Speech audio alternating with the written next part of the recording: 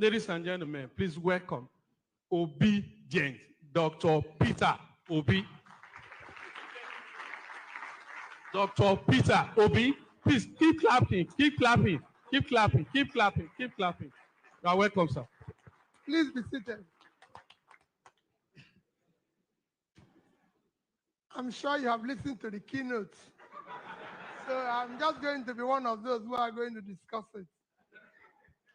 Let me, the Reverend Monsignor and the Reverend Fathers are here, the Reverend Sisters, very dignitaries, the VIPs, everybody. Let me borrow that kind of Nigerian word, all protocols duly observed. Mine is, first, most sincerely apologize that we came in here late. I was telling the chairman at the airport that it's God that made it possible that we're traveling together, because as a politician, they wouldn't have believed me.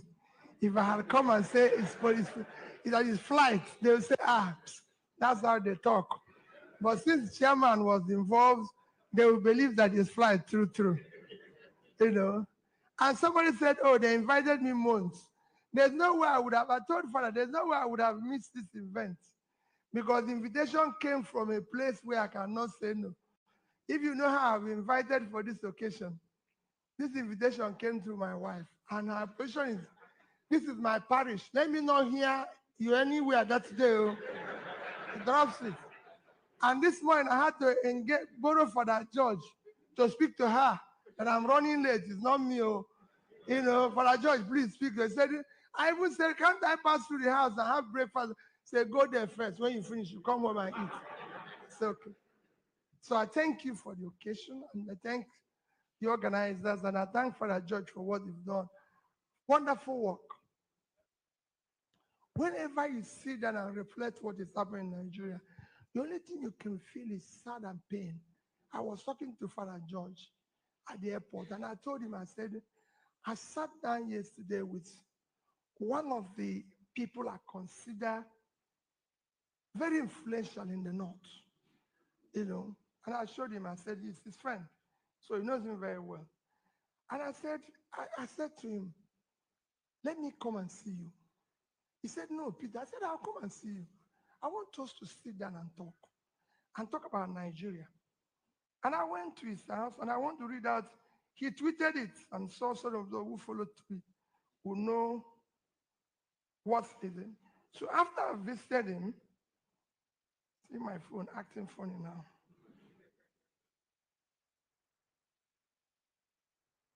And after I visited him, he tweeted, he said, I spent valuable time with Mr. Peter Obi this morning. I wish to those who see him as ethnic candidate to get to know him better. I also wish to those who try to sell him, tone down their ethnic identity. I hope this nation will see and listen to this candidate. Revolution is coming. Because I sat down to him, I said, listen. I told him, I said, you think this is issue of tribe or issue of religion? No. Can you show me the roads where that is paid for Muslims to drive through so I can pass through it? Can you show me where Muslims buy bread cheap? Can you show me those where there's so much no poverty for Muslims so we can go there and live? I said, the president is from Katsina. I visited Katsina. People were living in fear. Even more fearful than my state. So it is not issue of religion. It is not issue of tribe. That is what we politicians use to continue the confusion called Nigeria.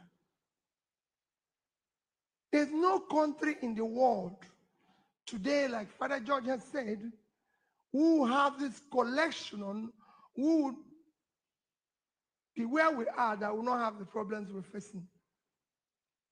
We have over 100 million people living in poverty. From the World Bank report just released 2 weeks ago, 7 million will be added to it. So soon you have about 110 million living in poverty.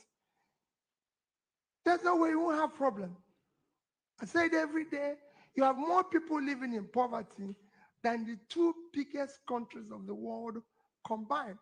China and India is 2.8 billion but you have more people living in poverty than two of them combined, and you're just 200.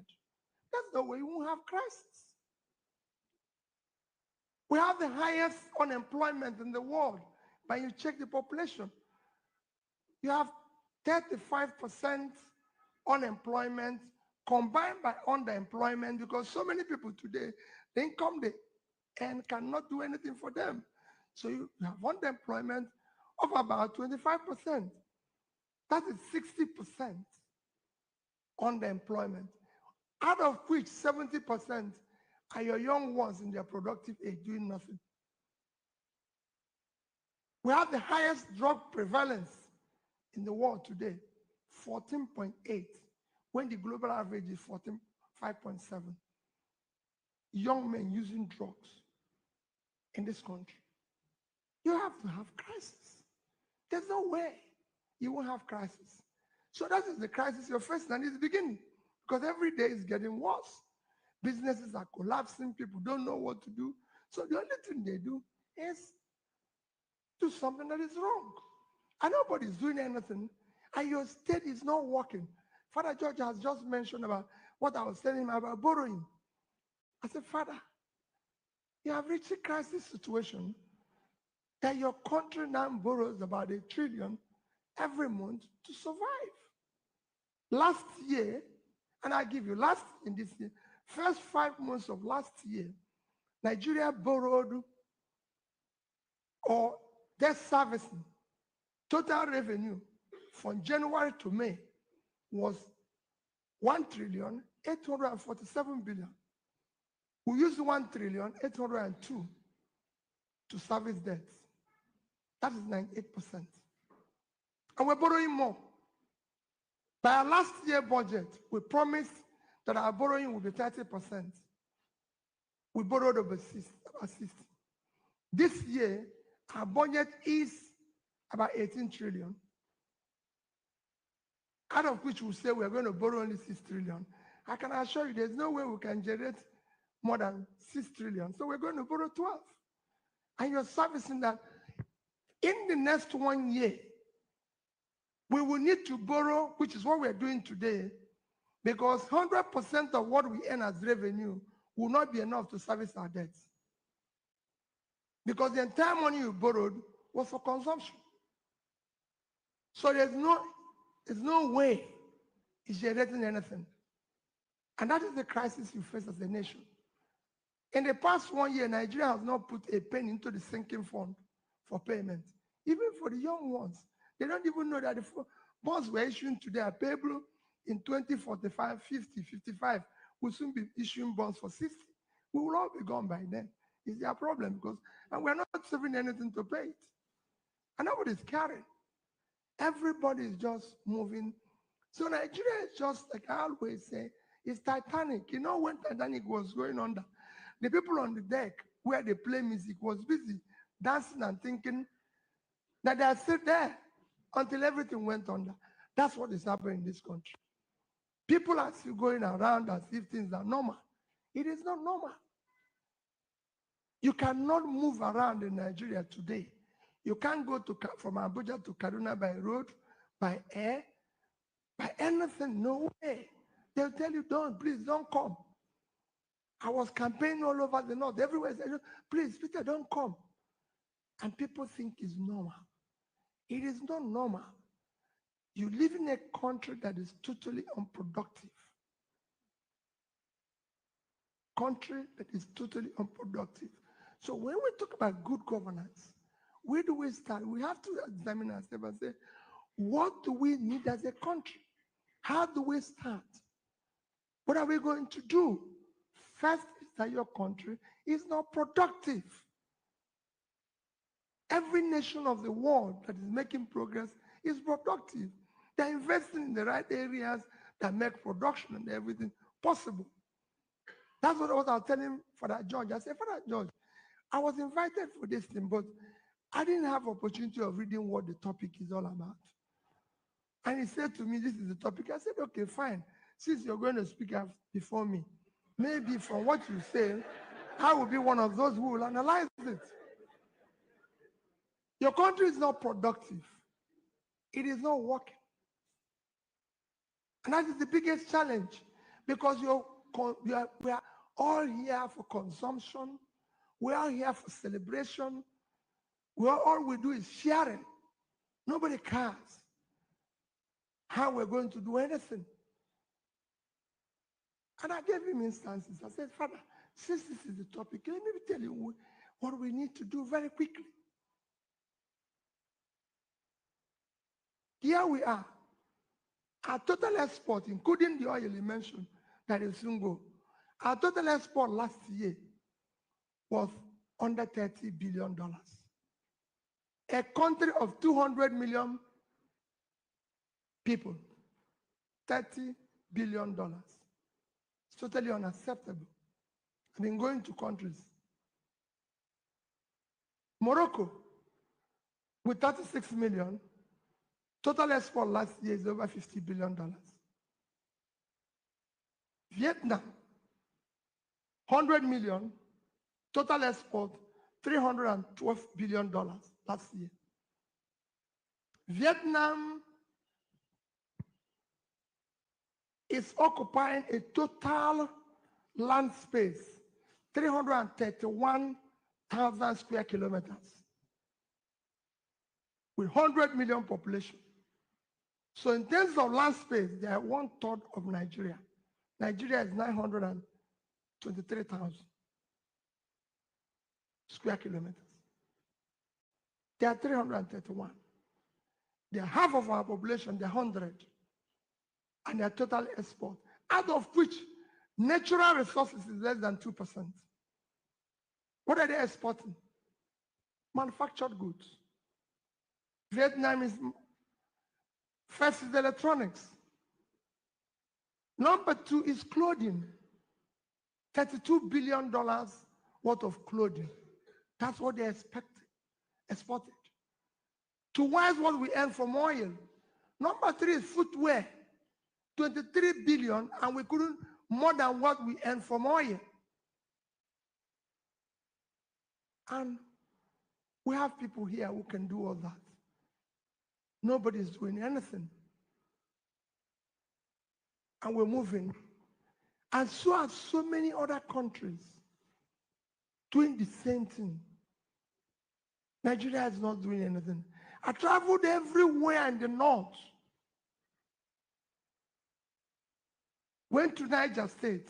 Half of Niger State is occupied by terrorists, call them, because they call them bandits. Half of Niger State. Nothing is working in Niger State. And I asked the people of Niger State, you are sitting on 76.3 square kilometers of land. Fertile land, you can't feed yourself. You can't do anything. That shows how unproductive Nigeria is. Netherlands, with 33,000 square kilometers of land, did export of food item and agricultural item, $125 billion in 1 year. You can't feed yourself. Talk about export. I went to Taraba. If you go to Taraba and see the Mambila plateau, the sand, everything, the vegetation and all that. And I asked the governor, you can do flour here. Told Father George, my interaction with the governor, you can do flour here. You can do coffee. You can do tea. But they are waiting to share it, to go and collect money. Kenya exported last year over $500 million worth of flowers. I went to the field. I watched young girls and boys picking flowers. They are being paid the least salary, $100. Just picking flowers. I was in Ethiopia. The young men working in tea farms are paid about the same amount. Last year, they exported $1.1 billion worth of tea. $1.1 billion. African country. This is no longer Western country. Without the problem in Sri Lanka, their tea export last year was $1.4 billion. So these 3 items can give $3 billion annually if Taraba, with 54.4 square kilometers, decides to do it and earn 10%, is $300 million, which is almost twice their budget. They're waiting to share from oil. It's an unproductive country. So you must move this country from consumption to production immediately. And we have what it takes to do it.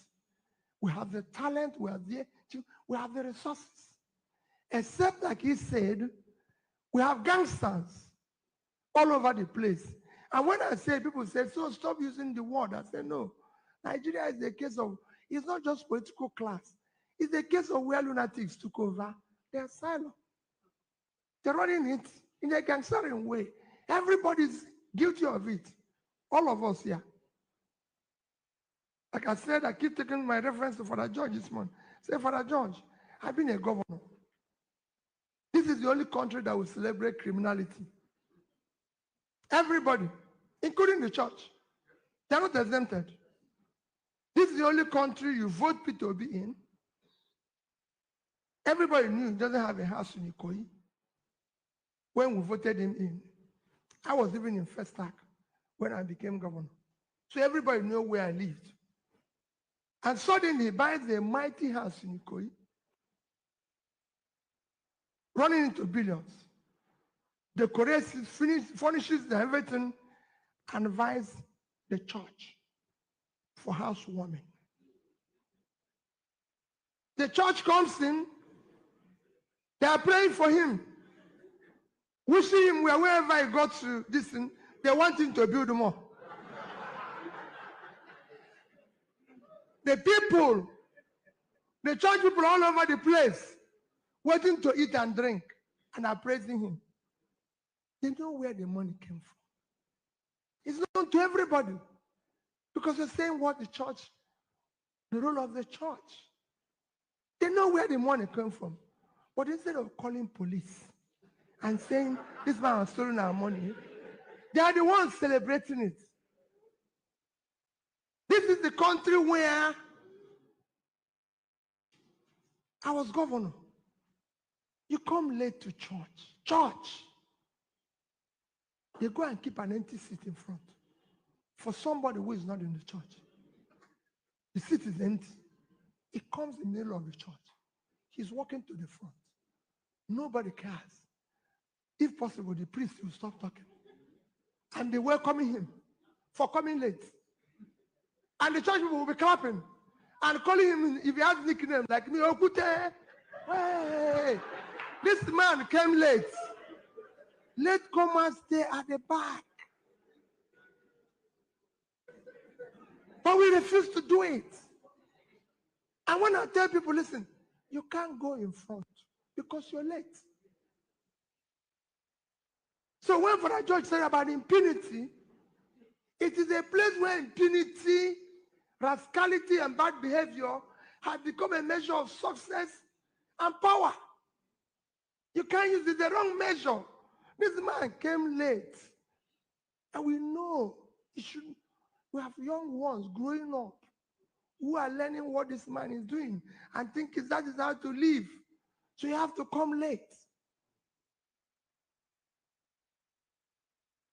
This is what I was telling Father George when he told me about this topic. I said, there's so many things you can stop. So if they have to push people for Peter to pass, that should have power. Even if it's old people, push them down. So the rascality is allowed.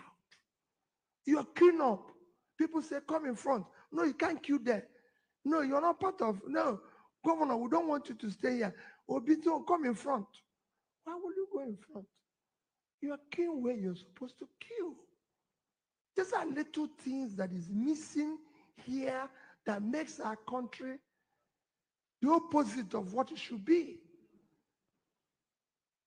Because of it, the man who steals your 80 billion, of course, it is better for him to steal it and settle those who will settle and go home.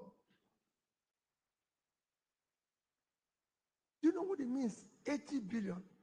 80 billion by official area is $200 million.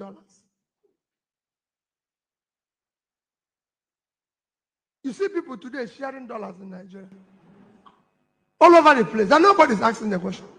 In fact, everybody is keen to collect his own. Nobody is saying this thing we're doing. One of the greatest measures of your economic stability is your currency. Today, Nigeria has been dollarized.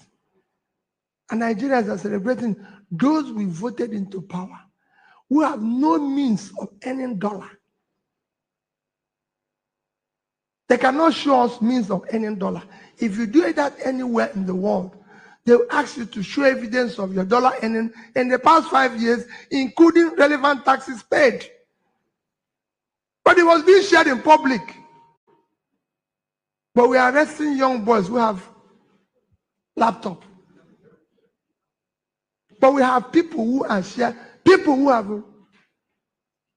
We're asking people to pay 100 million naira, 40 million naira to buy form. In a country, Nigerian per capita is 2,000. American per capita is 75,000. Because Nigerian economy, as you know, is $400 billion GDP versus American GDP of 22 trillion. Yet, you cannot pay $2,000 to buy form to contest the election in America. But they are charging you here in Nigeria $200,000 to buy form, to be governor. That's what Father is saying. You're owing lecturers. You're negotiating with bandits. You see governors going to negotiate with bandits, but they are not negotiating with lecturers, and everybody is keeping quiet because it's not important. The global average intake admission of higher school intakes is at 8%. In the Western world, it's at 8%. Nigeria is 9%. We're not even achieving a quarter of the global average, and that is a problem. Because you don't care for those areas you need to care. Father was talking about my trip to Israel. I said, Father, we're talking about power. It's so difficult. All of you here, Nigerians, everybody in Nigeria knows the amount that is being generated. Everybody knows about national grid. Everybody knows everything about power. You don't hear it in any other country. You just put on your life and put off. But here, we know everything about the operation. And yet, we don't have the power. This country used to generate in the 60s, over 1,000 megawatts of electricity. In the 60s, the first time this country borrowed money was in 1964, when we borrowed money from World Bank, $82 million to build the Kainchi Dam. You need to go and see the letter written by the Prime Minister and the reply of World Bank. That is going to build to generate 760 megawatts of electricity when Nigeria was probably 10% of its population today. Almost 60 years after, we can't generate more than 4,000. The second biggest economy in Africa, South Africa, is generating 54,000. And you can't generate 4. And there's 60 million. The third biggest economy in Africa is generating 58,000, Egypt.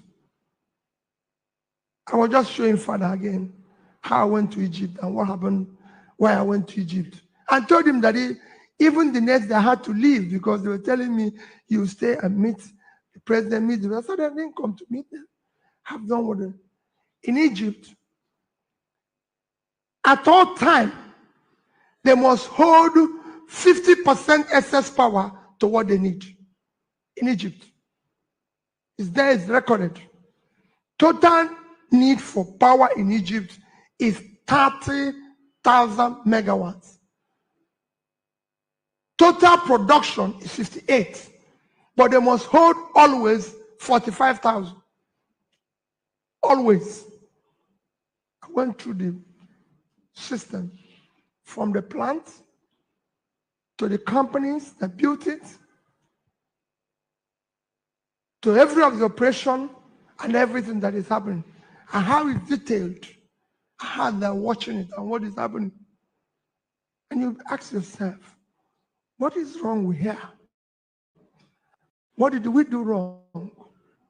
Is it prayers? Or do we go and hire native doctor? What are we going to do to solve this problem? We have to combine everything to get it right. What are we going to? What is wrong here?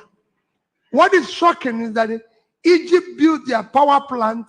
You can go and Google, for those of you who read, 3 countries of the world built the fastest power plant in the past 5 years. Egypt, Vietnam, and India. That's why I decided to go to Egypt, because they built the fastest one. They were able to double their power in 5 years from 20 megawatts to 50-something thousand. And what did they do? They said they found out in their study that power was one of the causes of, call it revolution, call it riot in 2012, 2013. Because small businesses have no power and they collapse. And they joined it. So they decided we must get power. So it became part of national security. And they were doing it. Vietnam have doubled from 36 to 76. That's why they are doing manufacturing. And you ask yourself, what is difficult? I went to the companies that built it. From the companies that talk to the financiers. All of them are willing to do the same thing. And I asked all of the companies, because they're talking to Nigeria. I said, but I thought you were talking to Nigerian government. They told me they'll be having meeting with Nigerian government for the past 3 years. Every time they come is a meeting. And they come and go. I'm telling you, this is me now. I'm telling you. They said, when they told us you were coming, we just received you because you said you want to know what we're doing. We cannot. They told me that in Egypt, it took them 1 month from beginning of the talk to conclusion of the talk. And the highest person in the land was involved. And his position is, tell me what you need. I don't want to go via any company. I want to deal direct with you in Germany. Would you have this? You have this? You have this? Can you get this thing? I'm going to give a sovereign guarantee, no variation, no nothing. 1 month. They said Nigeria is meeting upon meeting, committee upon committee. And each of those committees do what? They collect money, buy house in Ikoyi, and then invite us as church members. And we'll say that the man is doing well. And one of us will agree. My dear people, as I conclude, the real problem is all of us. It is time for all of us to decide that we must have a country. That we must take back our country. And I will start from recruitment process. Today, we have people who want to be president. We have people who want to be governors, who wants to be senators, who wants to be everything. It is time to start scrutinizing. This Mr. Obi, who is he? Don't say he's a Catholic. There's no Catholic in it. There's no church. I've not seen where Catholics buy bread cheaper. If you know well, show me. Neither have I seen where Pentecostals buy things cheaper. Buy rice, anything cheaper. So let's remove church from it. The question is, Mr. Obi, don't look at his tribe. Those who think Peter Obi is contesting because the Igbo man, the Igbo turn. There's no turn here. The turn here is who will fix this problem. It is not his turn. So let's put Mr. Obi on the scale. Let's put Mr. Obi on the scale. Where is he coming from? This thing he's talking, because we have people who can speak good English here and who can talk well. This thing he's talking, where did he do it before? Does he have this thing? Do we know him and everything? Let's interrogate even mothers, his family and everything. It's not enough to say the man is this, the man. Let's start from there. This man who says he's going to be governor. Don't look at what you're going to benefit. All of us are benefited. All of us are going down every day. Things are worsening every day. I know people who can't go to their village now, yet they're big men in Lagos. No, you can't tell me that. If your territory has been taken away and you say you're a big man, where? You're just waiting for them to come here and chase you out of here. Because that's how they go. They go from one territory to the other. If you think this place is safe today, quote me, it won't be safe next year. Because they capture this one, you run to this one, they capture it one, they chase you away. So let's ask ourselves a question. Let those who want to serve us now come and tell us what they want to do. It is not good to write things in paper and share us and say you're doing this and everything. Let's engage them. The last people, we didn't engage them. So when we started saying, you said this, say, show me where I said it. No. Come and tell us what you want to do. Come and tell us how you're going to get the resources and what you want to do. It is not a difficult thing. We have borrowed money. Your country has borrowed in the past. When Obasanjo left government, it will shock you. Nigeria was owing only 3 trillion naira. 3 trillion naira. Today our debt is 60 trillion. Without anything to show for it. Of course, you saw the publication. You saw the publication they released. The publication says 41.9 trillion. They didn't include ways and means from central bank there. If they include 60 trillion, so your debt today is about 120-something billion dollars, 30-something% of your GDP without anything to show for it. There's nothing wrong in borrowing. Every country of the world borrows. Not one country have I seen that is not borrowing. Everyone on each of them is owing a lot of money. We celebrate America. They're owing 100% of their GDP, almost. We celebrate. People refer to Singapore every day. Singapore debt to GDP is over 130%. Japan is 230. Everybody, even Norway, that have the highest sovereign wealth fund of $1.4 trillion, they're still owing 50% of their GDP. But what you do with borrowing is what makes a difference. That is why our debt service to ratio to revenue is very high. South Africa is owing. South African debt to GDP is over 75%, but their debt servicing ratio to revenue is only 20%. Egypt is 40%, but ours is 90-something% because we threw away the money. Nobody can find where that money is. In fact, from my experience of what happened in Egypt, if we have spent out of $120 billion we're owing, if we have spent just $20 billion in power, we'll be generating about 30,000 megawatts. A quarter of what we have borrowed and thrown away. And I can show you countries that have borrowed. Yes, I was in Bangladesh in 2008, 2010. In 2010, Bangladesh GDP was $115 billion. We are owing $36 billion. Between $36 and $45 billion were their debt then. It was about 36%, it was $45 billion. That's what they own. Their per capita was $707. Nigeria then, our per capita was $2,250. 2010. our GDP was 375, and our debt was less than 10%. So we're owing less than $30 billion in 2010. Today, Bangladesh GDP is 340 billion. Their per capita, which is tripled.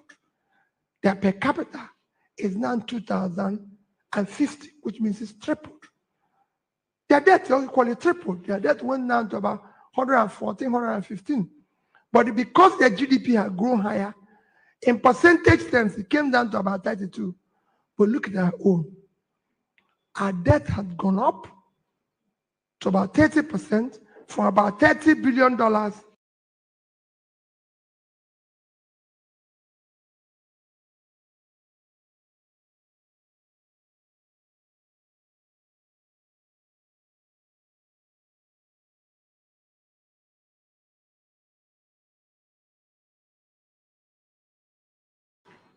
$36 billion.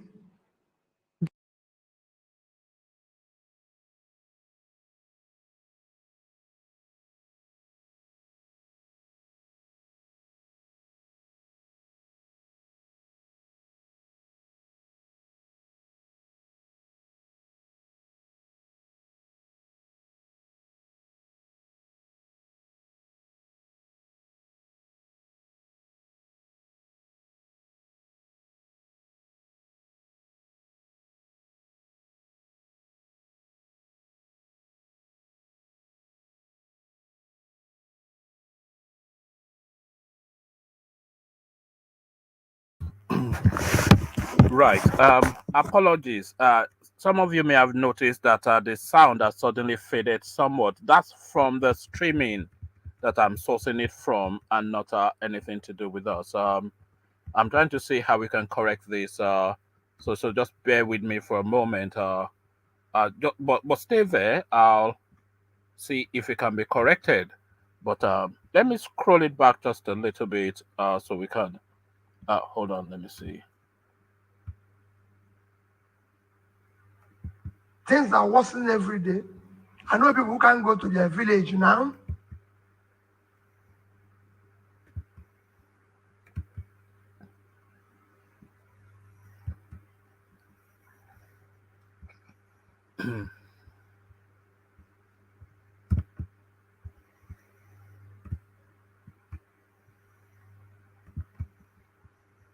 All right.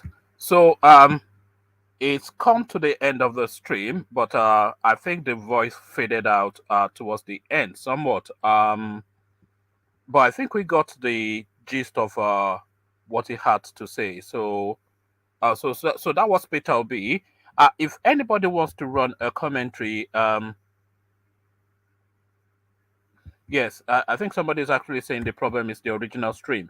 So if anybody wants to sound a couple of opinions on what they've heard from Peter B, and if that has changed their mind on his presentation, so I put the StreamYard link just for a moment, and if anybody wants to say anything about that, I'll wait just for a couple of seconds to see if anybody wants to say anything on Peter Obi's delivery. So he spoke at length, of course, about the problems of Nigeria, which we all know. He spoke about what particularly struck me was his interaction with Egypt, and how swiftly rather they came to an agreement with how swiftly they came to an agreement with the oil companies, and not the oil companies. How quickly they came to an agreement with Siemens to solve and increase their electricity needs. So that struck me. Within a period of roughly no more than 6 months, they met with Siemens, come to an agreement, and they said the president of that country made a sovereign guarantee of that agreement, and the Germans went to work to increase their electricity production exponentially. So he had, this is Peter B, of course, he had a conversation with the Germans in that space. And in the course of that conversation, of course, he spoke about Nigeria, and the Germans expressed frustration that all they heard from Nigeria or their interaction with Nigeria is just endless conversations and meetings spanning years and years with nothing concrete coming out of it. So that speaks to the malaise, of course, that is Nigeria. So even with something as fundamental as electricity, which is, I think, a human right entitlement, if don't quote me, but I suspect that under the United Nations Charter, electricity will be a human rights entitlement along with education, security. These are basic human needs. So even to meet that, they just see it as an opportunity to loot. So they have all these endless meetings. They travel all over the world to meet and meet, collect extra codes, take their girlfriends and their concubines, and live large of the Nigerian oil wealth. So they cannot, it's beyond the realms of their capacity to see beyond the immediacy of just that opportunity to loot. So the Egyptian economy will very quickly, of course, surpass the Nigerian economy because they've put the sources of production in place, which is essentially electricity and somewhat security as well. He said they had well in excess of a million security personnel in Egypt. We have less than 400,000 in totality to secure a population of in excess by their data are 2 million. So to 2 million, 200 million. The problems of Nigeria, they are visible. You don't need a brain to identify the problems of Nigeria. And equally curiously, you don't actually need a brain to bring forth the solution to the problems of Nigeria. So you don't need a brain for any of this. So what sort of deficiency do we have in that country when the problem meets immediately the solution, but the people stand in the middle of them being able to converge? So that is it. That is essentially what Peter Obi said. But he didn't actually prefer a panacea. So I'll bring people on and then just have them turn by turn run commentaries on what they heard, and then we just round it off there. I wasn't actually intending to come on stream at all today. I just wanted to present that bit of a bit, but I'll take commentaries starting off with Two Niger. So Two Niger, what did you make of what Peter Obi had to say?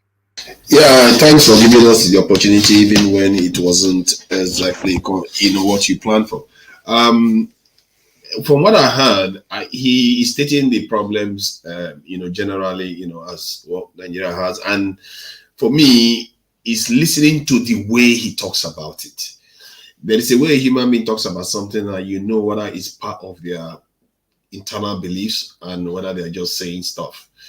And you also get a feeling that he's the kind of person that will want to follow through on it.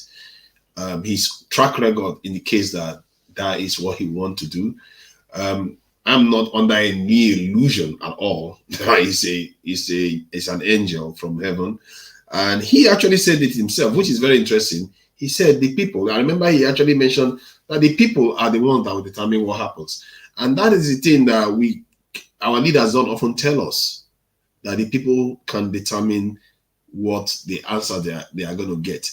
And in a way, when I came online, that's part of what I was saying. We have to be making demands. And I think if I will try to capture that point where he said that so that we can repeat it over and over again, so people understand that it's the people that will determine. If Nigerians want to make Nigeria good today, Nigeria will turn.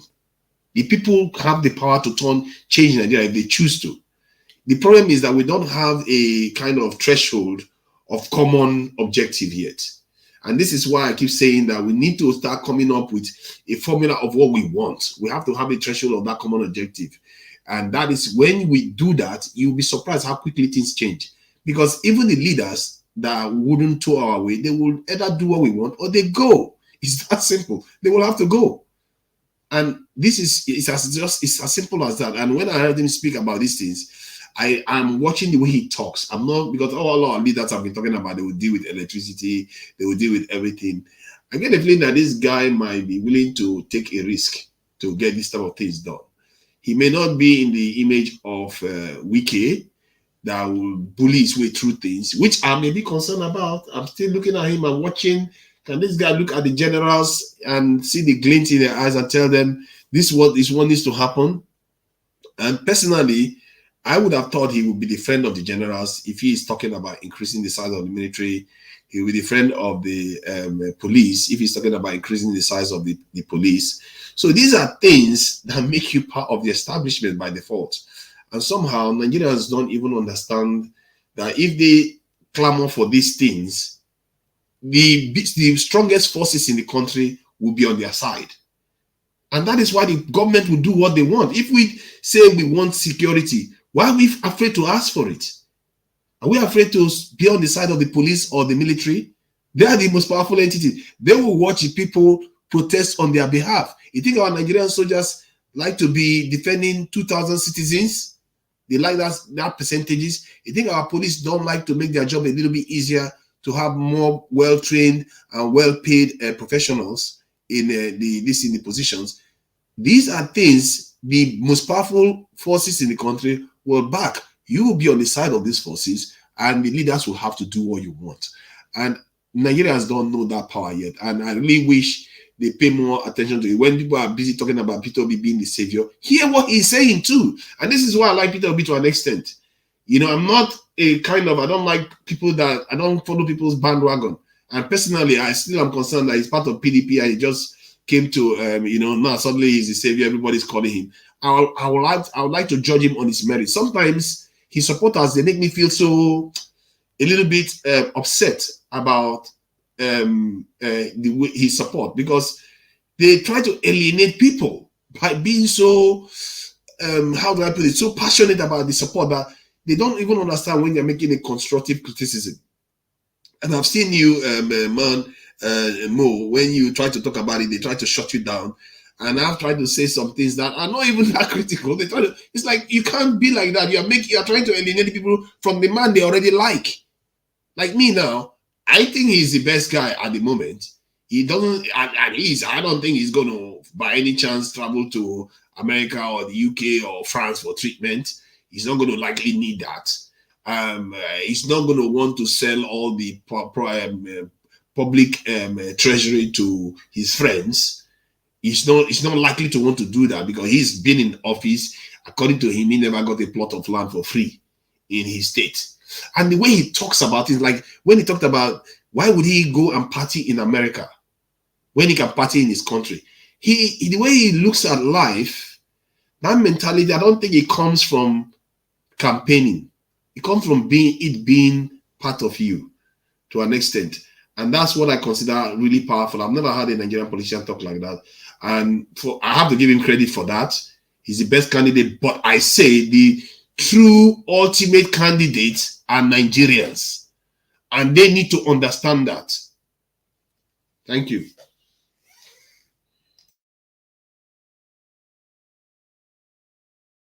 All right. Thank you to Niger. So thank you to Niger. So we do it in the order that is showing on the screen. So next up, we hear from Ifeanyi. So Ifeanyi, hopefully you heard Peter Obi's presentation. So does that make you have more confidence in him than you did before, if you did before? And is there any significant takeout from that? So Ifeanyi, your opinion. Yeah. Good evening, everyone. I heard a little of what Peter Obi said. Yeah, I kind of have confidence in him, but the truth of the matter is, personally, I sat down today, even when I was at work during my break. I thought about a lot of things in Nigeria, and I reasoned it really deep. And to be sincere, if no matter who it is, if Peter Obi with all these good ideas and everything he's saying he's going to do when he gets there, if he gets there and he does not restructure, he does not change the constitution, I am sorry. The truth of the matter is he will just do few things and the problem will resurface again. I've sat down and looked at it. If he gets there, does he even have enough people on the Labour Party to be in the Senate? The Constitution doesn't even allow him to dissolve House of Reps or dissolve the Senate. He doesn't have that power. So now, if he wants to pass the Constitution, like go for a new Constitution, with the people in the Senate, will they allow it to happen? What of the peoples behind closed doors that benefit from this our current Constitution? How will he get there? I'm really heartbroken right now because I don't really see any hope. No matter how somebody will come and talk, he can come and talk, but look, if he tries it, these people are ready to kill him. I'm telling you the fact. There are people that are ready to poison him, make sure that he doesn't accomplish this his aim, because he's going to really hit them at the backbone. These are people that have really crippled Nigeria, and they are benefiting from the impunity that is going on in Nigeria. And that is my fear. Yes, he has good ideas, but will he make that impact? Will they allow him change this constitution that has crippled this country? Imagine our light, the supply of light is tied to our constitution. A lot of things are tied to this constitution that is not making things go rightly. So that's my fear. I listen to him, but the truth of the matter is, if he tells me that he has people in Labour Party that are going into the Senate, there will be a majority, um, there will be part of the majority of the seats in the Senate, and they have the same ideology as him, and they have the same intention to correct Nigeria. If he tells me he has people that are there and ensures that people in Labour Party, someone from Labour Party will be the Senate president, so if he says let them change, let us restructure the country and have a new constitution, and they get that constitution and they pass it, and it changes, bring Nigeria into a new dawn of governance. If he can tell me that he can achieve this, then I'm ready for him, because I think this should just be another waste of 4 years. Except he sits down, structure Labour Party, align a lot of people that will get into that Senate, that will help him solve the issue, because the issue is our constitution, and that is just it. I'm shocked. I've listened to him. Lovely idea. He's saying the truth from his own perspective, and he's saying the truth from a lot of things we are facing. But the truth is, will he really accomplish what he wants to do if these people will not fight him and possibly kill him? That is my fear. Thank you. All right, thank you, Ifeanyi. So up next, we'll go to Ajan Lekoko. So Ajan Lekoko, you're up next. So you've heard Peter Obi's presentation. You cannot but be impressed whenever Peter Obi speaks, but there's always infinite sense in most of the things that he has to say. But do you feel more? Let me come back, one man. Let me come back. Get another person. Okay, so then this Yeah. for you. So this for you, VA. So do you feel more confident, haven't now listened to Peter Obi, which I'm sure you have listened to him in the past, but it continues to impress, but is it impressive sufficient enough for you to pack your support with him, OVA? I mean, I don't know what you mean by impressed. Who is he impressing? There's nothing that is said here that is new to people that pay attention to the Nigerian space, or just because they said it, I don't mean they're going to get it done. I'm more interested in telling me roadmap to achieving all this. I mean, even me, I can come out and make all this kind of speech. You give a statistic of how this country is progressing. How are you going to achieve it politically and even policy wise? Because the system we are practicing, just because you are the number one guy doesn't mean everything you said is going to get done. How do you navigate to make sure this policy, because everything is saying, it has to go through politics, it has to go through implementation. You can't just say, hey, let it done and be done. So there's a system. So how do you intend to achieve that, knowing the fact that the political party that you belong to has nothing, as in how you're going to walk around people to get people in the right places for you to get this done. So I'm more interested in that than all this rhetoric. You don't tell me with the hair. He's been saying all this for the past 15 years. What have you able to implement it? When you are executive governor of a state, tell us, okay, you was very good at saying that. I got there when the YX situation of the state was 27, and I took it to number one. That was a given credit. But now, how do you create jobs with this policy that you are preaching about? You've been there before for 8 years. Were you able to do it? If you have, put it out there. Let's go and study it. At this point, instead of traveling to Egypt and every other country to just go, we should be directing people to go to Onitsha go to Anambra, go to Oka, go to Inewi, go to Inobi, go to Oka Ititi. How you were able to get things done there, rather than say you go Egypt and all that. No, you've been there before. You hold a position for 8 years. You go say, come, if you guys decide that this politics is not going to work, go to Onitsha, go to Anambra, go. See, I've done it before. That's what I'm interested in, not speeches and speeches and speeches. This is a political rhetoric, and he's good at that. So I give him that, but I'm not falling for it. All right, thank you, VA. So thank you, VA. So before we go on to the next contributor, we've been having some super chats come in. So this is from Sonny Uta. So this is what Sonny has to say. It says a sweet talk by Obi, but without love amongst the people of Nigeria, nothing can be done. Sorry, religion don't kill Niger. So, which is essentially what Ovie is saying as well, that the rhetoric's very impressive to hear, but Nigeria gets in the way of Nigeria is essentially what Sonny Uta is saying. It says sweet talk by Obi, but without love amongst the people of Nigeria, nothing can be done. Sorry, religion don't kill Nigeria. So that's what Sonny Uta has to say via Super Chat. Kulata Super Chats as well. He says, did you hear a single solution? So that was one of the things that I was listening for, because it's very good and Peter B is very good at elucidating the problems of Nigeria. And all of those problems, people chuckle and there's a wry smile on your face because you identify immediately these problems as he's describing them. Just the example of somebody turning up in church, turning up late, Mr. Big Man, rather than he be rebuked and set to the back to set the example of timekeeping to the younger members of the congregants. But because he's Mr. Big, they will tell the choir to go and usher him from the door to the top of the seat. So these are all of the things that is going that Peter B is identifying, and that resonates with Nigerians. But the solution is what Kulata is asking for. Did you hear a single solution?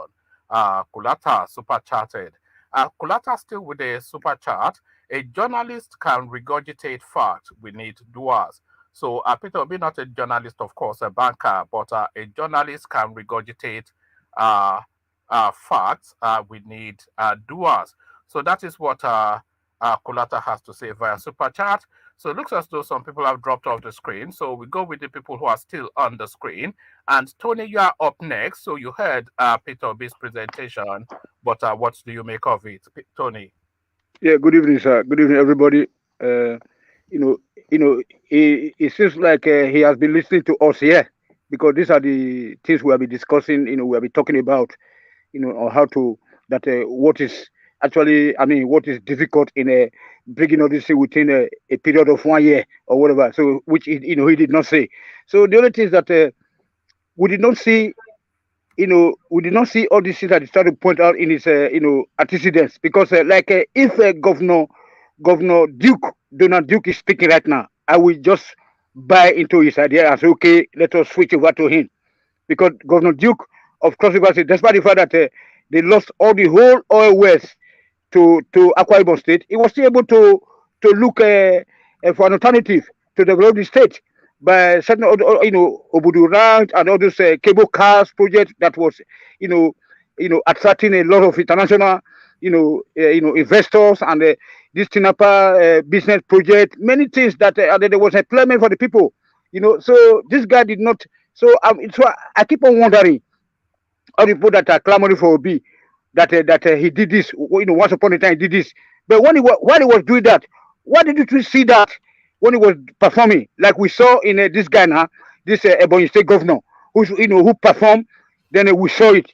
We saw what he had been doing with how to provide electricity. That guy will know exactly how to do that, but not Peter Obi, because during his tenure we did not see that. We did not hear about him at all.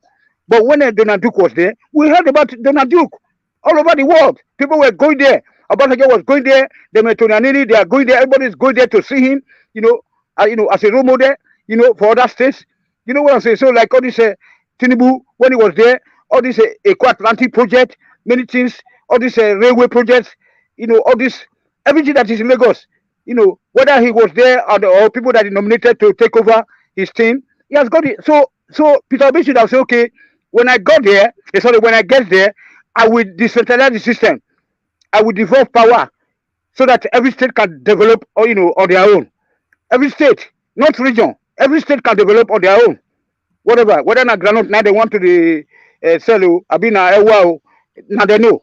So that's the thing. So he did not go any. I mean, it's just like all what we have been talking about here is what that he repeated. So it's of no use. So the only guy that I know that he can do that now, because there are powers that be, like Nigeria is becoming like a Pakistan state now, where you have the army, a separate government, and then the civilian is a separate government. But in Nigeria, the power that be is too strong. It's too strong for Obi to, to approach or to tempt. So that's why we say that we should. I'm very sorry. I'm not a Tinubu guy. I hate Tinubu. That's one time. But he's the only guy who can set that thing up for us right now. We want someone that can just come out and say, okay, I want to decentralize, or I want to, devolve the power so that we can have state police, and then because if you have 100 million police people and it's under the control of the federal government, so-called federal government, there's no way. You know what I'm saying, sir? The power that be is too tough.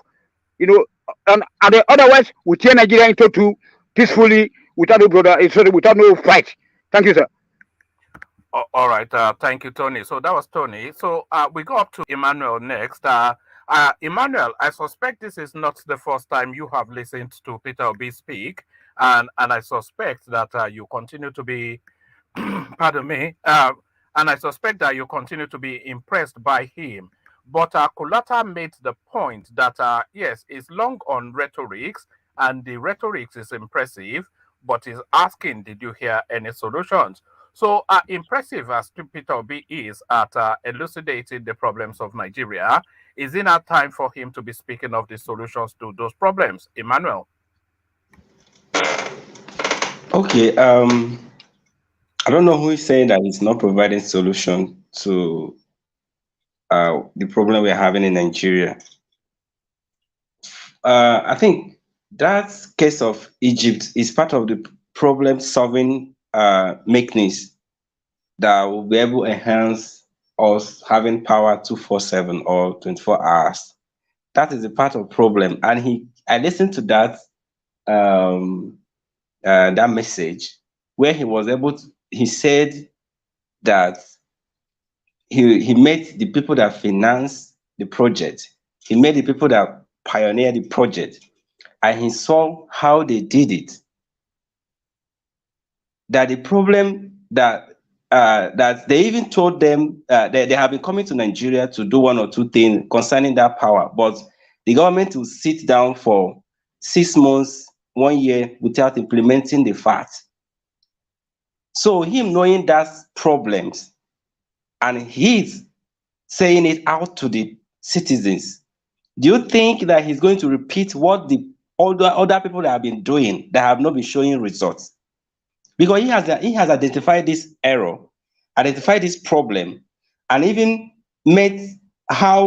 seen how possible this issue can be resolved. You think he will sit back and repeat the same thing that others have been doing? And for the fact that citizen is going to hold him accountable, because according to the way things are going, he's not financing anything. It is this citizens that are financing most of the things, and the reason why they are doing it because they want to hold their leader accountable in any of these things that will happen anytime. That if I said that the government will not allow him to perform well, I don't think so. I don't think so, because Peter Obi is a very decisive person. Knowing him for some years, very decisive. So if he made up his mind to do something, when it comes to all this insecurity, Peter Obi will decisively handle this insecurity, because they have been pardoning this insecurity as if it is one kind of big something. He knows where these things are coming from. He knows how to handle it. He knows what the stakeholder to put together to make our lives work together, to work fine. He knows all those stuff. But because people that are ahead or that are sitting on that panel, they are benefiting one or two things. They are not doing the thing that's supposed to make the work to move faster. And that's why he said that those people in Egypt have been coming, the delegate and all those stuff have been coming to Nigeria to do the same thing and end up not doing anything, because they will sit on the meeting for months, for several weeks, without doing nothing. We all heard him when he said it. He met them there, he told them this is how they did it. But your country, they have been coming to help them to do one or two, but they keep on postponing their meeting from 1 week to the next month to the next month. That's Nigeria for you.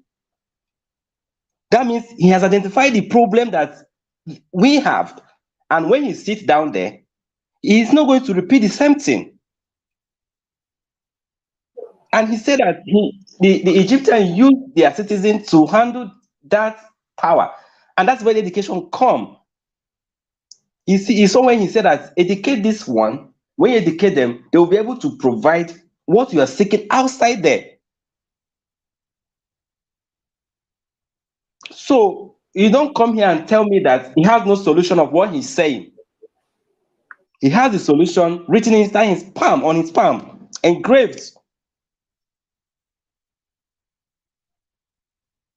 So let's leave all this. And yesterday somebody was saying that we have a corrupt mind in Nigeria and stuff like that. And I was trying to ask, I think it's Solly, I was trying to tell him that, see, the problem we are having is the leadership problem. And this man, according to what he said, that video, he said that if the leader were able to do things right, his follower will follow suit. That's why he was painting that scenario in the church. When he comes to church, he don't meant to go to the front since you are late. So if some sort of people sees that the whole president, the whole governor came late and he maintained the position where he's supposed, where other people that came late stay. So what will happen to ordinary commoners that comes late? What will they follow suit? That's the problem we are having. We are having because they are taking the money, and that's why when you give a youth some sort of project to handle, because they believe that that is what their leader is doing. Of course, they have to take their share. But if the leader is showing by example, this young one will follow suit. What we have in this country is a leadership problem, and we must identify it and get a right person and put on that seat to correct the mentality of the youth. I know it's not going to take time, like he's always said. It's not a rocket science that will just take overnight. No, it will take gradual process, and it will come to that stage that when you say, okay, somebody will say when they are in the Western world, in the US, things are working fine. But we have to start from somewhere to make sure that you, as an ordinary citizen, you obey a traffic light. In Nigeria here, if president is passing now, he doesn't stop on the traffic light. Because of what? So me as an ordinary person that seeing you zoom off on the traffic light and you want me to stop, I'm not going to stop for you. I will still pass because you pass. Emma, But when you, yes, sorry, see, there's something I want us to talk a bit. I just want to let us enlighten ourselves. Now, what I'm trying to say is this: a lot of things, an issue that is going on in Nigeria boils down to our constitution, including the system, and the reason why even the president, when he's moving, people have to wait for him to pass before we pass. A lot of things are tied down to our constitution. I just want to ask, how can we change the constitution? The president can't do it alone. He needs people in the Senate, you understand, to be on board with him. A lot of things that the president would need to do, a lot of stuff that he will need to address that can even help us to have a way of improving the state of the country. Then we can now move a bit before someone else can come and continue from where he stopped. A lot of them are tied to the constitution, some that are not tied to the constitution, which he can use his own power, executive power as the president, he can do that one. But what me I'm saying is this: let us look at it critically and look at the situation of things. The president will need the Senate to help him pass a new constitution. Now, I'm just saying, if the Senate people, majority of the seats there, if the people there are not in line or are not in the same thinking or the same ideology as the president, he will have issues, just like how we saw between Saraki and Buhari, and two of them are in the same political party. That is what I'm saying. Now, let us look at it critically. What do we need to make a change? Yes, Obi is not going to solve all the problem. We need him to do something really critical that can make a way for other good leaders that have good ideologies that want Nigeria to be better to come and implement. That is all I'm saying. And that is the problem. That is the Okay. problem. Yeah, I Because understand. Obi has But ideas. but even as it stands now, do you think that House of Assembly, they are even the way it is now? Do you think they are normal? Let me just say, since it's just between APC and PDP now, even within that That's what PDP, do you think they are normal? Do you think they are normal that they, if president brings something now to sign, they will sign it easily? So no, if we see, want that's to what look I'm at that saying. And that's what I'm based on saying. that, yeah, I understand. If you want to look at it at that premises, that they must come from Labour Party, so to No, say, no, all those senators have to come from Labour Party. it's not about They party. don't It's about necessarily need to having come from there. They just need no. It's not someone. it, that have the same political ideology with him. Yes, It's they not just about have some party. sort of people that have the same ideology, political ideology, and him. It's just like the way it happened in Anambra. You know, they impeached him 2 times with his mental political ideology. So, but he was able to, align. Those people were able to align with him at the end I know because that's a different case. This is Nigeria we're talking about, national. Leave Anambra, that's a different case. It's a more homogeneous state. I That's the know, fact. I understand you. I know. See, he's the one to sign the bill. He's the one to make sure that the bill passed and all those stuff. He's the one to sign some of those all this stuff. So when they just like this, he's trying to All cut. right. Hold on, Emmanuel. If he let Emmanuel land his presentation, and then we'll just carry on. So, Emmanuel, back to you. So it's just like the way he's saying that he's going to cause the cost of governance. So like the money these people receive or unnecessarily, he's going to cut it off. He's the one to sign all those things. He's the one to do all those stuff.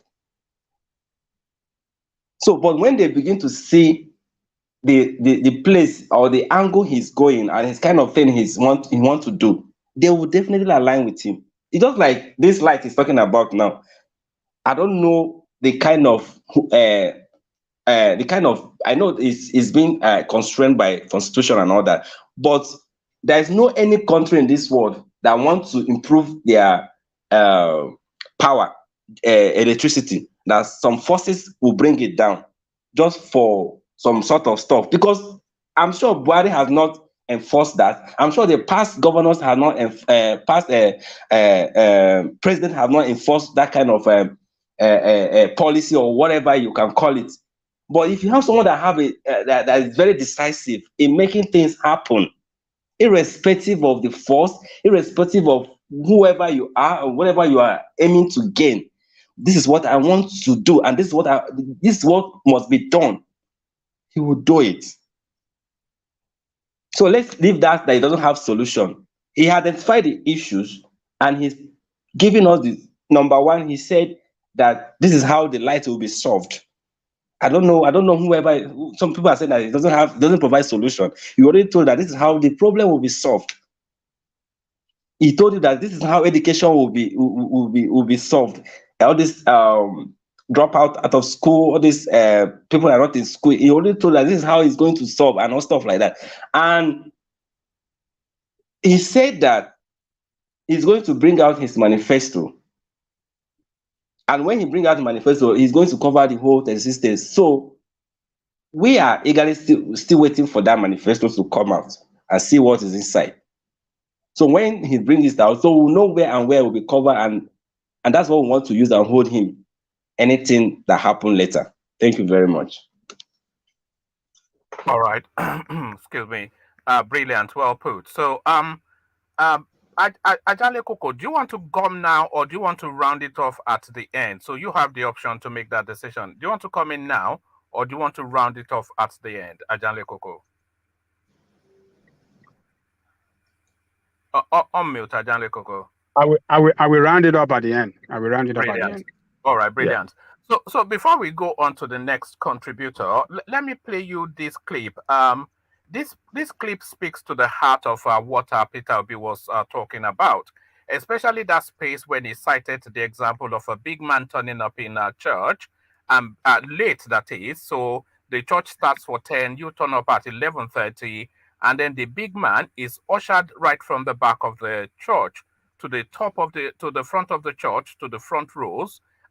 Amid singing and praising, the pastor will stop his sermon to acknowledge the arrival of the big man, and the choir will burst into songs in praise of that big man. So that big manism is encapsulated in this little clip. So watch this. What a country. You can see what we are facing.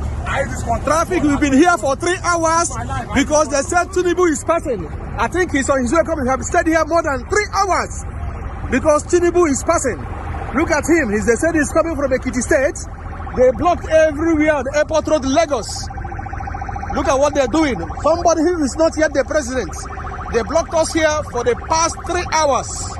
For the past 3 hours, we've been here, no movement. No movement. But now I think he's passing now. I can see the last man. Thank God, I think he's very close now. Thank God, I think he's closer. We've sat here for 3 hours waiting for the so-called Mr. President of Nigeria to be. He is not yet the president yet. Roads are blocked for 3 hours. What will happen when he becomes the president, for Christ's sake? Look at it. We've not even seen him. You can see the last man, the police person. I think he's still far. Or everywhere is blocked. They kept us in one particular place. No movement. We cannot pass. We cannot move for 3 hours. For 3 hours. For 3 hours we've been here because of Tinubu, who is not yet the president. When he becomes the president, only God knows what will happen to us. We are finished in this country. We are finished in this country. Finally, the vice president to be is here. They blocked us here for 3 hours because of this man who is not yet the president. Look at him moving as if the president is coming. Meanwhile, he's not yet the president. Look at the way he's moving. Look at the convoy.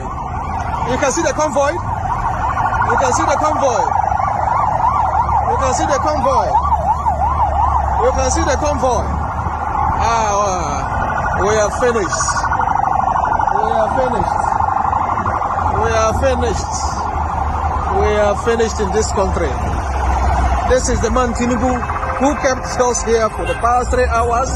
We've been waiting. For those we are blocked for 3 hours, waiting for the so-called Mr. Tinubu. You see the convoy. Even the president, even the president of the world does not have this kind of convoy that I'm seeing here today. The richest man in the world does not have this convoy that I'm seeing here today. All brand new cars.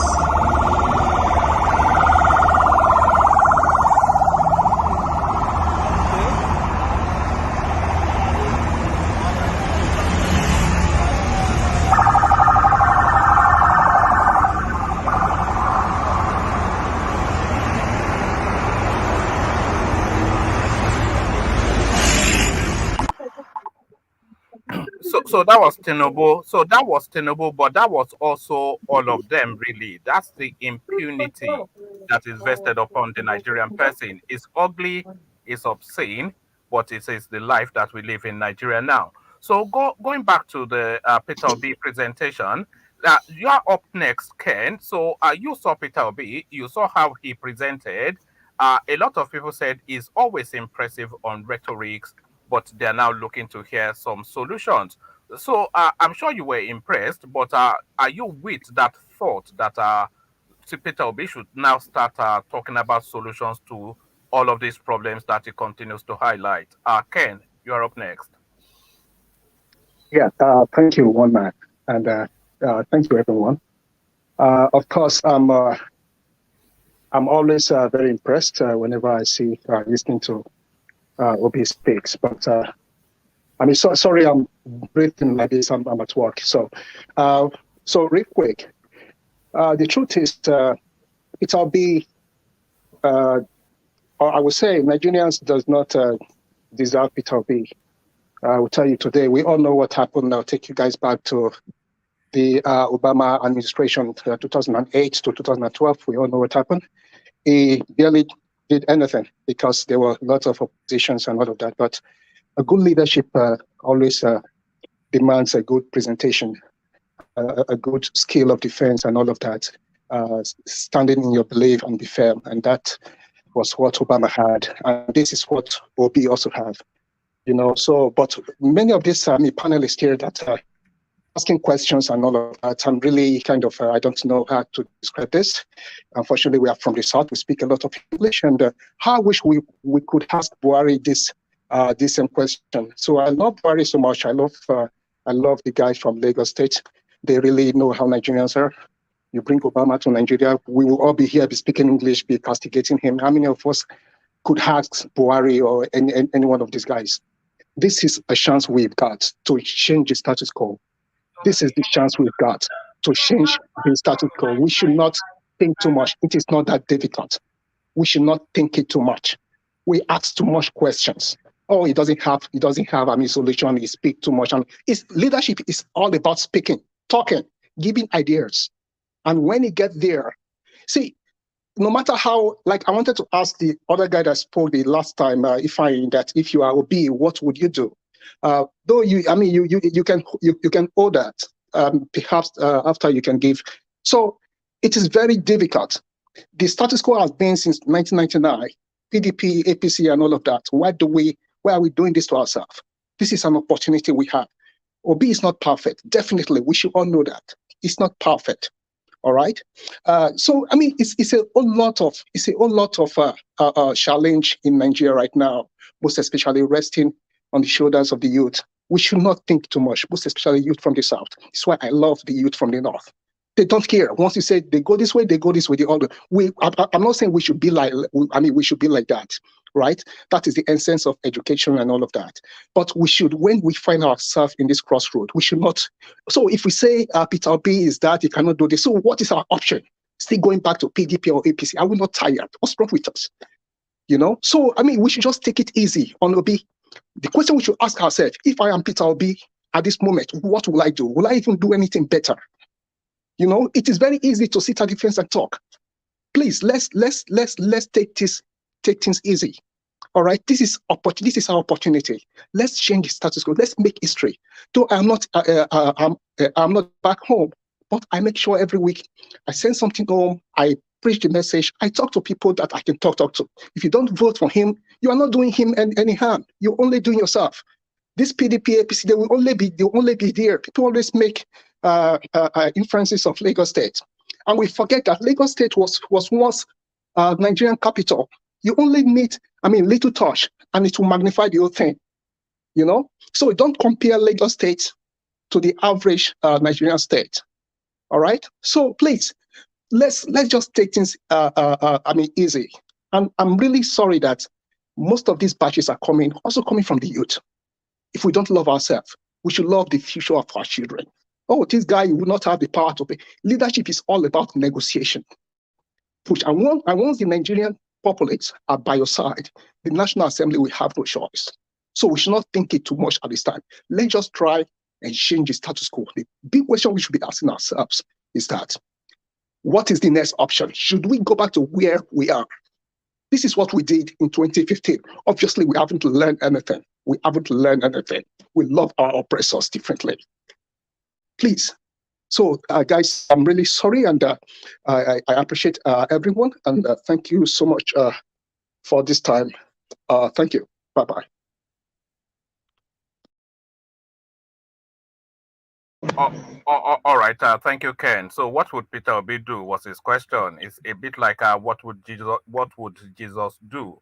That's the phrase. Often they say, when you find yourself in a situation, you ask, what would Jesus do? So, what would Peter Obi do if you were Peter Obi? What would you do? So that was the question Ken posed. And this is the Super Chat Kulata presents. That was to the clip of Tinubu arriving victorious in Lagos, and this is how Kulata sums it up. Tinubu will be an overbearing president. Tinubu will be a tone deaf president. He did say Tinubu will be a tone deaf president, overbearing. So almost certainly you can already see the ego at play. You could hear the frustration in the voice of that person that put that clip up, and it was just, imagine how grueling it is. Lagos, very humid, very dense, the traffic, the heat, and then somebody holds you hostage for 3 hours in traffic, and then they clear a whole section of road for him so that the traffic is condensed to just one section of the road, and then he drives majestically as you have been waiting for 3 hours, and it's not president yet. So we are finished in this country, was what that guy said. We are finished in this country. Kulata super chat somewhat to agree. Tinubu will be a tone-deaf president, overbearing. So thank you for that, Kulata. As we go up to the next contributor, and that will be the majestic Meadowman. So Meadowman, of course, you are unabashedly a Peter Obi fan. You saw his presentation. I suspect that's not the first time you've seen him present. Always impressive when he presents, of course, Peter Obi. Long on rhetoric is what his critics are saying. Short on action. So solutions, should that be something Peter Obi should be talking about now, Meadowman? Hello, one man. Hello, panel. Good evening to everybody. I hope you can hear me well. Good evening. Perfectly. Carry on. Yeah. Sorry, it's just that I'm addicted to one man when to move. So I just came in and I logged on. I didn't see the presentation you're talking about. So I could go back and see it while you talk to somebody else. All right. I mean, you could scroll back and see it, but it is not anything that you may not have seen before. Peter Obi was invited to a gathering as part of his outreaching to convince people of his candidature, and he presented in the usual manner that he does present. They regaling us with stories of his travels, both domestically within Nigeria and internationally. And you know, Peter Obi has this thing of always doing a comparative matchup of equal measure sort of countries to Nigeria, to then ask the question, if they can, why can't we? So he's telling the stories of he especially spoke about his journey to Egypt, which was somewhat controversial. And in that journey, he had interactions with Siemens, the engineering company, the German company, who did that magic that he went to observe in Egypt. And in the course of that interaction with Egypt, he said that they told him that the process only took a few months for them to conclude. So the Egyptians made the decision that they needed to ratchet up their electricity, and then they commissioned who they considered to be the best in that space, which was Siemens. Siemens went to Egypt. They had conversations within a few months. The president gave a sovereign guarantee to the project, and Siemens set about carrying out their work. And very quickly, then, of course, they ratcheted up the electricity output of Egypt by in excess of 50%, to the point that they actually have a percentage in stock always, so that the country will never run out of light. So that was the magic that was done in Egypt. And then the comparative analysis that Peter Obi likes to do, he then had conversations with that Siemens engineering firm, and they expressed their frustration that they have been interacting they have been interacting with Nigeria for quite a few years now. So they have meetings after meetings, after seminars, 2 years, 3 years, 4 years. Nothing progresses, nothing gets done, but they just continue to have endless streams of meetings.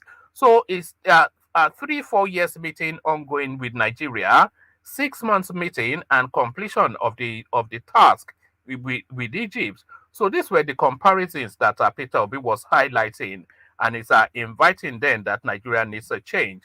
But he did not prefer solutions, is what people often throw at him. So should solution now be part of the narrative as he continues to straddle the town halls all over Nigeria, Meadowman?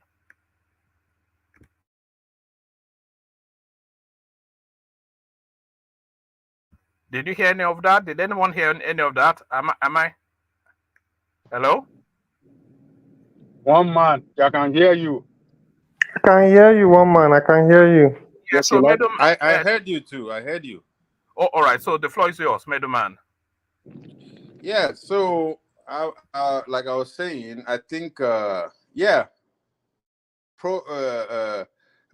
talking about solutions should be part of his narrative, and not just him. It's for anybody that wants to be the president. Though I think it is, we still have time for that. That manifesto somebody was talking about, he should be throwing it open for Nigerians to dissect and ask questions, because if it was easy, anybody, you or I can go and say, look, I'll give you light in the next 6 months, I'll give you electricity in the next 1 year. But we know that doing it, actually going there.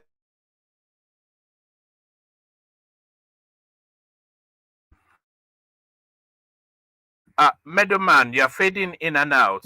Can you hear me?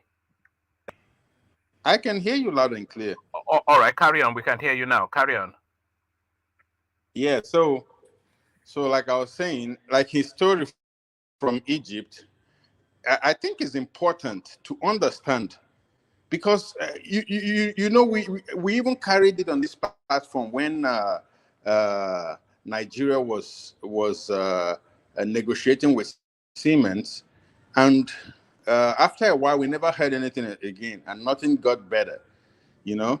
So those are things we have to understand. We have to understand what happened, or anybody that wants to become the president has to understand what happened, what went wrong this last time, so that we don't repeat it. But I do agree with you that proffering solutions, at least in theory, should be part of his rhetoric. It is because if he doesn't, these stories he's telling, these narratives he's telling, starts getting old. You know, he has to step it up, and I look forward for his manifesto, so that we can dissect it and also compare it with the manifesto of other co-candidates. Yeah. So I agree with you. Preference solutions as part of his rhetoric is really needed now. All right, brilliantly put as always, Meadowman. So this is it, Meadowman.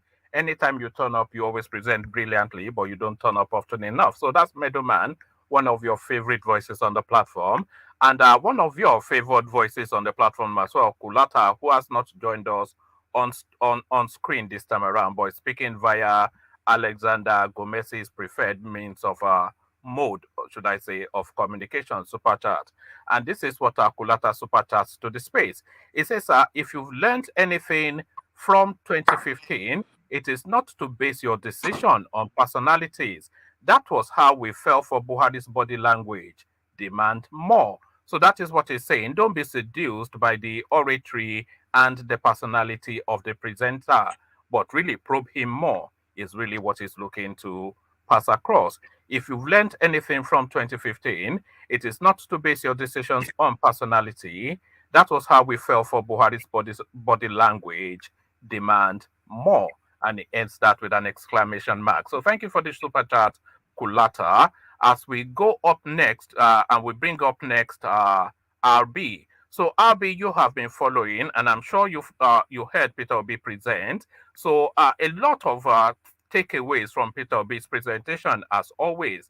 A lot of identification of the problems of Nigeria And those problems go to the very heart of what needs to be resolved. But is it the man to bring the solutions? RB, your thoughts? Thank you for giving me this opportunity. I think Obi have some level of solution. He might not be all of it, and I don't think you really need to have the whole 9 yard of solution to be able to solve it. Uh, First of all, the most important thing in every problem solving is definition. You have to be able to define what is the problem. I mean, before you start getting into the root cause analysis and different, and I know he makes a lot of like high level problems, but we haven't dig into it. I believe with a better team, he can do a good job because a leader don't really have to have it all. No one has the whole solution, especially that Nigeria problem is peculiar to Nigeria.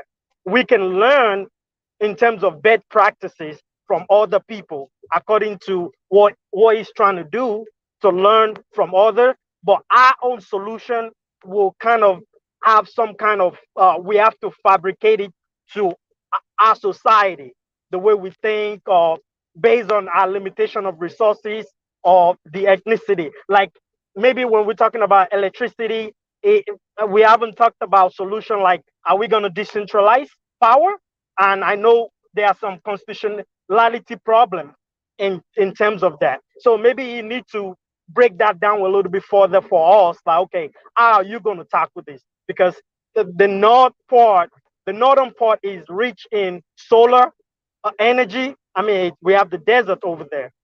When you come to the west coast, we have wind.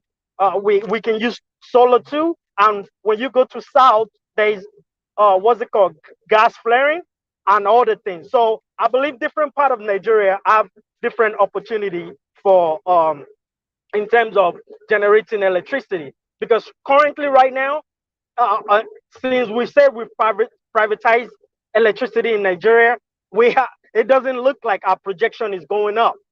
It looks like it's bad because I call Nigeria every week and it's almost the same music to everybody.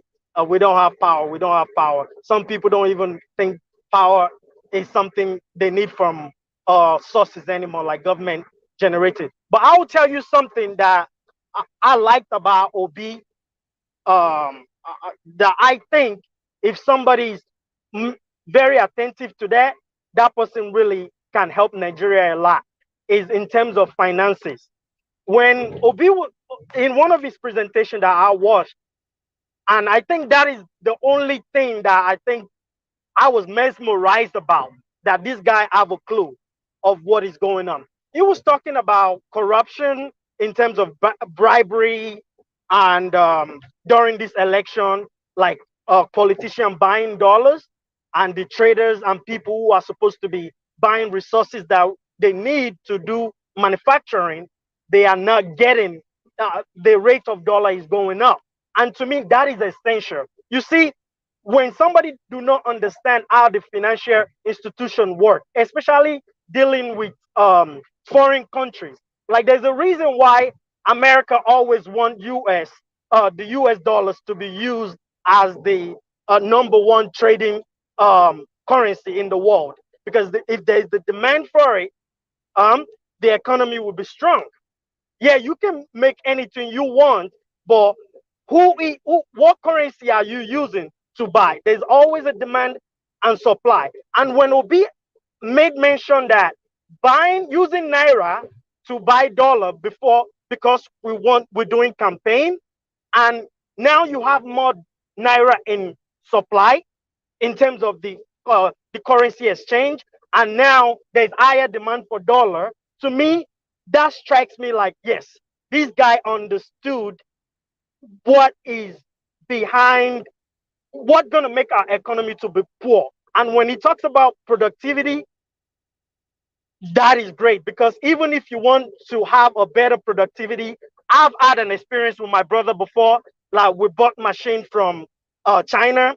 Now you got skill set problem, but when it comes to trying to buy material from other country, that's where you start knowing that doing the business and holding naira as your currency and trying to buy dollar to buy material and everything, you are really screwed in terms of the exchange. And the fact that next month naira or next quarter the naira don't look like it's getting stronger, so cost of production is crazy. So to me, when Obi said that, I knew that this guy understood because there is no economy if you don't have jobs, and there is no job if the cost of production in that country is getting higher and higher, and there's no stability between your currency and the currency of the country that is number one in the world.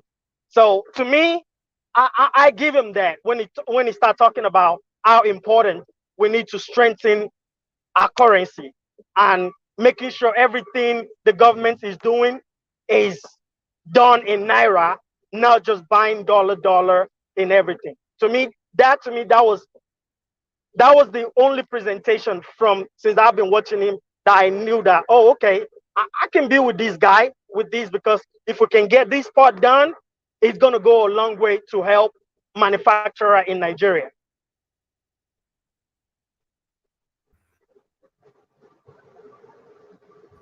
All right, thank you. So thank you, RB. Yes, a lot of takeaways from Peter Obi as always. Anytime he speaks, it is just infinite sense in what he has to say. It's always pitch perfect in presentation. So pitch perfect in presentation, and it's almost now a struggle to find reasons not to vote for him or not to place faith in him, because every single time he presents impressively. But are you impressed though? Enigmatic. I suspect not. Enigmatic. Peter, this presentation, what are you making of it? Well, good afternoon, everyone, and I hope everyone is doing good today. Good afternoon. Yeah, over the years, he has had a plethora of presentation. Up to 2019 presidential election, when he was a running mate to Atiku, he had several, and he's been having several of those lately too. I think he's just trying to project the American, electoral system where they, where they adopt these town hall, meetings and approaches to their game. And then if you see what he's doing, that is doing differently from other aspirants, is he's trying to get into people's mind and then trying to get into people's consciousness to sell himself out there through the media houses and all these presentations here and there. And the other ones, not that they cannot do that, but it's like they have their own strategy on how they want to go about it. So that is Peter Obi's strategy, and that's his way of doing his own. Showore is trying to do the same thing too. But unfortunately, Showore is not it's not a friend of the media. It's not a friend of that group. So the only person who can do that is Peter Obi, and for you to save money when the election proper starts, when the campaign proper starts, he's trying to do that now before that time. Because when that time comes, when the articles and PDP come out with their budget, when APC and Tinubu comes out with their budget, and they are hitting the road, they are hitting everywhere, every airways and everything, it's gonna be different. The game will change. So I think it's just going ahead because of before that time now. So basically there's nothing special. There's nothing he's saying now that he hasn't said before. Everything he's saying now, if you go back and check his tapes, he said everything in 2019. He's basically repeating everything all over again. An average Nigerian we know the problem of Nigeria. We have businesses over there, we have investments. Excuse me. And we know what is happening in Nigeria. Even here in the global village here, when you even sit for an interview, there's what we call star, right? The last letter of that is in the final analysis of everything you are saying, you have to give resolution, you have to give your result. If you keep talking almost every time and you're not providing solution, then you're not saying anything, basically. So most times when Showore speaks, he tries to tell you this is how I'm gonna do it. It may be the way he will say his resolution may not really resonate well with Nigerians. Like when he talks about electricity, he'll say, okay, this is what I'm gonna do to solve it. Animal droplets, he made some recommendation. In terms of security, he said he will fire the generals, he will do that. At least it's giving us his own result and resolution, how he's going to tackle them. But Peter Obi never does that. He comes with several, bogus ideas, which everybody knows. But what are you doing? What would be your recommendation? How will you tackle this? So, and election proper hasn't really started. Okay, can't yet. The only person who is seeing the faces of everybody yet is still Peter Obi. And now that he is having the momentum, it's not providing solutions. Then by the time all the two big parties come and they are, like Atiku and Tinubu, they will probably take the half of the major media houses in Nigeria when election proper starts. Then by that time, when they push you to the back of the corner, then you've already lost the momentum where you are supposed to actually provide solutions to your rhetoric. So I call it rhetoric without solution. That's basically what I see. And then I believe we are not speaking to his chances today. We are just speaking about him, his politics, and what ideas he brings to the table. Yes, we're speaking to that presentation that that hopefully you saw we played earlier on, because what I've come to realize is that we've not really even fully captured, at least in the course of a session, Peter will be actually outlining his position in order then to have a good understanding of where he stands, and then to see if we're critical of it or in favor of it. So I decided to bring that live streaming so that we can see exactly, and more importantly, hear in his own words what his intentions are. And then, of course, we are now sampling opinions on what we heard. Enigmatic. Right, but that's why you see most of his political colleagues, right? They will always respect his personality. They will always respect his kind of politics. None of them really lampoon him or actually, denigrate his personality. But when it comes to the substance of politics, they will tell you there's a limit he can go. They will say, okay, Mr. Obi is a good man. We know he can do this. We know he can do this. But when it comes to the real substance of politics, they will say, okay, this is where he can go, or this is his threshold. They always, say that. There's a reason for that. And don't forget that most of us are outsiders. These folks, either we like it or not, they are insiders. Okay, they know themselves in and out, behind the scene, behind the camera. So they know what they are bringing to the table when the chips are down. And don't forget, Obi has been part of them. So Obi may be some kind of saint to some folks now, but don't forget he was in PDP. He was in PDP. He was a running mate in a major election. So they know his politics in and out. So things that are not really, that may be fashionable now to a lot of outsiders may not be fashionable to them within their fold. So they know what they do. So what I'm saying is, what has Obi actually said that has been different from what he's been saying? What has he said today, or last week, or last year, or last 4 years that is different? It's the same thing all over again. He will tell you about the economy of Nigeria and make some comparison with some certain countries that started maybe their growth the same time with Nigeria, where they are now and where Nigeria is now, what efforts they've made and what efforts we are not making. So he will give all the, conjectures of comparison. At the end of the day, it goes to the same thing: talk, and no solution. But enigmatic, I believe by him doing this, he's opening himself up to be questioned. So I'll still give it to him that he's out there doing that, because at the time somebody is going to give it to him, he's going to fire back at him. If I'm pretty sure it's not everybody in the. Fired back at him several times the last time, and what actually the summary of it was that he said he had no manifesto and he had no reason for manifesto. And those who have been given manifesto, what have they done with the manifesto? Okay, I'm not sure if you saw that, because they've had the opportunity to fire back at him several times, and you should go and look at his responses when they fire back at him. When they follow up, when they give him a follow-up questions, go and check. And when you listen to all those to his follow-up responses, then you probably hold your face in your palms. Okay. But also, Elsa, let us be realistic here. Obi is just joining Labour Party in like few weeks ago. No, like we are not talking about this. We are not talking about Labour Party now. Obi has been in I politics know. Obi has been in politics for how many years now? He has traversed several parties. He has jumped parties now. He has been PDP, ABGA, Labour Party, and maybe tomorrow it will be.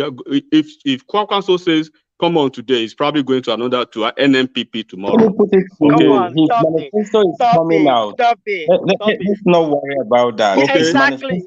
Coming out. No, look, brother. There's a question there's something I read somebody here. Like, we cannot say because Obi, you cannot be having this kind of mentality that Obi is different from all of them. We have to hold him to a different bar. No, Obi is an article. Obi is a Tinubu. Obi is all of them. They are all in the same. I see them as one. Take it or leave it. That's mine. No, you're talking about manifesto. You're talking about manifesto. I'm just answering your question. You're talking about manifesto. Sorry, and I told that I'm telling you because look, I'm telling you, he's a politician. Hold on. One at a time. I'm happy for you to push Enigmatic on his position, but one at a time. Carry on. Yeah, I see him as a typical politician, a Nigerian politician for that matter, right? So it's all about interest. So do not preach to me like Obi is just a godly somebody who's just coming from somewhere that is not Nigeria. He was born in Nigeria. He is in Nigeria. He knows in Nigeria's situation. He's been in the game. Why is he okay? When you talk about sincerity of purpose, how many times has he moved from party A to party B? Let's talk about that. Okay, so he could come with a different idea. Of course, if he has his own politics, he has his own ideas. There is no idea he brings to the table that somebody else will not bring. There's no idea that Peter Obi has talked about that Bartus Tomi has never spoken about. There's no idea that Peter Obi brings to the table that Bismarck Rewani has not spoken about. Okay? So, and these folks, why you... Sorry, has anybody talked about recruiting 1 million police officers? I've never heard that. Then maybe like I said, about it a lot. Like there's nothing new about what Peter Obi is saying now. There's nothing about it since. So he's talking about firing the generals, and as if that is what Nigeria needs. One Nigerian soldier has to defend 2,000 citizens. That's too much. And he's been talking about firing the general. How is that supposed? See, this should be easy for any politician to do. Take the side of the police, take the side of the military, and say you're going to enhance their welfare and recruit more. You will be on the side of the most powerful forces in the country, and politicians cannot even do that. You are speaking to the point of you are speaking to the strength of Obi's statement because of what you think about Obi. But the way I treat Obi, the way I think about him, I seem like just an ordinary, typical Nigerian politician. It's not different from any of them. Okay. No, and I think you should listen to the way people talk. You should listen to the way they talk. He doesn't come across like he's just politicking. You have to see why people like it to an extent. He does politics. See, I've seen politicians talk. I know when politicians are politicking a lot. I've seen Obama bamboozle a lot of people. But when you hear Peter Obi talk, it's like Obama too, to an extent. You know he means well too. He's not just only saying it. He also means well. And the numbers that he talked about, not here. I have listened to a lot of politicians and I've listened to many Nigerians. None of them are actually talking about the problem where it truly belongs. Do you think Obi is different? Are you telling me Obi he's not that different? I'm telling you, he's the best among all the ones we've seen. You cannot say it's the best. Don't say it's the best. I can categorically say that so far, I've not know about the policies of Tinubu. I respect your opinion. Of course, thank you. I respect your opinion on that. You have to say in your opinion. In your opinion, I respect that. So far, and I gave the reasons why. In your opinion, is the best. In my opinion, I believe. In my opinion, your opinion is Peter Obi is the best. My opinion is Shuore is the best. Because if you look at the trajectory of both Peter Obi and Shuore has remained one party man. All right, if it's even Wike, when you look at Wike, as bad as you think Wike's politics is, Wike to Peter Obi. Actually. No, I'm just telling you, Wike has remained a one-party man since he started his politics. How many times has Wike Obi moved from party A to party B? Up until 2 months ago, he was a member of PDP. The derided PDP that we always talk about every time. When you talk about the ruling class, right? The principals and the proprietors and proprietors of the ruling classes in Nigeria, they are both in PDP and APC. Obi was in one of those parties. So he's coming from them, and he was almost a vice president. He shared in the money and everything that Atiku distributed the last time. He shared in buying votes and everything. So if he had become a vice president, it means, right, all the baggages that Atiku was bringing to the table, he's part of the baggage. He was part of the baggage, and you see how he idolizes Atiku up to now. He calls him my boss, my whatever. So look, when you are talking about Obi, stop talking like to us as if we are not Nigerians. We are Nigerians, so they may be different in certain ways. But this Obi you are talking about, he has his hands in the cookie jar too. So I agree with that. It's not only Peter Obi has his hands in the cookie jar. Yeah, that's what I'm just telling you. We all have our hands in the cookie jar. We Nigerians are the ones who create what we have. So there's nothing Obi has said. I've seen a lot of them speak. Okay. But what I'm saying, he does have a record too. So it's not only about talking. His record of living surplus in government. His record of improving education in his state. His record of building. If you are talking about living surplus in government, right? It's not the only politician who has done that. Who? Did Emiloku? Did he leave? Any surplus when he left? Go and check. I'm asking now. Don't tell me yes or no. Hold on. Emmanuel, let that conversation take place between Enigmatic and Two Niger. I think they're both capable. Carry on, guys. Yeah, they keep. I mean, I was in Anambra State when Peter Obi was a governor. Ngige was a governor before him. Ngige basically did even better than Obi when you are talking of infrastructure development in Anambra State. So for the fact that Obi, yes, you cannot tell me about Anambra politics. I know the whole of South East. I'll ask you more about that, but about this is surplus. You said some other governors have done the same. Emiloku, that has run some of the richest states in Nigeria. My state governor. Listen to me. I know your focus is everybody's talking about Emiloku. There is no state in Nigeria. There's no state in Nigeria. There is no state in Nigeria that we have a handing over note at the twilight of the administration that will not leave something in the account. The only difference with Obi is he's making it like he did something very unusual in Nigeria's political system. No, he's not doing anything unusual. You know what? Soludo was not even talking about because he almost rubbished it because there's nothing he did that no other governors are not doing. But the fact that they're not speaking about it doesn't mean they're not doing it. He saved just in a different way. Others are doing theirs in infrastructure development. To be fair, so Obi is a good man. I've always said it. But the way they are trying to make Obi look like it's not just an ordinary Nigerian typical politician, that's what actually gets me right off. You know what? I agree with you on that. This man was just in PDP up to 2 months ago. And I agree with you that he was almost the vice president one of the biggest schools. One of the biggest schools in Nigerian political system. He was almost a vice president to him. And he calls that man my leader. He calls that man my friend. He calls that man everything. It looks like this guy is really tight against Peter Obi. Hold on. Enigmatic. Let Two Niger push back at you. So carry on. Yeah, I think I understand your frustration sometimes when people feel like you cannot question Peter Obi. I am on that column too, because you have to be able to question things. Because in the end, like you said, he's a politician. He was just in PDP. When people start acting as if he's Christ now, that savior mentality is not going to help you at all. And even Peter Obi, in one of his statements, actually said the people are the ones that should decide what happens. That you have to understand. You know, when the woman says, we are the ones, you are the ones you have been waiting for, it's you, the people are the ones that can decide what happens. It's not just a statement. There is some truth there. That's why people resonate with it. And I get your frustration that people are behaving like that. And you actually call him a good man. This is exactly where I am too. I want to question him. I want to make sure we scrutinize what he's going to do for us, not just rhetoric, but I also understand that, okay, look at all the field that we are in here. Look at, we have one of them that many people don't like a lot. He's made himself very, very rich from politics. He's inspired a lot of loyalties among the powerful. In chronological order, Obi and Chiwore will be my number 1 and number 2 for you to know today now, okay? Because I know Obi's politics very well. 1 and 2. Those are my choices. I worry that Chiwore is too old school. So you will be surprised. Chiwore is more old school than Peter Obi. I'm at least the worst of Chiwore is better than the best of Atiku or Tinubu, right? We can agree on that.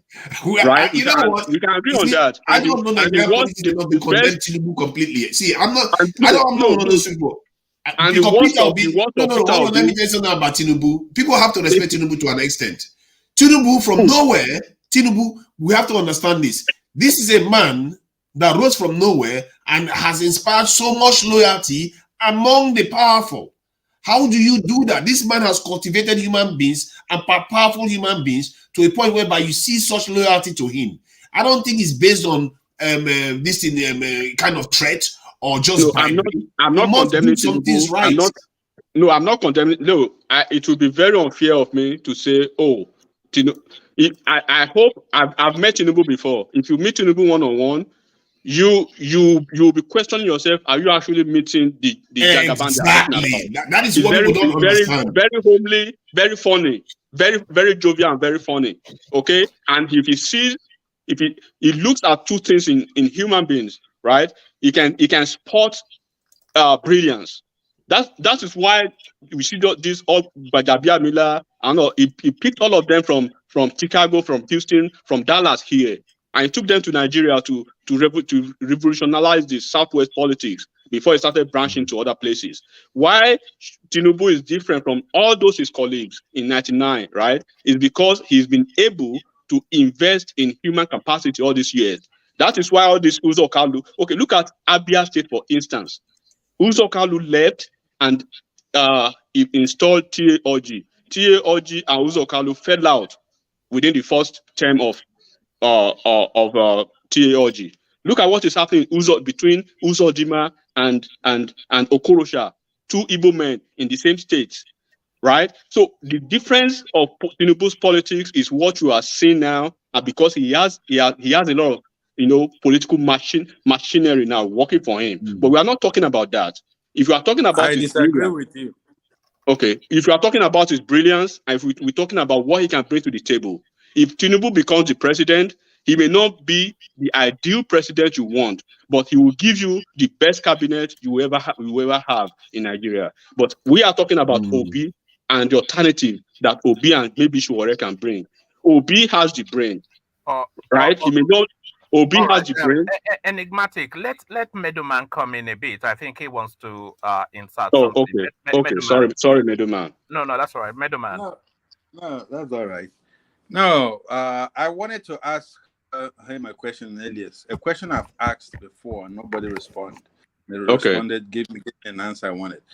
You were talking about Obi, and then you mentioned you kind of equated him to Chiwore and something like that. You compared him. So you said there is nothing Obi has said while he was running as running mate to Atiku that is new from what he's saying right now. I wanted to ask you, what has Chiwore done in the last 5 or so years that he's been running, and what is he doing different now? Why is Chiwore's campaign not picking the steam he needs? What is really going on there? And then about what you mentioned, Ojus Okalu and Theoj and Okorocha, between Okorocha and Uzodinma. You see, Yes. that can be explained. It is cultural amongst us. Okay. You know, like one man, one of these days, he said, "Oh, these Igbo people, they kind of have what did you call it? One man, I think you said it was a Messiah complex." Yes, they are out to rescue everybody. Messiah complex. What I would say something similar about the Southwesterners. They have a God complex, Godfather complex. That is the difference. That is why you hear, "Oh, I made this person. Oh, he made this person. Oh, he created this person. Oh, it was him who he made everybody there. So they have to support him." That is why people were calling the vice president a traitor, because he dared followed his dream. So that is the difference. So you have to look at that from the cultural standpoint to really understand it. It's not that, oh, two Igbo men are fighting. No, that is a simplistic way to look at it. And Elder, I think Yorubas But when you look at their elders. politics, why actually refer to that? Why actually refer to that? I think Yorubas prioritize elderly stuff. You see, when one of them was conceding to Tinubu, he said something about wanting to live up to the age of Tinubu and something like that. So you see, the Yorubas have that thing that they do, which personally I think Nigerians would do some good to learn something from that. There's some beauty to that.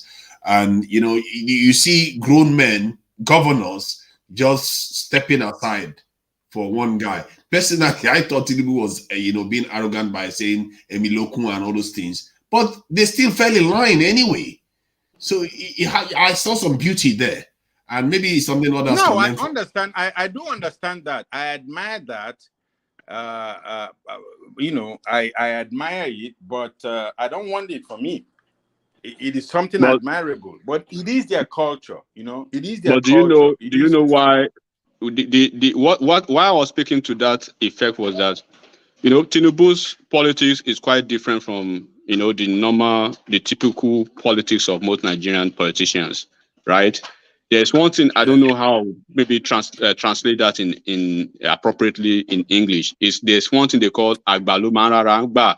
That's the kind of politics that Tinubu plays, right? He has capacity, easy capacity to actually forgive and come back to the drawing table, especially when they are trying to achieve a goal. He will find every way. The bigger picture. That is good. He sees the that bigger is picture. why he is powerful, and that is a powerful trait for any leader to have. And we need leaders that can see the bigger picture too. But I see, this is why I'm reserving my judgment to know what he's going to do with the country. And that's why I was talking about Obi's mistake yesterday. About that. If you look at Soludo now, Soludo is the person. If Soludo was probably in the shoe of Peter Obi now, bro, I will personally spend I'll spend money on his campaign. For where? I'm just saying, because sorry, I'm with you on that. Enigmatic. I will spend money on the campaign. Soludo was the champion. One man will come here and tell us that only IPOBians are supporting him. Obi has made some. He has made some critical mistakes. Okay, let me give you a very, very important thing. I was earlier today, right? Two senior brothers, Nigerians. Two Igbo guys and one Yoruba man. So I was the fourth Nigerian in that pool. Two Yoruba, two Igbo. But when we are here, we don't see ourselves like that, and we are all colleagues generally. So they are very older than me. So one of them is very close to Dino. And then, Dino is in the US now, a couple of them. So when they were talking and when they mentioned Peter Obi, the Igbo guy himself, do you know what he said? He said, forget about that man. And the other guy said, why would you talk like that about Peter Obi? He said Peter Obi has already messed his politics up.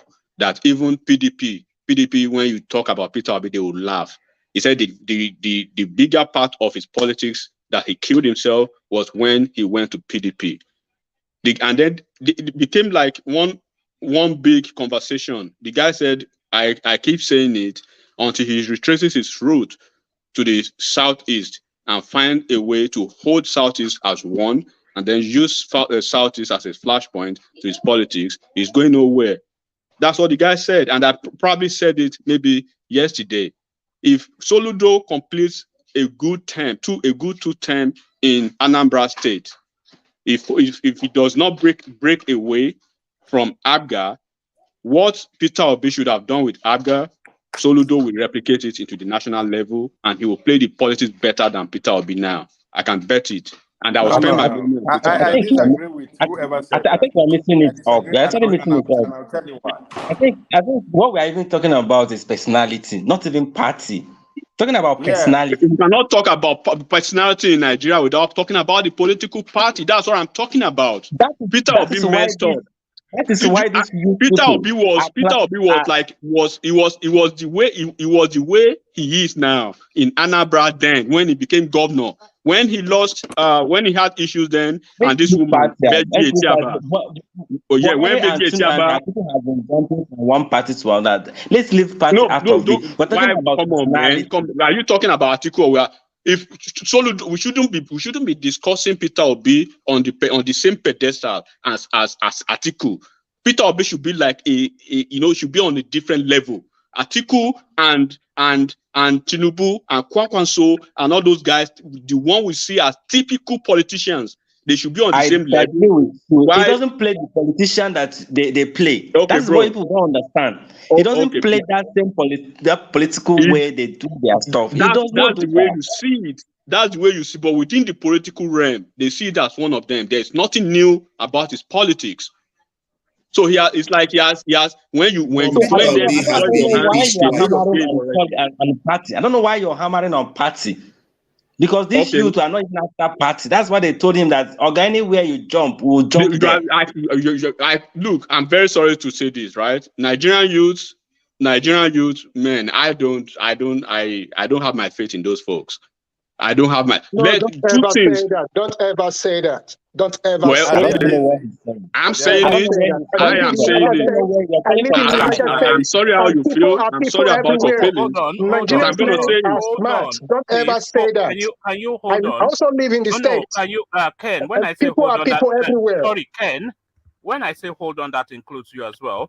So, no, so please, there's only one rule here is not to use foul language.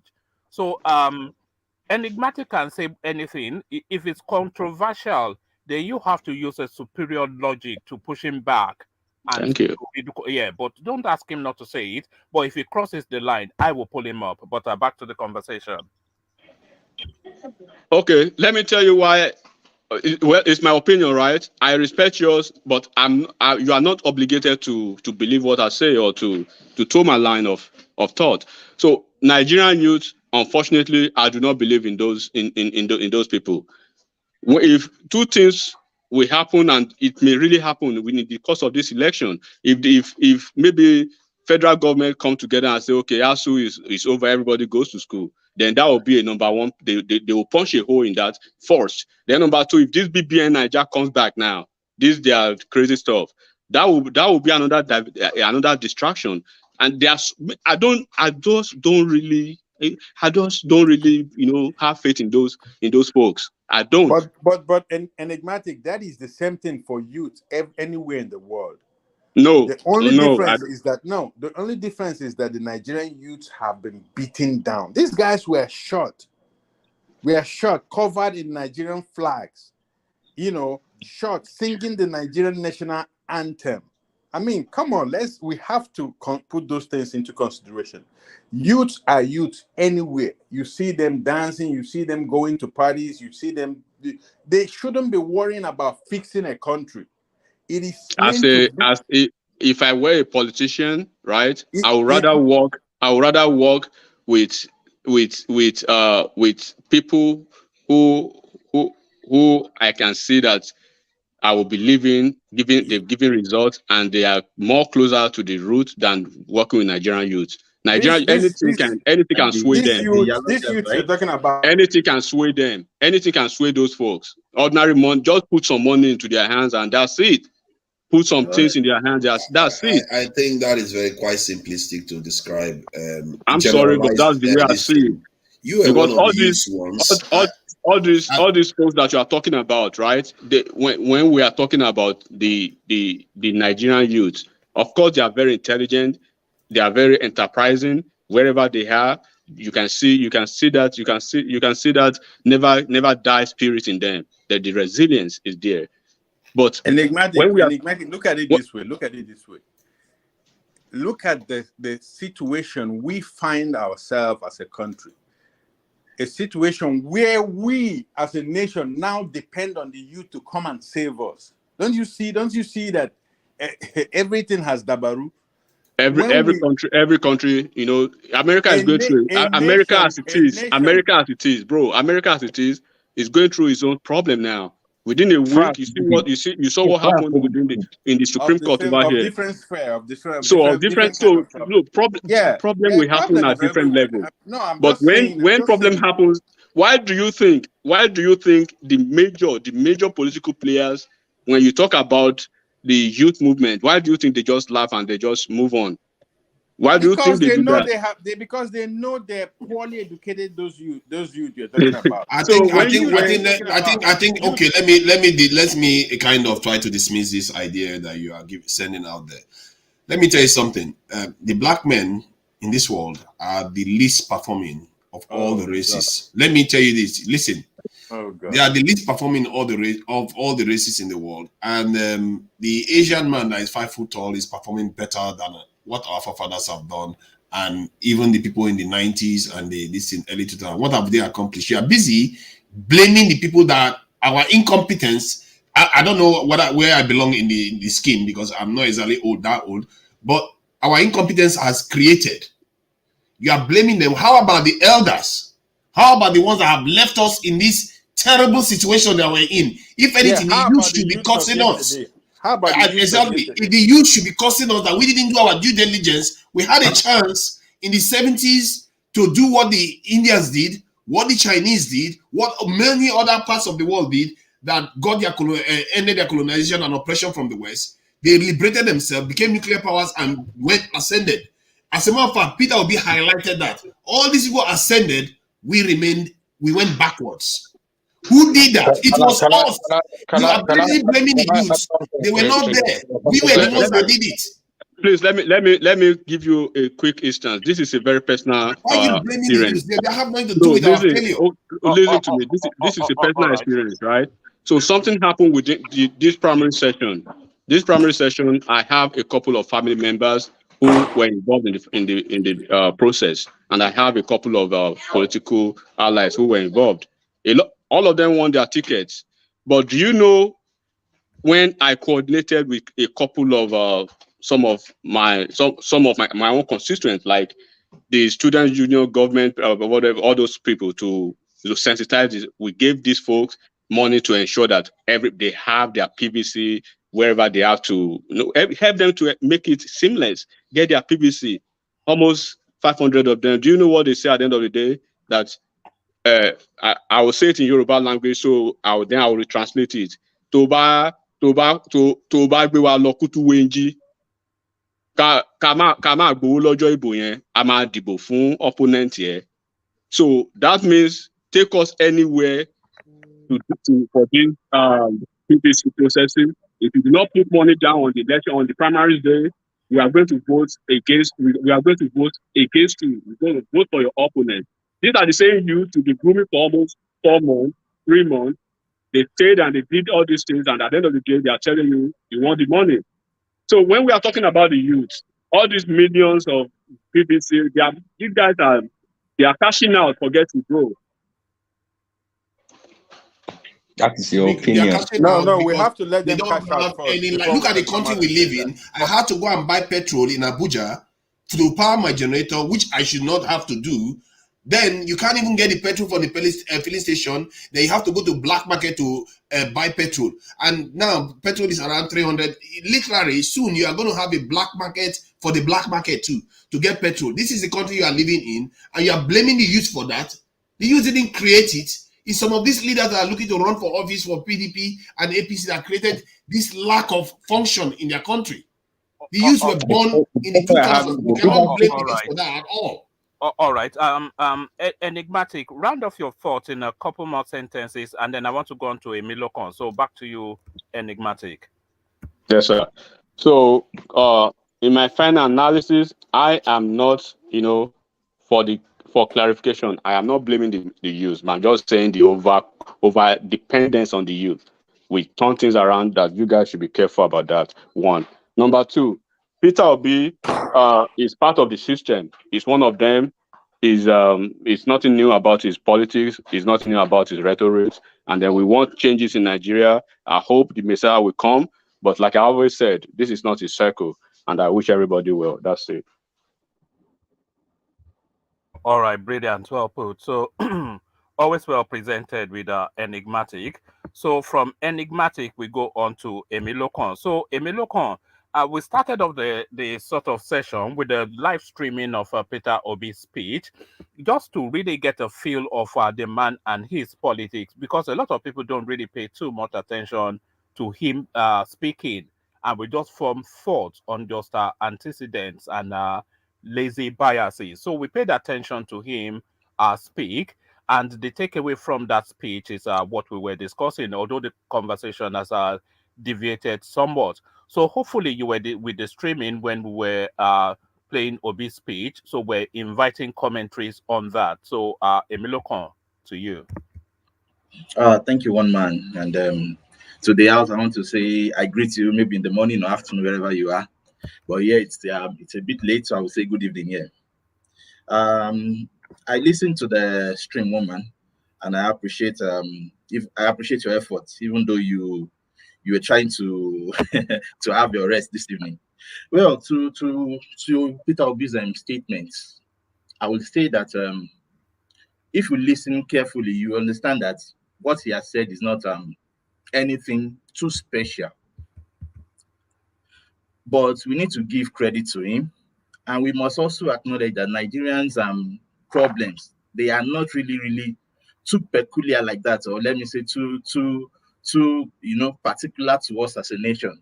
The problems we are facing are problems that nations have faced in the past, and the solution will always be a general solution. So we shouldn't expect too specific answers to solving our problems. All we need is somebody who is willing and who knows the steps to take to solve those problems. Now, I'm not expecting him to even share those steps, but something is here. Something we need to look for here is this. We need to define our problems. At least that's where it starts from. And that is what he has done. And that is why I give credence to him and I'm trying to support him in every way, because all the other candidates that we have seen, even our leaders in the past, how have they defined our problems to this point? They have never defined our problems. They will only just summarize and make you feel like they are there to solve it. Will they even really solve the problem? That's the thing, because so far they've not done anything. Buhari came in 2015. He mentioned all the problems too as well, as if but the question is, these people have been in the game. Look, if they've been in the game as a youth and they've grown in that game. They've subjugated the nation, the whole populace, into believing that survival is all they need and not to thrive. And they give you a piece of meat and take the whole cow, and they want you to praise them as if they've done the best for you. Nigeria is bigger than that. Nigeria should enjoy more than that. And the Nigerian populace are not even expecting too much of a thing. And that is why that lackadaisical attitude has festered even to this point. Because one way or the other, as they normally say, the funny, how did you say that if you push Nigerians to a war, he would rather bore you into the war than to fight you back. But we must come to the point that we must fight back. We can't continue to run from our problems. And that is why that in any way, we should use platforms like this to continue to fan the little flames that can salvage this nation.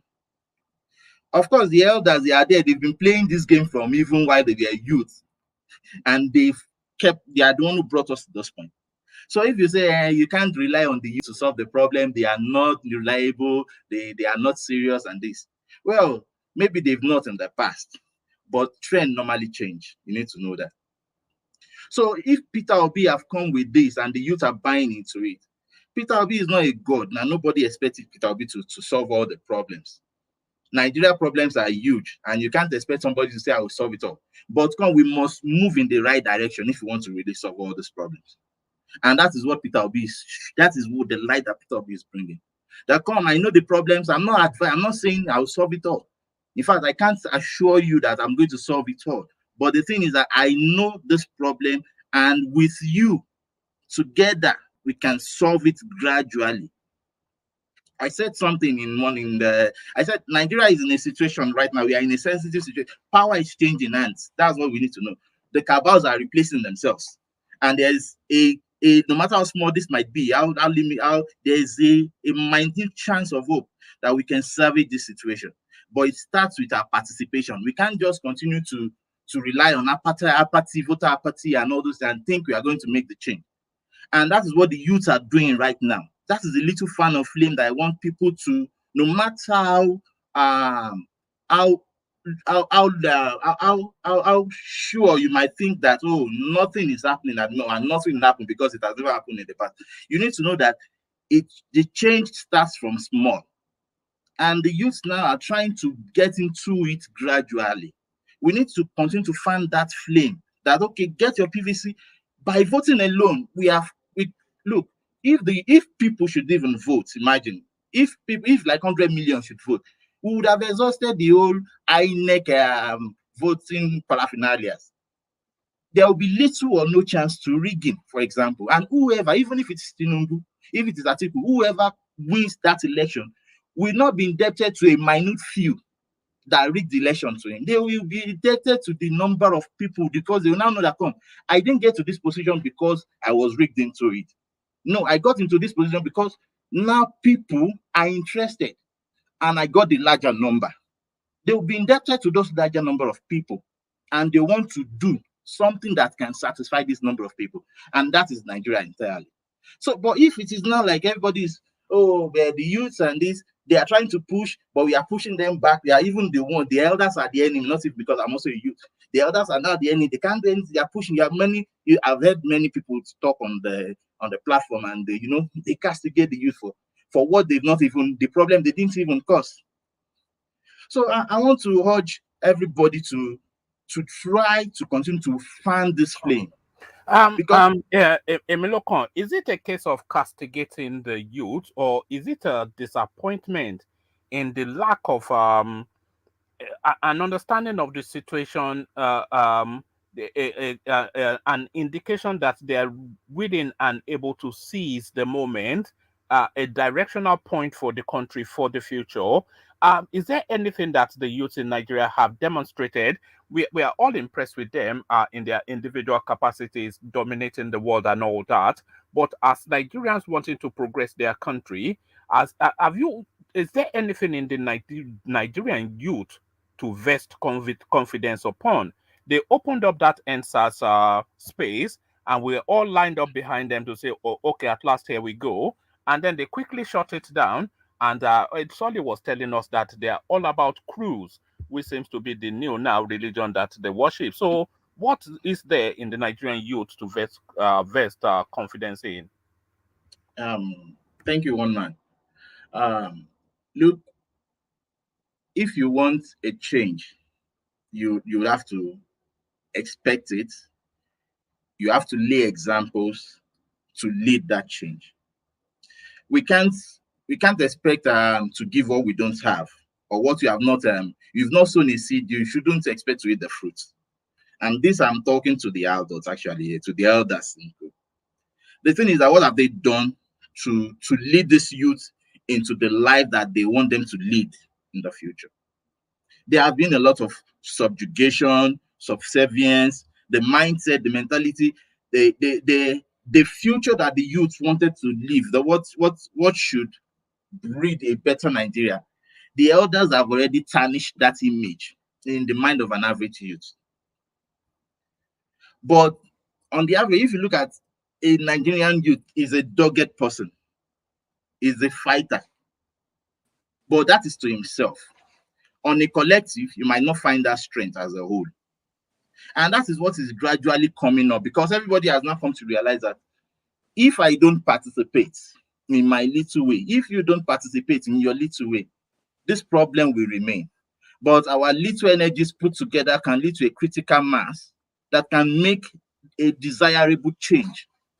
And that is what is coming together, gravitating together right now. And that is why I want everybody to, even though you are going to maybe give a level of how will I even put it, to correct maybe a part of a particular inaction or action that it is wrong, but we must in love make these corrections with the youth. Let every form of youth listen to the elders. I know that's come. What they are saying is that this is a better way to do it, but we appreciate what you're doing, because the others have not sown this kind of seed to receive this reward. So the youth must be trusted, and they must sense the trust, because they can learn. They are fast learner, and they are determined to. They are the ones receiving the bulk of this punishment. But here's the issue. P2B is a good candidate, but no one will support him. We have a good candidate in Nigeria, no one will support a good candidate. They always want to support the corrupt one, like Tinubu. That's the problem with Nigeria. You see, I didn't get that.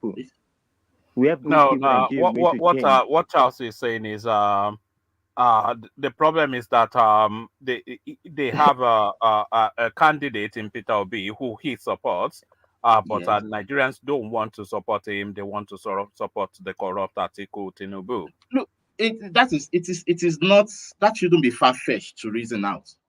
This is a system fighting against a new system, and there will be fight until an equilibrium is reached. So no youth in its right senses should believe that all will just be served a la carte. No, you should believe that, because it will never happen. Power will fight back. But the thing is that when good forces come together, they always overcome, because the evil force is minute. They only rely on the resolutions of the good forces to keep themselves down. That is it.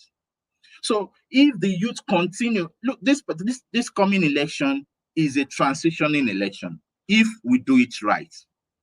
If every voter should vote, it will send a message. It doesn't matter who wins. Like me, I'm supporting Peter Obi, but I don't care who wins this election.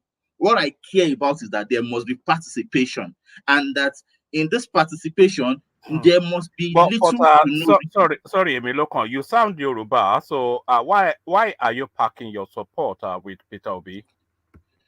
Well, because it doesn't have to be tribal this time around to make the change.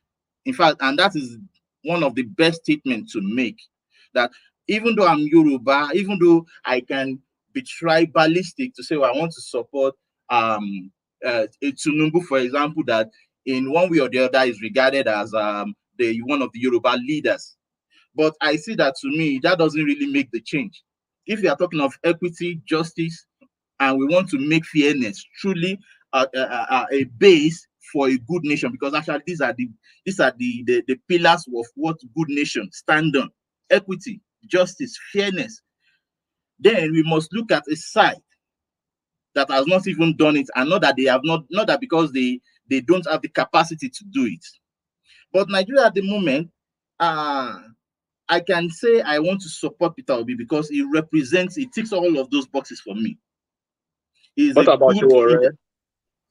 Showore does too. I'm not saying it doesn't. But the thing with Showore is that he needs to go and start somewhere. He can't start with the presidency, for crying out loud.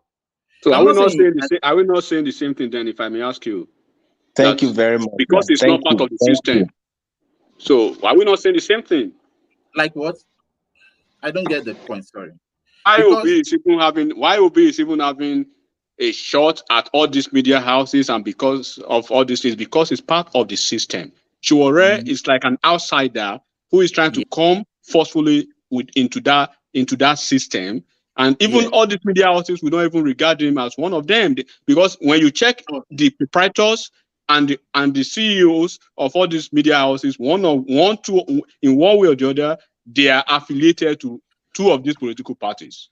That is an assumption, and I would like to refute. It's not an assumption. Tinubu owns TVC. Arise TV is owned by Unduka Obaigbena. Channels is owned by John Mohomo. Go and check the three of them and check where they belong. Every media, any company that must thrive in this world, one way or the other, you must play by the rules of the politics. You can't. But within this channel, look, it is in this same channel of evil that good must sprout. If Sowore really means business, look, there is a way you should go about it. There's a way you should communicate it. And people, look, you can say maybe Nigerians are arrogant, but let me tell you, people are sensible to listen and they can recognize true communication. They can recognize somebody that says, oh, they can recognize passion, but not just a blind passion. It has to, you must play the game of diplomacy, passion. You must play this game completely. You can't just come and want to bamboozle everybody. You want to Sowore is bamboozle everybody, right? No, is that what you think? I'm not saying he's bamboozling anybody, but his method to me as a person, I do not really subscribe to his method. I listen to. Can you tell me that method that puts you off, if you don't mind? Because we are making suggestions to him these days now. Can you suggest that? Let me say one thing. Sorry. Sowore is a very good man. And I keep telling, even Ajale Koko, I keep telling him that if somebody needs to advise Sowore, they should advise him to start from somewhere. Exactly. And let him start from somewhere like governors or something that the youth or these people will see that he has played that game, because he's just an ordinary activist. You get? So let him show. Don't use the word ordinary. He's an activist. That is it. That's the problem we are having in Nigeria, and that's where I actually have these issues, because you guys are. I'm sorry to say this, but you guys are factoring Obi as an outsider, but it's actually an insider. It's one of the establishments. Obi has done something. Obi has done some work. Can I interject 1 minute? So we are using those work, or you call it an antecedent, to judge Obi. That's what I'm saying. So that's why those political people are not even taking Can I interject 1 minute? Hold on. Let's hear from Ajale Koko. Let's hear what are we going to Emmanuel, please. Let's hear from Ajale Koko. Thank you, woman. So people that are trying to use this yardstick that because Obi served in a public office before, and that make him more qualified than Sowore to opt for the position of presidency. Is it right? I want to put this question to you guys. Is it right? Hello, who is that? Okay. Is it right to say that Obi should go and step down as well for Kwankwaso, because Kwankwaso have experience in public, in serving in public offices than him, because Kwankwaso have served as governor, he has served as senator, he has served as ambassador, he has served as he even participated in writing, deputy speaker. He even participated in writing the Constitution of Nigeria. Is it right to tell Obi to go and step down for Kwankwaso, because Kwankwaso have more experience? He have array of experiences in public life than Obi? Answer that question. Thank you, Ajale Koko. And I would like to. I'm sorry, Manuel. Do you want to go first? Maybe. Oh, yeah, go first. Okay, thank you for that. Ajale Koko, I would say at that level, it is no more something to consider. Look, if you have what a is taste no of, more to consider? if you already have a taste of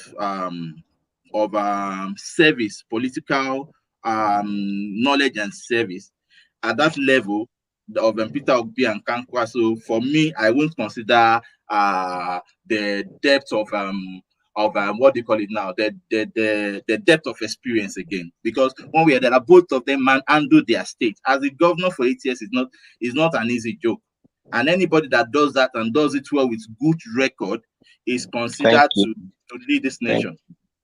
You are not answering the question. Is Kwankwaso more qualified than Obi because he has served in public offices than Obi and more experiences than Obi in public in public life? That's what I'm saying. They are both qualified. That's the point.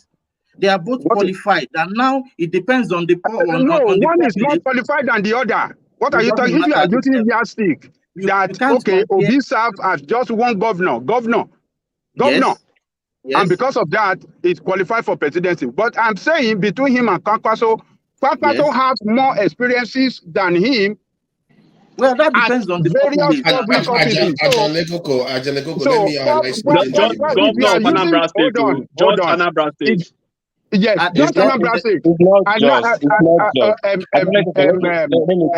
do you call because you are using the yardstick of experience. And I'm telling you that Kwankwaso hold on. If you are using that experience to knock down Obi, Sowore, that because Obi has served in one public office, governor. But Kwankwaso that he has served in a legislative arm of government. He has served as executive governor. He has served at the federal level as okay. Fine. I would say yes. But whoever the speaker was, which is I think Emilokon. So Emilokon, take on that point that I think Ajande Koko had already fleshed out, and then round off your submission. So Emilokon, back to you. Thank you, woman. I would say that it is either that you have served or you have not served. That is it. It doesn't matter to what capacity you have served. Especially, of course, not that it doesn't matter, but the fact is that there is a yardstick in that service that you don't drop down from. That is the point to me. And if you have records to back it up, that even makes it even much more considerable. Anambra, Peter Obi has done well in Anambra. Fine, that is even subject to debate anyway. But to me, he has done well so far. So is Kwankwaso. But now when we are talking of equity, Peter Obi represents that at this moment. He represents justice and equity and fairness. And that is why that we have to look into that direction. So does Sowore does too now? No, it doesn't. Sowore represents the Yoruba client, and the Yoruba have had this position. They've had both the president and the vice president. They've enjoyed that. Is that also Obasanjo enjoyed this position, the presidency for 8 years? We have Vice President Yemi Osinbajo, presently the 7th year going to the 8th. I think what you highlighted is something I wanted to highlight to Ajande Koko too, is that leadership is not only based on just only qualification, it's also based on what the times require. And this is where Peter Obi's candidacy seems more potent right now for Nigeria than that of Sowore. And now because now Sowore is a Yoruba man. No, not only that, and the fact that Sowore, if I was Sowore, I would have tried to engage with the system. Because of Shiba Obi, Sowore is now a Yoruba man. See, if Mo knows of Nigel Farage in the UK, Nigel Farage didn't even win a seat in the MP, House of Parliament, but he transformed the UK, got the UK out of the EU. So sometimes when you want to make a change, you really go to the levers where you can change the public discourse. And Sowore, what I find with him is that he just wants to run for president. And that is not the way to go. Sometimes you can use a strategy. You should learn from what people that are not part of the establishment, how they make changes to the system. If I was him, Sowore just got released. One of Peter Obi influencer. He just got him released from DSS captivity. So It is not a matter Adeleko, of don't now come to that angle. I know what happened. I know what happened. Please don't bring that case here. let me I just know the game they play, and I know how Obi get himself involved. Don't even digress to that angle. So leave Sore and whatever he's doing. So what I'm saying is that he should get involved in all these thing wars. Let's see what he can do first, so that we'll rate him from there. Yeah, I think they just want to know. They just want I to know know that his experience, what he can do when he's in public. Showore forward, which is good. I'm not saying that, and Showore, I'm not disputing him. I don't know what he can do, and I'm not saying if he gets to that same position, he won't do well. But that is still an open discussion. That is not a certainty. So wherever maybe he's a good person or not is not a certainty at this moment. And that is why every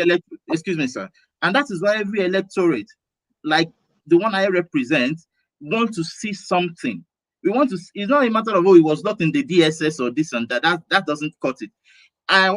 What's his name? This President Tinubu that some people don't even regard today, was one time too in that same position. He ran from the country. He didn't even have to see Nigeria from 1993 thereabout.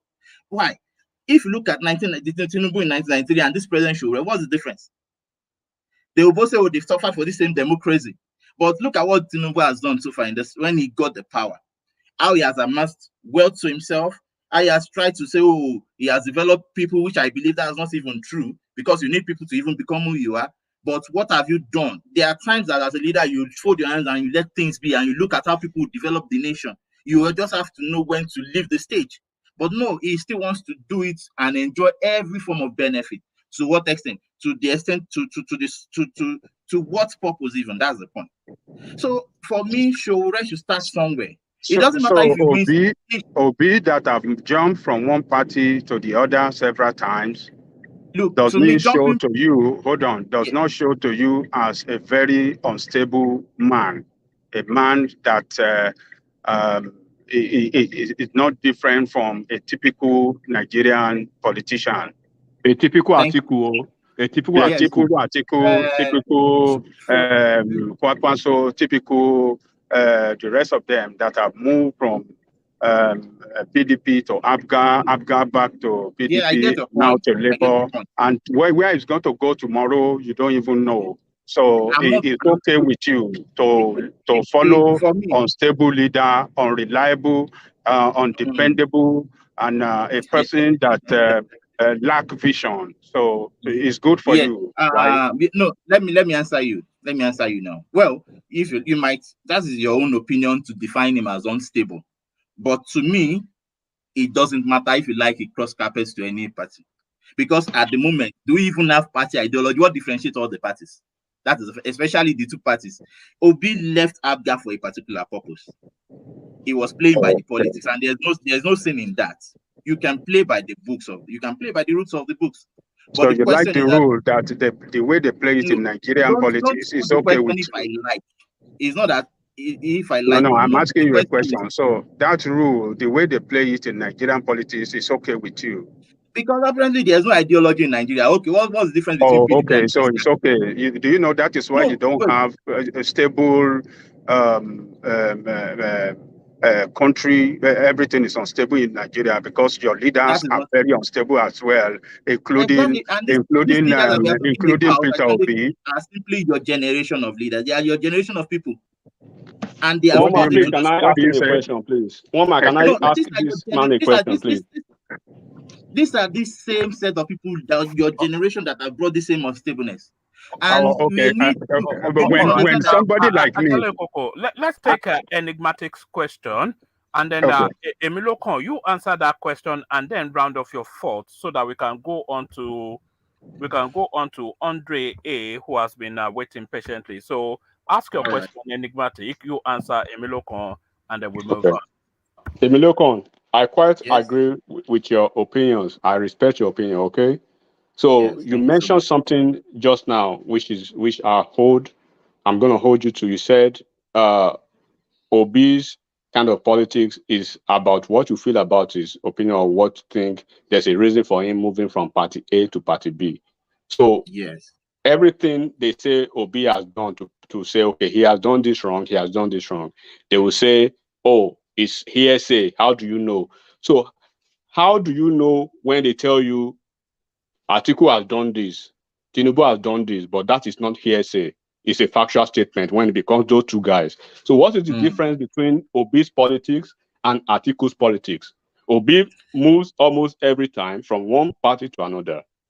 Atiku does the same.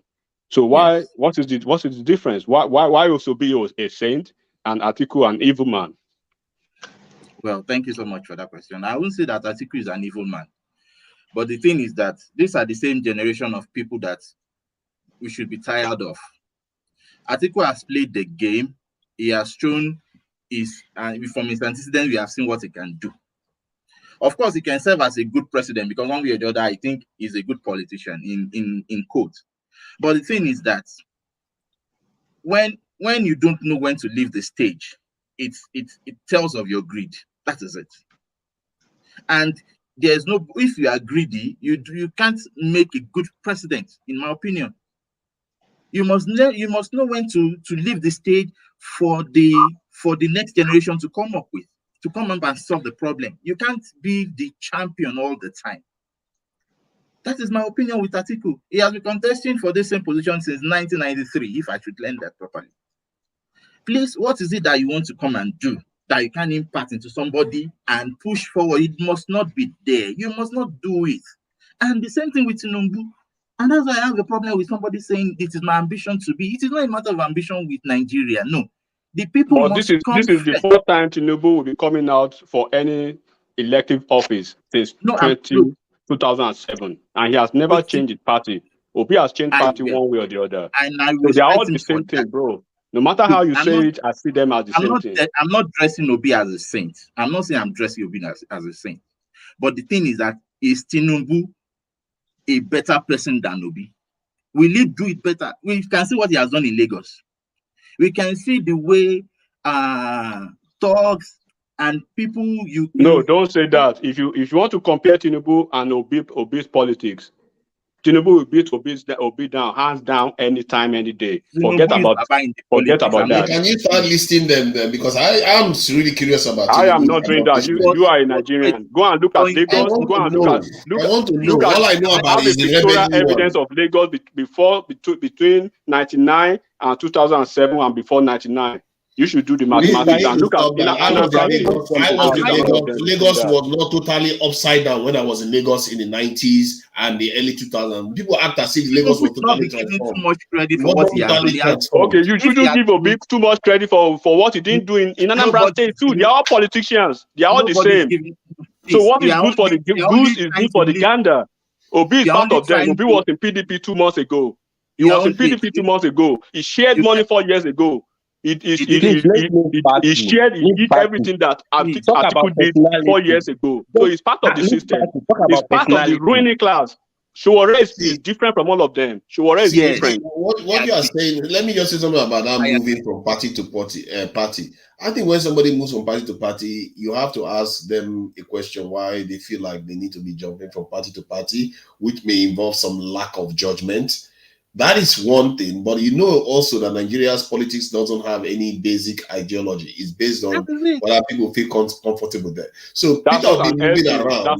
No, let me finish the point. Now, Peter will be moving around maybe a bit of lack of judgment on his part. It may be a lack of judgment on his part, and that is something somebody has to criticize him for. Because if you move from party to party like that, you have to ask yourself why. You don't know how to judge party before you join one, or because they don't like you anymore, you decide to jump out of the party. So you have to ask that, but it still doesn't mean that takes away from the potency of his candidacy. Because for what he's talking about and his record, that's something. It's not only the way he talks about the issues. You feel like he actually means it. We're not talking about somebody like. Coming across like, oh, I'm going to do this for you, flashy. He's not even talking about what he's going to do. It's the way he talks about the things. I think that's what people are relating to. And the fact that the other two guys are old men and look like old establishment figures. That if Wike was in PDP today, Peter Obi wouldn't be a massive factor right now. That's what tells you what is happening. Or Sibanjo. We can still in PDP now. What are you talking about?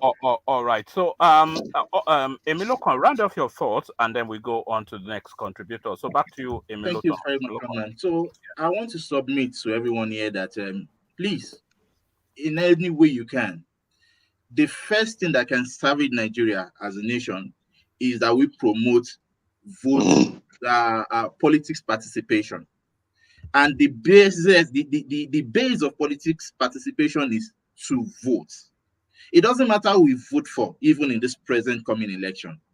It doesn't matter. The win here for us as a nation is that we all should vote. And if we all can vote, that will give no room for rigging, at least little to no room for rigging. It will speak volume to these politicians that they hold the nation and not a minute few. And gradually, we will get to this point where we can continue to decide better and better and have better decisions. So I will submit that we shouldn't quench this faint flame of fire that is burning amongst the youth that represent the entire nation. We should fan it to flames, let it burn aggressively, that we may win. One way or the other, we are leaving this nation to them. And our children and children's children will see what is, we will enjoy what we leave for them. So we need to plant this seed so that we can enjoy the fruit and our generation can enjoy the forest of of goodness that we want to see. But if we continue to play tribalistic politics, if we continue to play money politics, we will never win. And Nigeria will suffer for that. Can I talk? All right, brilliant. Well put. So thank you. Thanks, bro. Hey, local, thanks for your interactive session. Thanks for your responses. All right, thank you. One man, can I talk?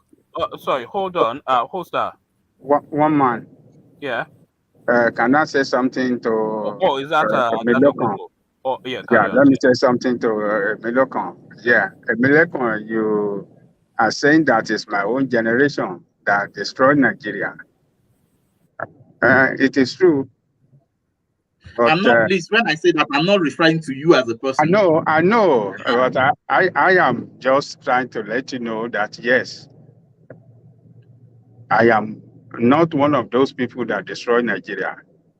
And I would like to urge you, I would like you to listen to this advice. Yes, you said you are Yoruba. All man so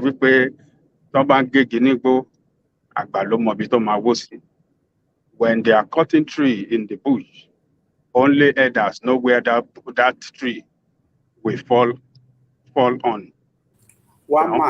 The direction where the tree will fall on, only the elders know. So I am telling you, as a brother, as an elderly person to you, that there is no way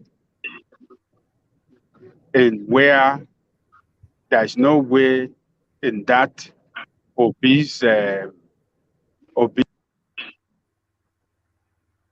Adale Koko, you're breaking off.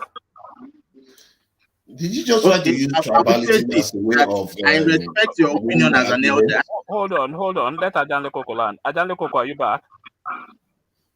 Adale Koko.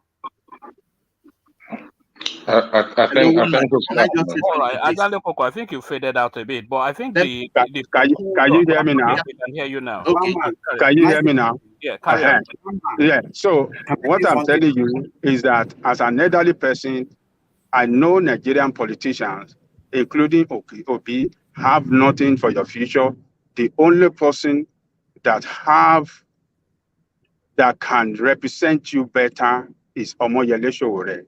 Go that way, and that is the way to success. That is a way that can take you to promised land. So take a look of it, think about it. That is my advice for you. I respect your advice. I'm far older than Sowore. I'm over 10 years older than Sowore. But if I respect your advice as an elder, I do not. You participated in politics. I know the way politicians play the game. I know the way they lie. I know the way they can sing in such a way that you will like. So, and that is the way Obi is singing a kind of song to you guys that sounds good. but it's just one of them. There's no way there. Omoyele Sowore is the ticket thank following. you, sir, for your submission, and I respect it as an elder, because we do not throw the words of the elders to the grounds like that. And I know you have your reasons for saying that, but I want you to also know that we also know why we are saying this. Even though we call ourselves a youth, we are not still kids in this matter, and we are also capable of logic and reasoning. And we have seen that even though we lose, it is not a loss. It is still a win in the long run if we do not tire off. Maybe Omoyele Sowore can come in the next 10, 8 years to contest again, and we have seen his antecedents. Then maybe we can still vote for him. But as at this coming election, for me as a person, I will urge every youth that also, like me, we should look towards Peter Obi. He is not going to be the old savior, no, but he can channel the path that even someone like Omoyele Sowore can come and build on if he has a good antecedent as at then. That is my submission. Thank you so much. Brilliant. Brilliant. Well put, Emilokon. Join us again, because you seem to present well, and we always delight in people who present well. So thank you for that submission. So from Emilokon, we go to Andre A. So Andre, thank you so. Oh, all right, a real delight. So Andre, good to have you. So you've been following the conversation. Hopefully, you saw the Peter Obi clip, which is the base of this whole session. So we watched Peter Obi in his words, and we were all impressed. But a lot of people, I don't know if you watched Jerry Maguire, where what's that guy, Tom whatever, the actor in it was saying, "Show me the money, show me the money." Tom Cruise. Tom Cruise. Yeah, Tom Cruise. Show me the money, show me the money. So we heard the rhetoric, rather. We heard the rhetoric from Peter Obi, but what people are saying is, show us the substance, show us the substance. So the solution is what people are asking for from Obi. Are you on that train as well, Andre? Yeah, I'll start with, obviously, thanks. Can you hear me? Perfectly, carry on.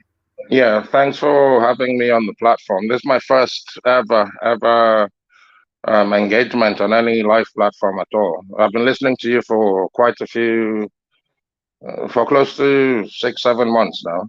I listen every time. Quite interesting forum and conversations going on. I would like to start with Emilokon, and everything he said hit the nail on the head. Everything he said, from his perspective, though, everything everybody has said has hit the nail on the head. Now, I sit here looking at cohesion. There's the Peter Obi, there's the Atiku, there's the Tinubu. Then that's one facet, should I say. On the other hand, there's the people, the Nigerian people, the mentality on its own. Then on the other hand, there are the foreign partners, the foreign, the UK, everybody who has a vested interest in Nigeria. So I'm happy that these discussions are being had now. Without this type of platform, it will never be had, or it won't even begin. So we're now talking about it. I believe, I'll go to the end before coming back to start afresh. Yeah? I believe change will come 10-15 years from now. Regardless of who wins this election, it's still going to be the same for another 15 years, 20 years probably. Yeah. But I'm happy, as Omiloko said, it takes little drops of water to make the ocean, the pond, the river, and what have you. Now people have started talking. It was never like this before. They used to talk, but they could not cohesively share their minds. So everybody spoke in pockets. I'm close to 50. When I was 5, 7 years old, my parents were talking this way as well. I'm sure on your own part, your own parents did the same thing. So it's always been the story. Nigeria has always been that story, this same story we're talking about today. But the only difference is now there's the cohesive part of it. It has started. So Peter Obi, I'll go back to that Peter Obi story, has started this. Sorry if I'm not hitting the tunes you want me to hit, but Peter Obi. You are doing very well. Carry on. Yeah, that Peter Obi drive, has started this type of, you mean change can actually happen in that country? And then the youth can be instrumental in this change. When they say youth, someone explained to me, youths are people from 55 to 20 years old. I was like, whoa, youths are 20 to 55 years. They say, yeah, those are youths in Nigeria. I was like, okay. But these are the people now who have sort of garnered some energy, some power to throw their voice out. That's why Emuniko said this burning, this flame, little flame, that has started. There's a flame now. I don't really care the Showore, Atiku, Tinubu, Obi. I don't really mind. But what is important is the energy that has been realized now that one can make a difference. And that's why I said 15 years. Because apart from everyone is talking Obi, Atiku and co, but nobody's talking about the people. Because the mentality will remain the same. Regardless of who's up there. The mentality remains the same. So that mentality needs to evolve. And everybody has gone to, I think so, everybody has gone to school. Evolution takes time. So for our people, us as a people, it's not about the leaders on top. Or not. Yes, they are the ones you see. They're the faces you see. But we are the ones who actually, make things happen. Create what the leaders will show to the outside world. So until we change our mentality, nothing's ever going to really change. It's us. And that cohesiveness, which I don't know how it's going to pan out, so that's why I say my own angle, looking at everything. There's the Northerners, there's the Southerners, there's the Easterners, so it's as if we're looking at individuals to solve our problem. Within ourselves, we can't, we have no clue on how to cohesively come together. We have no clue. How do you then expect one person on top to bring everybody together? It's not possible now. It has to be everybody working together. It has to be everybody. Look, and the dynamics of our country is very complex because I think Ominoko or someone mentioned India. I just caught some small glimpse or snippets of what you guys were saying earlier on. India, this has happened in India, this has happened in other countries. India, they are one, I won't call them tribe, but they're one people. So it's easier for them to cohesively make changes if they're not happy with whoever is ruling. Even in the UK here, I stay in the UK, yes, there's the Welsh, there's the Scottish, there's the Irish, but cohesively they have an identity. So it's easier for them. It's not as easy, but it's easier than Nigeria for them to, speak about change. For us, it's very complex. So I feel sorry for the guys on top. Yes, they're well, allegedly, which we know there's corruption and everything, but when they go there, that's why the problems are too enormous because they can't solve it on their own. It's us that need to, does that make sense what I'm saying? No, you're doing very well. We're all enraptured. Carry on, Andre. Oh, okay. Yeah. That's my main. That was my main thought. That was what I thought I should say. So But from the sorry, from can you hear me? the Can you hear me? yeah, I can hear you perfectly. From the OB point, if you were to ask who I think is going to win, I mean, I've had visitors from Nigeria recently, and everybody is saying Tinubu. Atiku will have maybe a third, or we will have quite a few, many from the east, and that's where it ends. So that's the mentality in Nigeria, unfortunately. And this has been going on and on.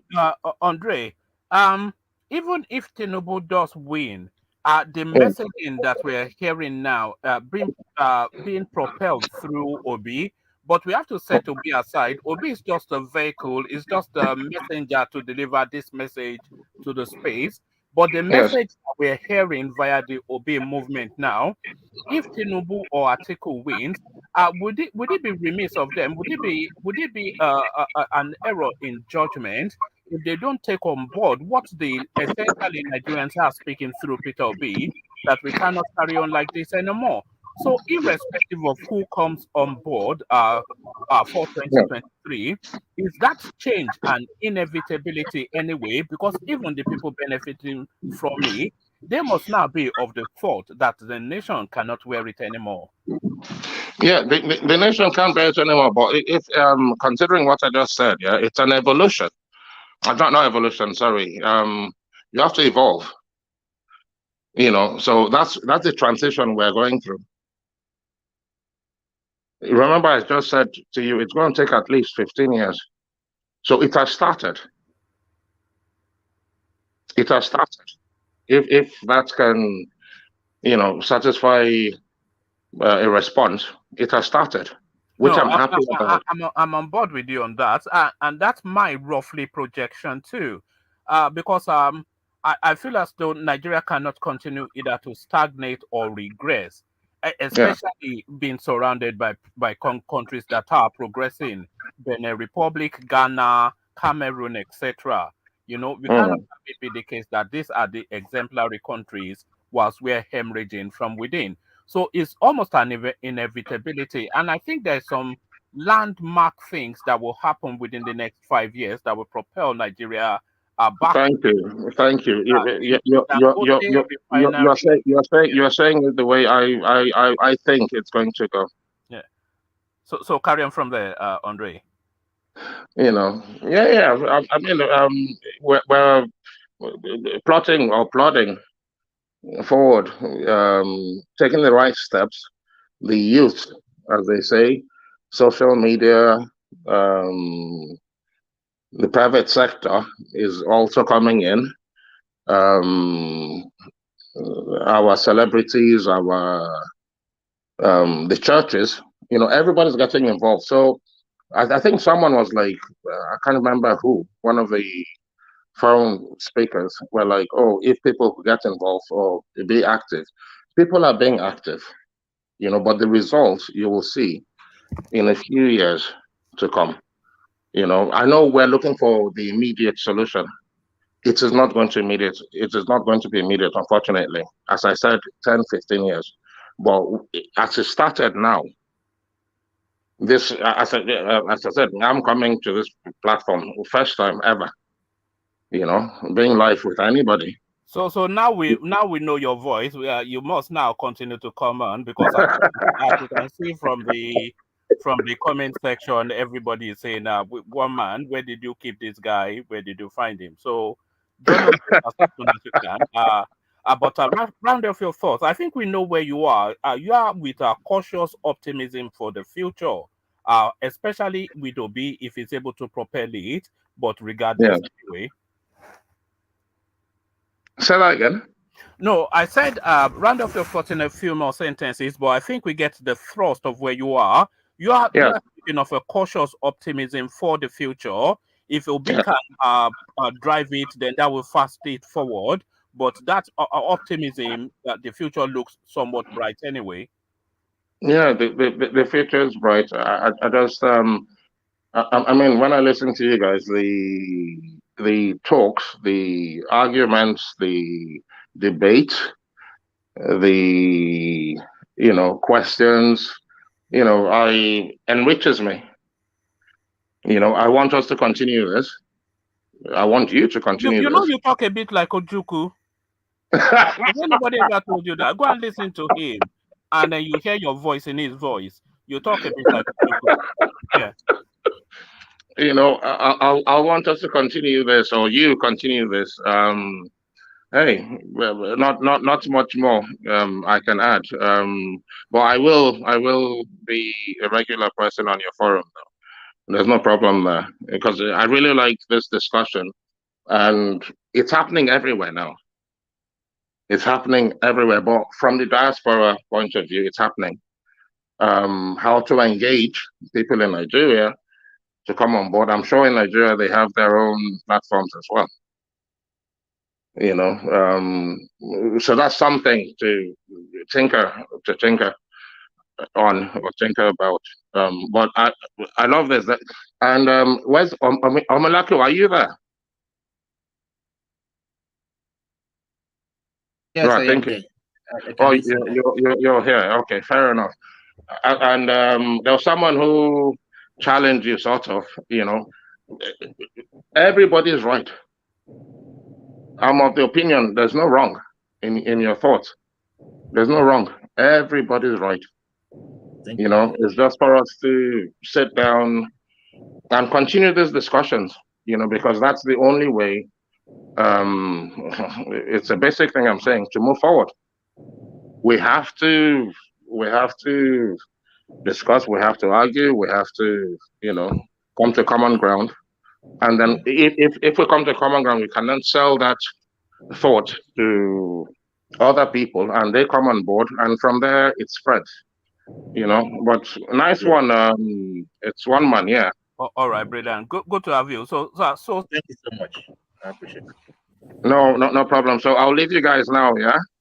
All right. So thank you, Andre. So that's Andre, a new voice now on the platform. So I did tell you that if you click on the like button, Ikemba of Africa. Thank you. Please don't call me Kemba.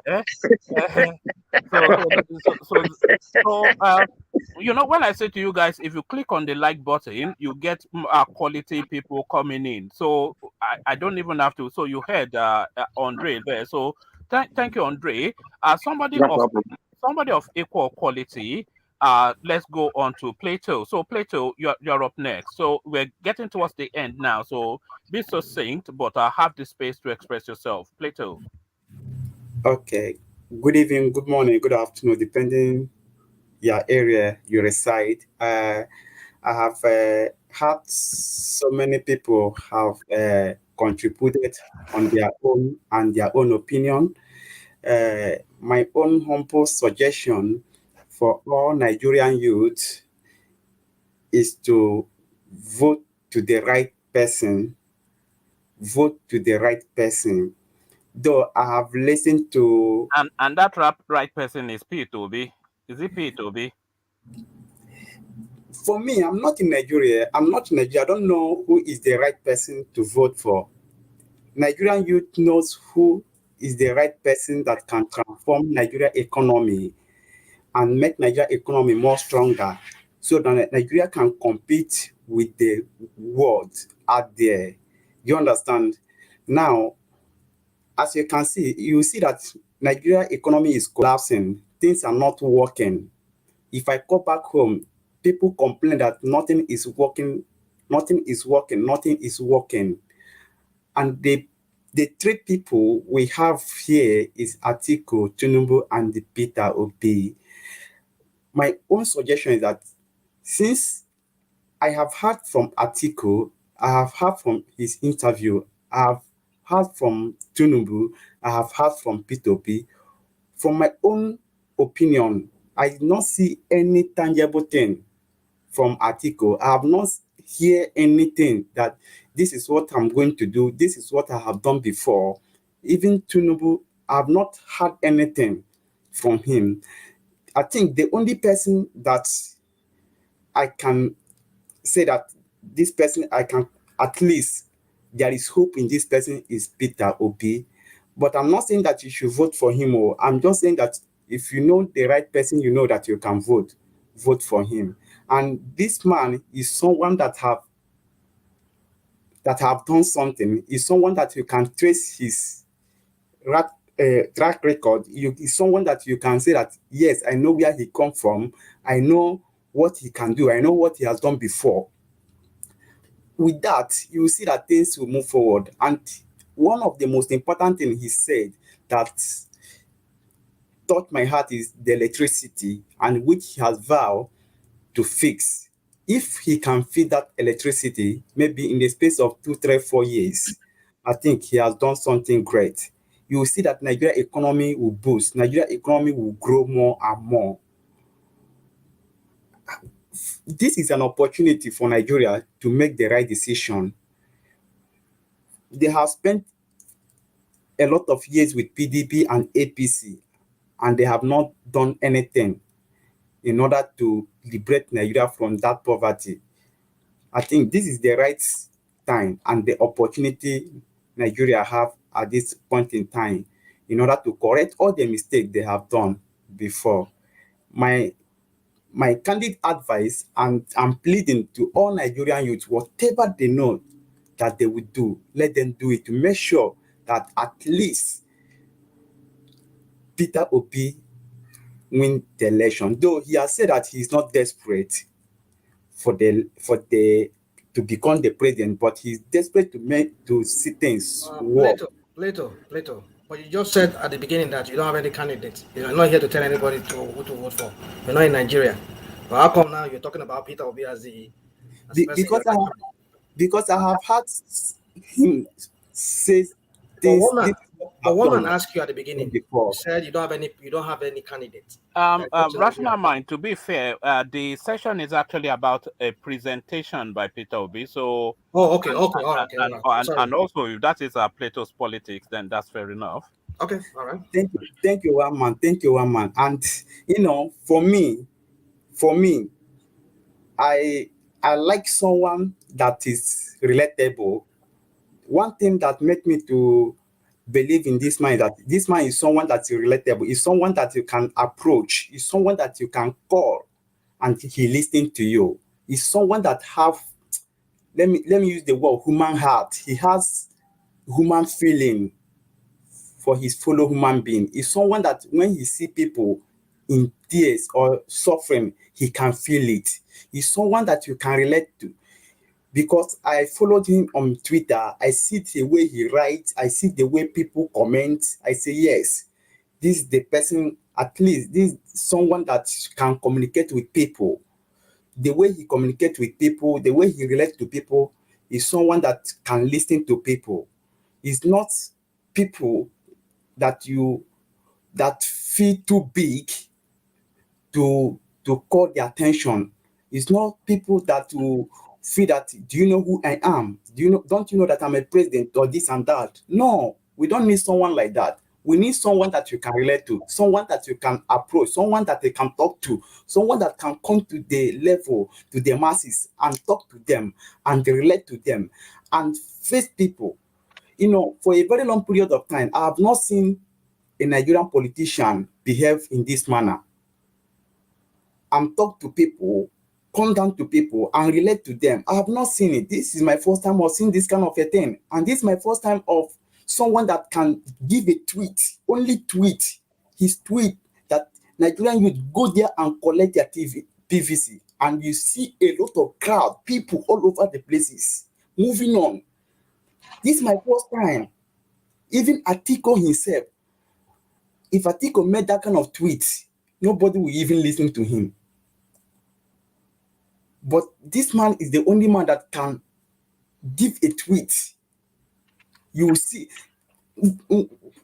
sometimes whenever I see this man twist, I remember Donald Trump, I remember Barack Obama.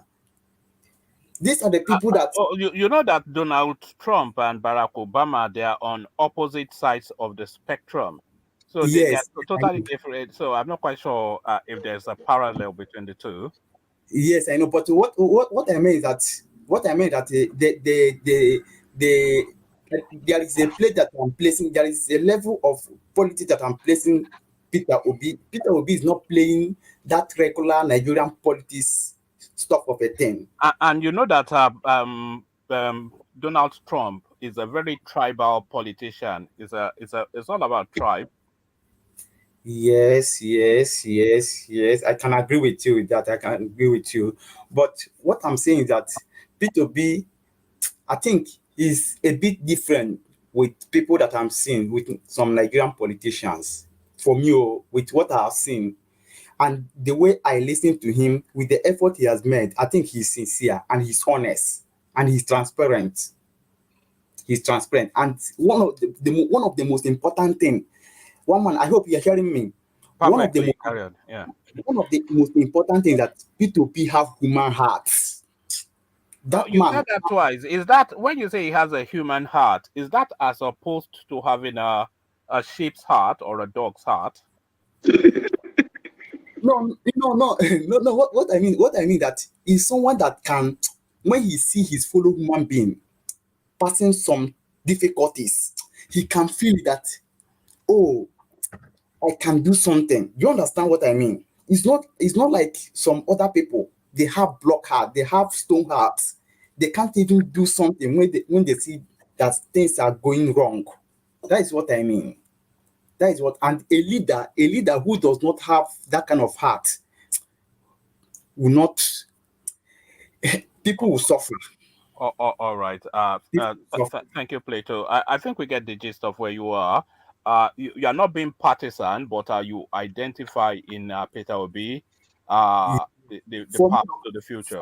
For me, I don't play tribal politics. I don't believe that this person is from this place, this person from the other place. No. Though if they make up their mind that Atiku is the right person or Tinubu is the right person, they are free to vote. Do you understand? They are free to vote. I'm not mandating any person that you must vote to this particular person. No. Why I believe in this man is because of things he said, that go and verify, go to my place, go and ask. This is what I have done. Go and ask. All right.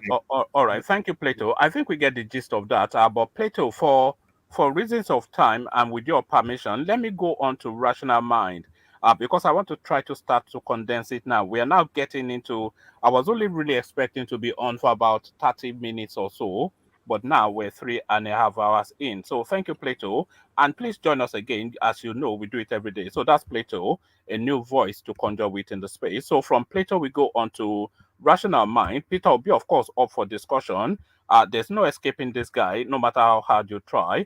But we are going off the back of a presentation that he made that we live streamed, and people are responding to that. So Peter will be on his politics. Rational mind, be as succinct as you can be. Yeah, I'm surprised that, in fact, I thought I saw a different. I was looking at the previous old discussion we had, or you had.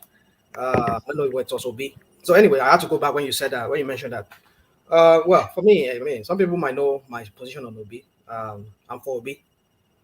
Like I've always often said, if you say you support OB, just say you support OB, and don't oversell your candidate. And I like the way Plato how he provided. I mean, how he made his case, and the other guy is Emilio.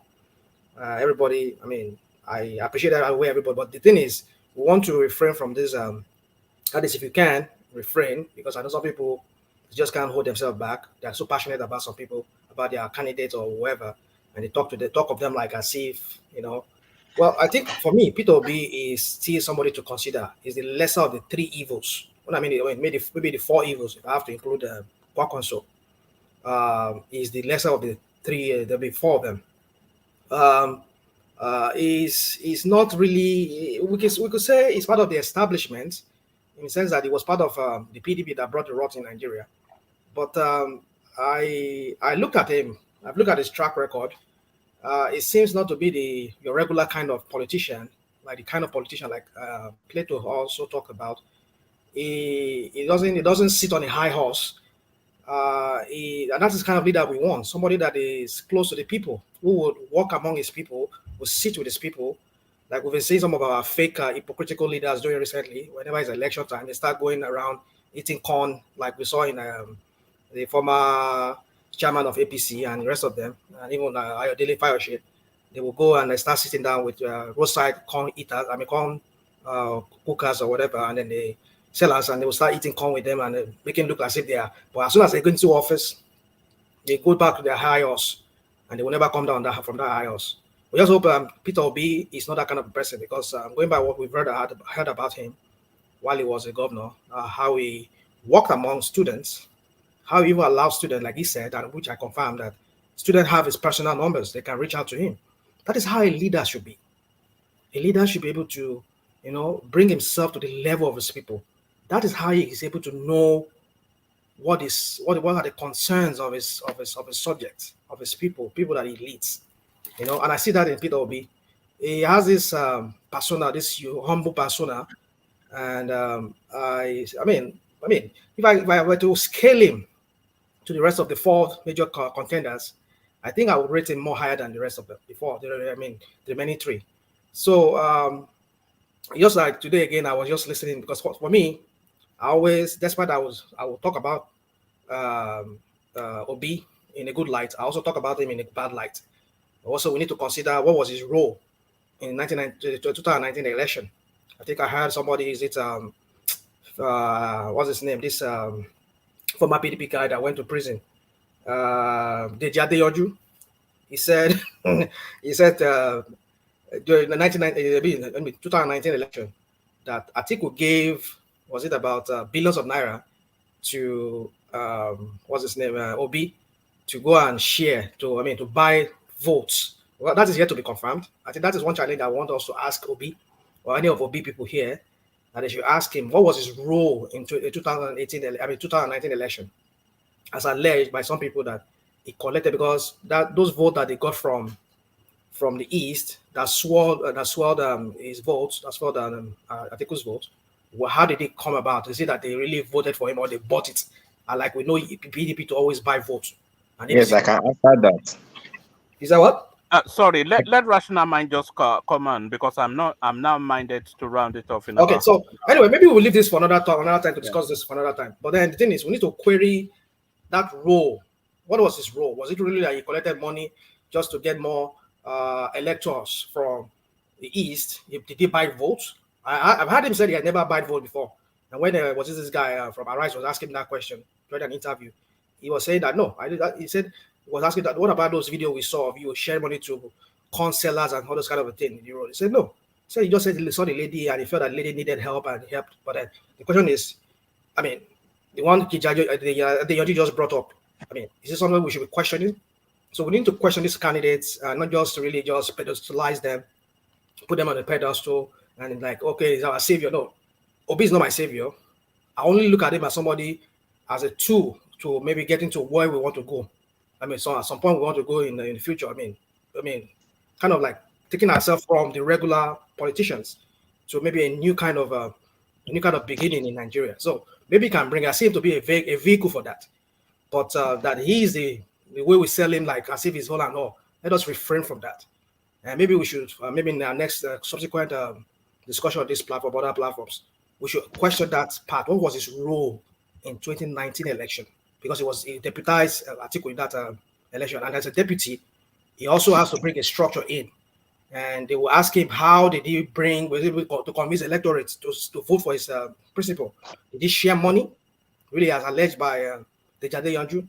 Well, that's why I'm going to rest my case for now. Man. All right, brilliant. Well put, as always, Rational Mind. So Pansat up next. So Pansat, the conversation has been elegant so far, and I'm minded to keep that tempo. So please don't lower the tone. And so without it, and I'm minded not to have you on anymore if you do attempt to lower the tone. So without ethnic jingoism, your contribution to the conversation, Pansat. Thank you very much, one man, and I'll try to keep up the tempo. It's been quite an interesting conversation. So kudos to you and everybody else who makes this very possible. I did watch the P2B presentation at the Catholic Church Guild. I believe that's where he was talking to them. And as everybody could attest, and I hinted yesterday, is that, yeah, P2B moved from AFGA to PDP and back again, and then to where he is now, which is the Labour Party, but the message stays the same. So for those who don't want to support him because he was moving from party to party, and one man questioned me yesterday if he's a principled politician. The answer now is obvious in this case that, yeah, he's principled because even though he's moving around, he's not what they call it in America when somebody it's waffling, changing his tune when he goes over there. So he's keeping the message the same. So it's up to. Is that my system that's making that noise? I think it's Emmanuel who's not. Sorry, carry on, Pansat. Okay. Apologies. Yeah. Okay, so I think that kind of satisfies those two questions. Number one, is he waffling? No, he's not. He's keeping the message the same, looking and trying to find a solution to some of those. Even boldly admonishing the church at the church event, he told them that, look, it's not just the politicians, it's the church too, who anecdotes that he used in that case was a governor, even himself, and they start praising him, calling him Okute, which means stone in the English language from the Igbo. You come in front, even though I came late. The church shouldn't do that. If you come late, you stay in the back, just like anybody else. So that satisfies the principal issue, and I believe satisfies the agenical issue of moving from one party to the other. The message is the same. So now a lot of good contributors came on here, Andre being one of the last ones that came in, and just the premises were awesome. He also congratulated Emelika for his own contribution, but his conclusion then was baffling because he says we don't have 20 years. He says it's going to take 15 to 20 years or something like that. I remember when Obama came on the scene and he was campaigning with hope, said keep hope alive, like taking it from Jesse Jackson. But he also added that something about they're gonna do it. Somebody could remind me exactly what that was. In essence, that it's gonna be done. We're gonna. Yes, do we it. can. Yes, we can. Exactly. Thank you very much. So we should be in the yes we can mode now. We can't go 20 years from now. Sorry. I'll just cut in. I will never do this again. Yeah, please. Yes, we are going to do it. And we're a very young democracy, so we're learning the ropes, and we're quite complex. But yes, it's going to happen. Okay, thank you. I wanted to say that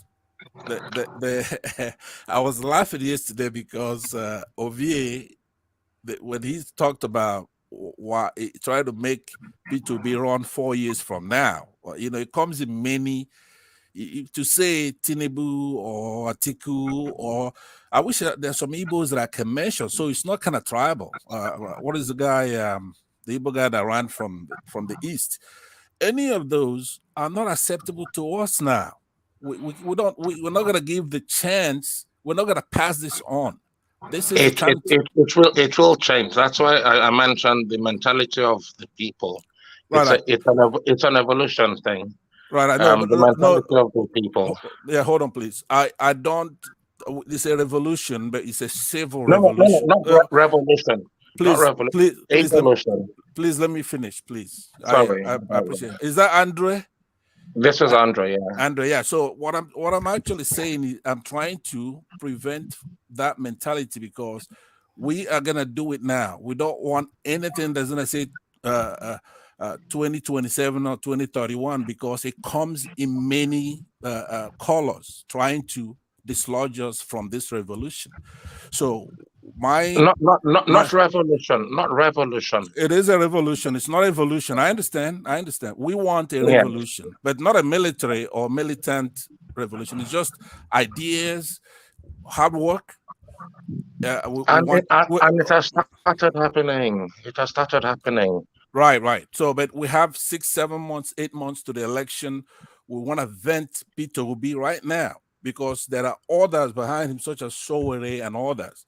Sowore has the issue, which Abraham Lincoln, I think, is one who said that if you want to test a man's character, give him power. Yes. Okay, so for some people, not me, but for some people, Sowore has not had power, so that we can then test his character.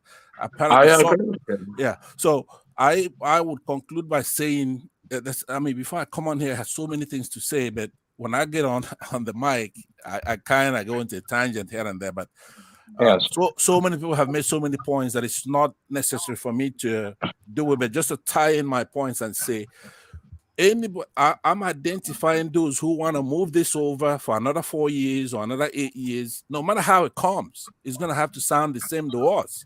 We don't want that. We want to vet these 4 candidates, choose the best one, have the people go behind that person, support him, hold him accountable. Okay, yeah, that's stage A, stage B, stage C. The first stage, which is where we are, is to ven it out, support them, bring all the forces together to take the country back from that beast. And then we're going to hold them accountable for what we. Right. Okay. I totally agree with you. I'm not looking at it from the top down. I'm looking at it from down up. So I agree with what you're saying. You're correct. Right. Like I said, I agreed with everything you said until you made your conclusion about evolutionary change or 20 years. Nigeria doesn't have 20 years. We have to take the power back from all those corporates from the East. First of all, I have to now. That's one problem. I guess if Mike Tyson, for example, when Mike Tyson was a super heavyweight in the United States as a black man and he's fighting a white guy, are you supporting Mike Tyson? So a white guy might say, "Oh, you're supporting Tyson because Tyson is black." No, I'm supporting Tyson because he's got a dangerous uppercut and a left hook and a right hook, and he's very powerful, and he could beat you. Okay, so those of us who are supporting P2B, who are from the East, we can't get away from that stigma that you're doing so because P2B is from your tribe. Well, how absurd. Even P2B discussed that today in the clip that one man played. He says, look, it's not a tribal thing. Okay, so unfortunately, the tape was cut off because he was then making the points. Now, look at the 3 points he made that were clear. Number one. Okay, I'll just end here so that. All right, brilliant. Thank you very much. Thank you, Pansat. Always well presented when you choose to be. So this is Pansat. This is the frustration with Pansat. He presents well and you delight in it, but then the next time it turns up, you just want to, punch him in the face. Before I go on to the next contributor, this is for your benefit. This is for your benefit, Andre. So listen to this, Andre. Yeah. A sudden change of circumstances. I think at this present rate we can get Can you hear your voice in there? No. It's not loud enough. But one man, please, before you move to the next person, can you chip in something, please? Yeah, go on. Yes. In order to put a perspective on the evolution aspect that Andre is trying to say, I think he's just trying to make a point that we must be dogged enough to go that length. Evolution is not a sprint; it's like a marathon. We must be dogged enough to run the marathon to see Nigeria get better. It might come as a revolution, but it's part of the evolution. we must be dogged enough to push it forward. And we must just be untiring until we get it. That is just the point that I want to make. Thank you. All right, thank you. So determined something. So No, so so one man, could you play the video that you wanted to play, please? no, I wanted you to. Okay, I'll play for you, but this is your voice as I hear it. So listen to. Hold on. I had it. I had it on my screen just now. So listen to. Hold on. I had it. I had it on my screen just now. Sorry, I'm just going to skip through the. Sorry, who am I hearing back? Sorry, can you mute yourself? Then I share the screen with you. So this is listen to this, and then you almost certainly hear at least this is what I hear when you speak. So this is what I hear when you speak, Andre. So here it is. I think at this present rate we can go on for 2 years, 3 maybe. And people putting it. Let me play you a different one because his voice is not clear there. Okay. Just wanted everybody to know that I'm not too old to shy away such responsibility if it comes. That's all. How can you take a people like the Ndibo and try and to impose on them a leadership? It's not possible. So that's the mighty man, of course, Ojuku. And when I hear you speak, that's what I hear. So that's what I hear. So thank you for that. So we go from Pansat to Ife.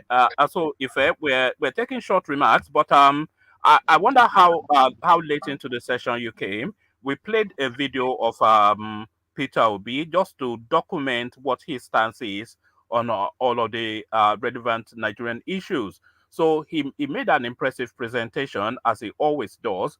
But people are asking, so it's good and clever to identify the problems, but now the solution. So Peter Obi, solve a problem and solution. That's the question. Your thoughts, Ife? Yes, thank you, one man, even though I came late. So I will apologize for that. So on the Peter Obi issue, the truth is I really want him, if given the opportunity, I really want him to be the president. And why I'm saying this is this. Before now, I have this notion of the best way for Nigeria to go forward is for us to fix our major problem. And our major problem is the constitution. Maybe Peter Obi will prove me wrong, Somebody while talking before made reference of India. It's very comfortable for us as Nigerians to reference all these countries, but we don't want to implement one single policy of those countries that are making them work. India is very, very more diverse than Nigeria. But do you know that it was recently I knew that it is the local government that determines the type of language that students will be taught in each local government in India. What the state government does is they will determine the language that will be used to teach in state universities, and federal government will determine the language that will be used to teach in federal universities. In US, every country has its own Supreme Court. So every state has its own Supreme Court. Then they have the central Supreme Court. England here, Scotland has its own parliament. Wales have their own parliament. Ireland has their own parliament. UK, we have the House of Commons. The same thing in Germany. Each region in Germany controls their own education system. But when we want to talk of Nigeria, we now say we have this notion of one policy fix all, and this thing is not possible. Like I think the person that was speaking before Pansat, he was saying, and Pansat made this thing clear, I think yesterday, that the type of what's it called culture we in the Southwest have is not what the Easterners have, and the type of culture of respect to your elders that Southwest has is similar to what the Hausas, the northern people have, either we like it or not, and that's why will be easier to have a structure in the Southwest and in the North. It will be harder to have a political structure in the Southeast. I don't know what's happening in the South, So we have to look at all the dynamics to at least build a constitution that will help us. And that's why I'm saying I want Peter Obi to come, but I know the system is built for people like Peter Obi, not to I'm sorry, it's built for them to fail. If that's what I would say, because I don't know the type of policy he wants to bring where he's talking about insecurity. Let's look at insecurity. He said he's going to target employing about 1 million into the police force. The question is, how is the recruitment going to go? Who is going to facilitate those recruitment? Are we going to have the same mentality in terms of how we look at ourselves? So these are the things. Is it that we want to have a new police reform to look at state policing? So these are the things. I don't know. Economic policies. Is it that there will be a new corridor in the eastern sphere, or Lagos is going to expand it such that the Easterners will not look at it like, oh, he's investing in Lagos. The Yorubas will not be like, oh, he's now an Igbo man, he's leaving Lagos to start investing in the East. So these are these things that I really want Obi to come and see. Maybe he puts another dynamism, but the way he's speaking, if he can get it right, that's good. But sorry to say, well, I don't want to pitch my tent now. Let's look at what will happen between now and the next 9 months when the election is coming to know what's going to happen. Because for me, I still believe it's too early. The time is still very far. Adale Koko was saying that if we want to look on experience, Kwakwanso. Now, let's look at education policy. Kwakwanso had some form of, I don't want to use draconian, but he had a tough stance on, during Kwakwanso, it was he almost eradicated our Almajiri system because he was almost jailing parents of these boys, whereby I think to some extent they were confiscating some of parents' land to put their children in school. A Kwakwanso type of person understands the northern mentality. The question is, does Peter Obi understand the northern mentality to improve the education there, to improve the security system there?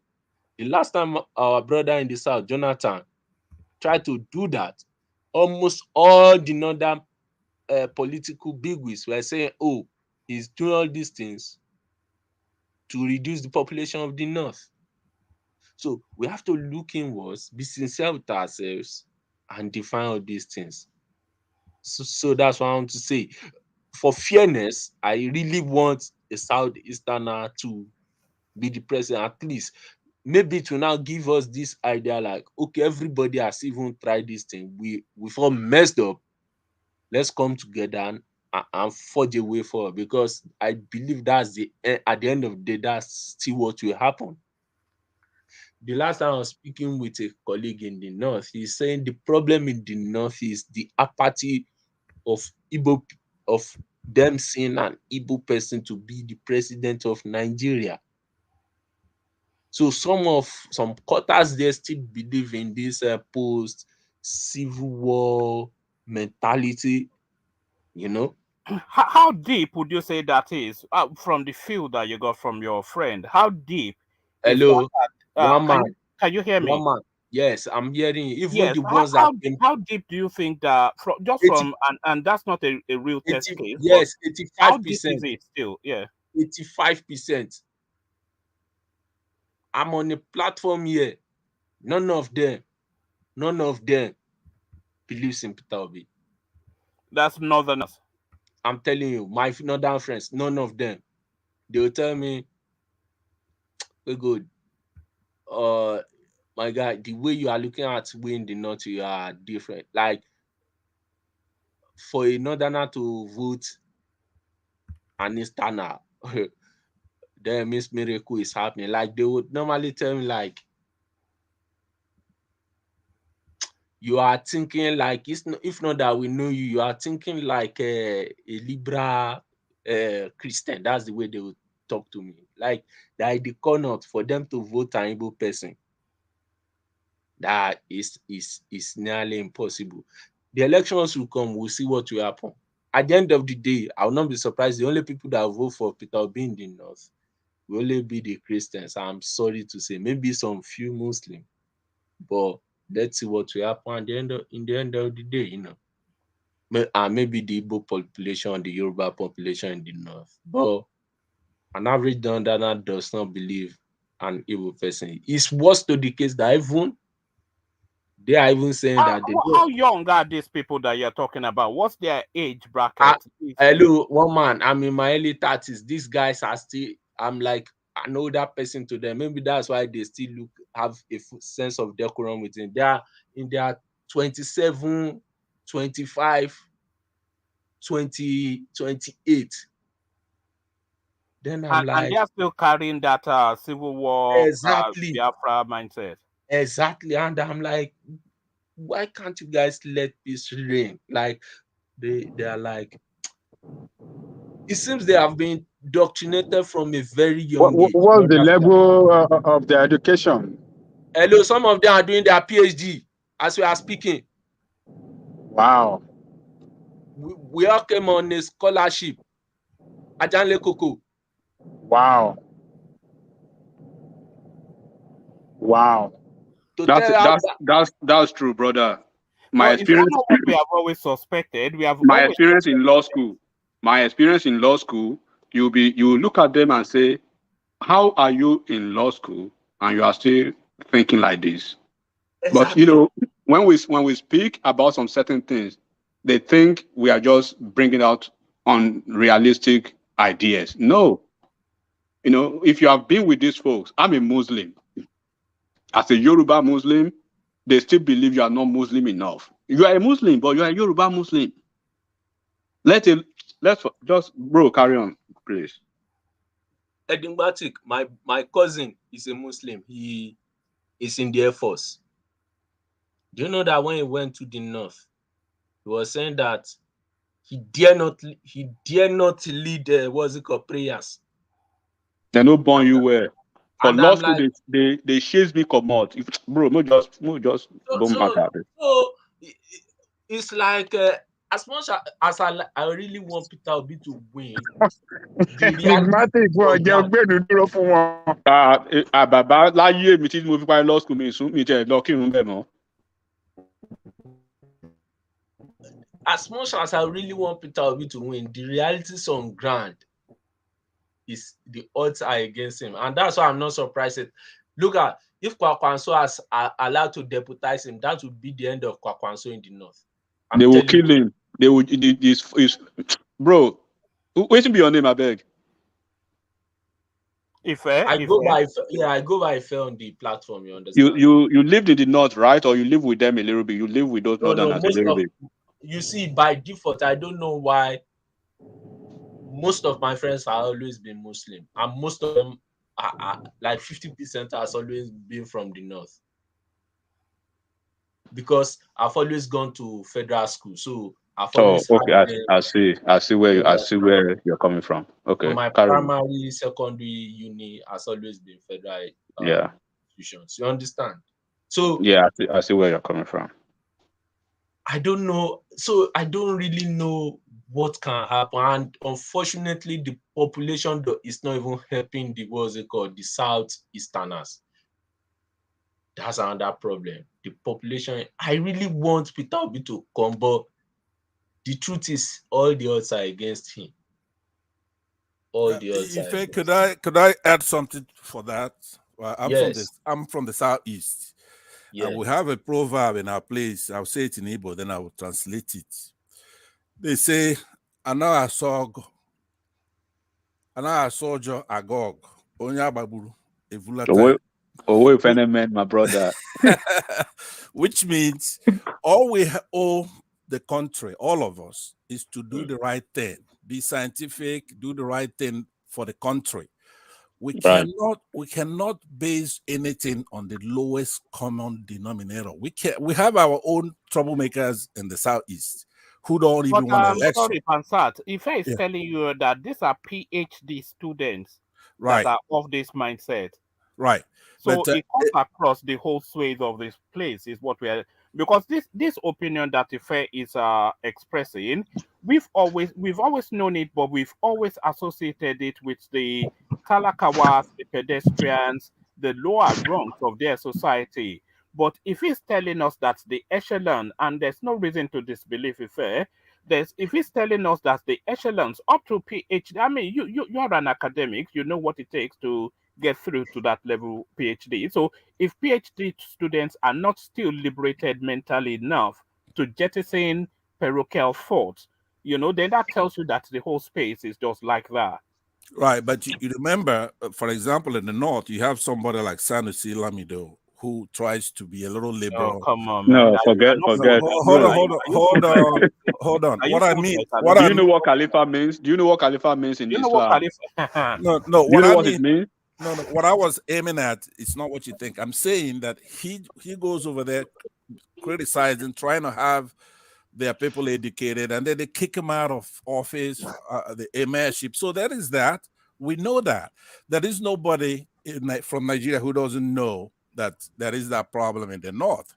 But we can't stop our country based on that. We still have to try. If everybody from the south and those in the north who mean well for the country, both Christians there in the north, some reasonable Muslims in the north, be they Fulani or Hausa, and then obviously from the east too. East do have people who are clamoring for Biafra. There are some people who don't even want an election, but we can't go running the country based on those there are no reasonable Muslims in the north. If you want to hear that, it's Pansat. It's not two Niger. It's me, Pansat. Oh, Pansat, there are no reason. I'm talking to you now from my own experience. Okay? No, don't say that. Wait. You're saying this as if you generalize everything. Right. I have here next to my gate. He's the one that lead prayer to the, I don't know what they call it. In fact, you are in Nigeria, right? Yes, I'm in Nigeria. I'm in Abuja here. I pray nothing. Bro, listen, just a second. I pray nothing happens, and I pray that you are safe every time. I'm not going to say more than that. Then you know what I'm talking about. So he's the one to the next gate. He's the one that lead prayer to the mosque every morning. So when he wears trousers, he doesn't touches his down to his knee, because I don't know the kind of he believes. They call it a blade. Yeah.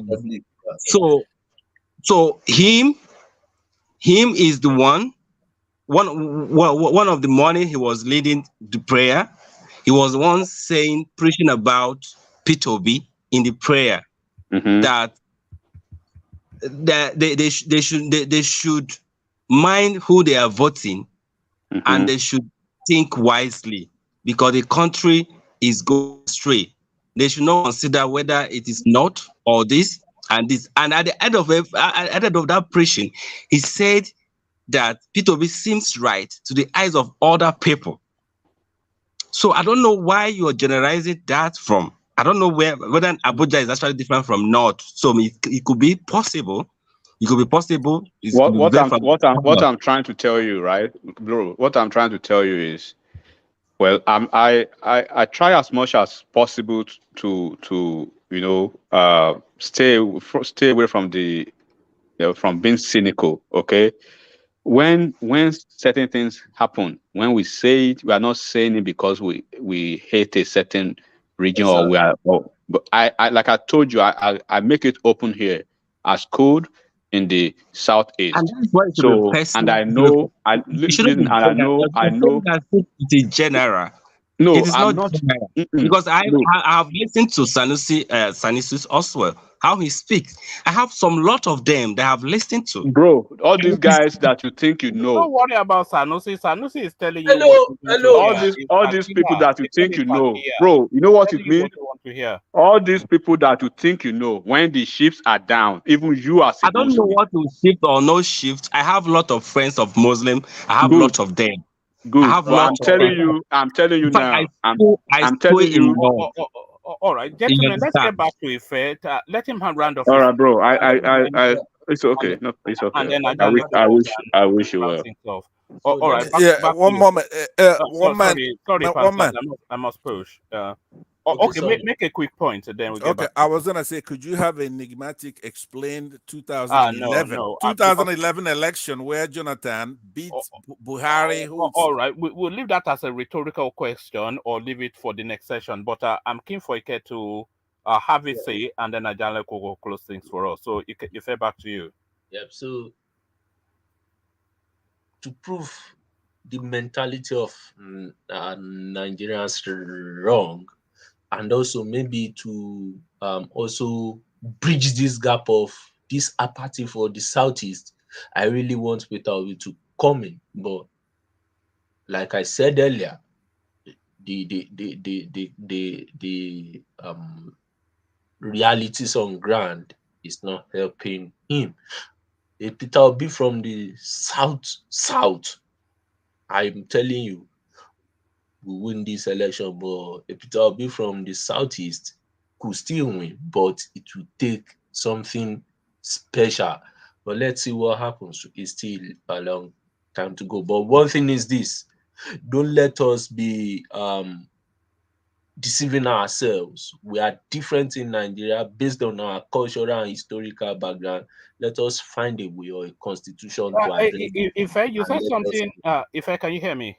yes, please. Yeah, you said something earlier on in terms of you were charting the relationships between the different subgroups within Nigeria, and you Yes. were saying there's more synergy between the north and the southwest, for Yes. reasons of trade and somewhat Even religion. religion as well. So for reasons of trade and religion as well, and there are some people that feel that there's a simmering resentment amongst other ethnic groupings in Nigeria that the Nigerian space is a sweetheart deal between the north and the southwest, where they are passing the batons in between each other to the exclusion of others.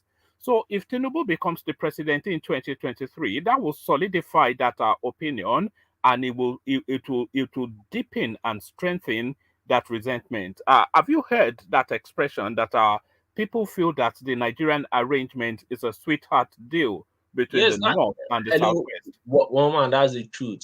You know, another people I always feel for again in Nigeria, even though my own part from Lagos is more of, let's say, minor ethnic nationality.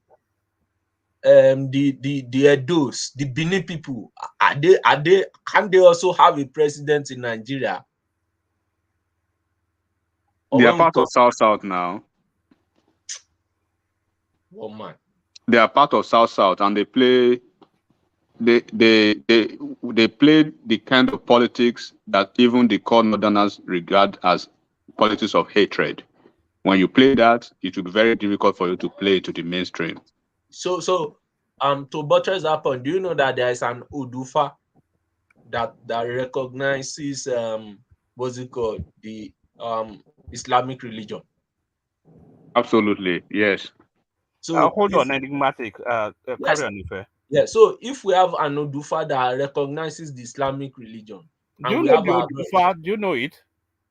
if you want me to look for it, maybe All later right, tomorrow I okay. can bring it out. All Yes, right, okay, I go on. know, that's I'm always it's what keen I on know. Odufas, but carry on, yeah. Yeah, so We have an Odufa that recognizes the Islamic religion. We have our brothers who are Muslims. Like I told you, I have my cousins, I have my aunts, some of them are Muslims. We've lived together the whole time. I talked about trade the earlier time. So because of that similarity, the population itself has already given that space, that opportunity, even though culturally we may be different. We have this type of servitude mentality. Yes, sir. Yes, sir. Yes, sir.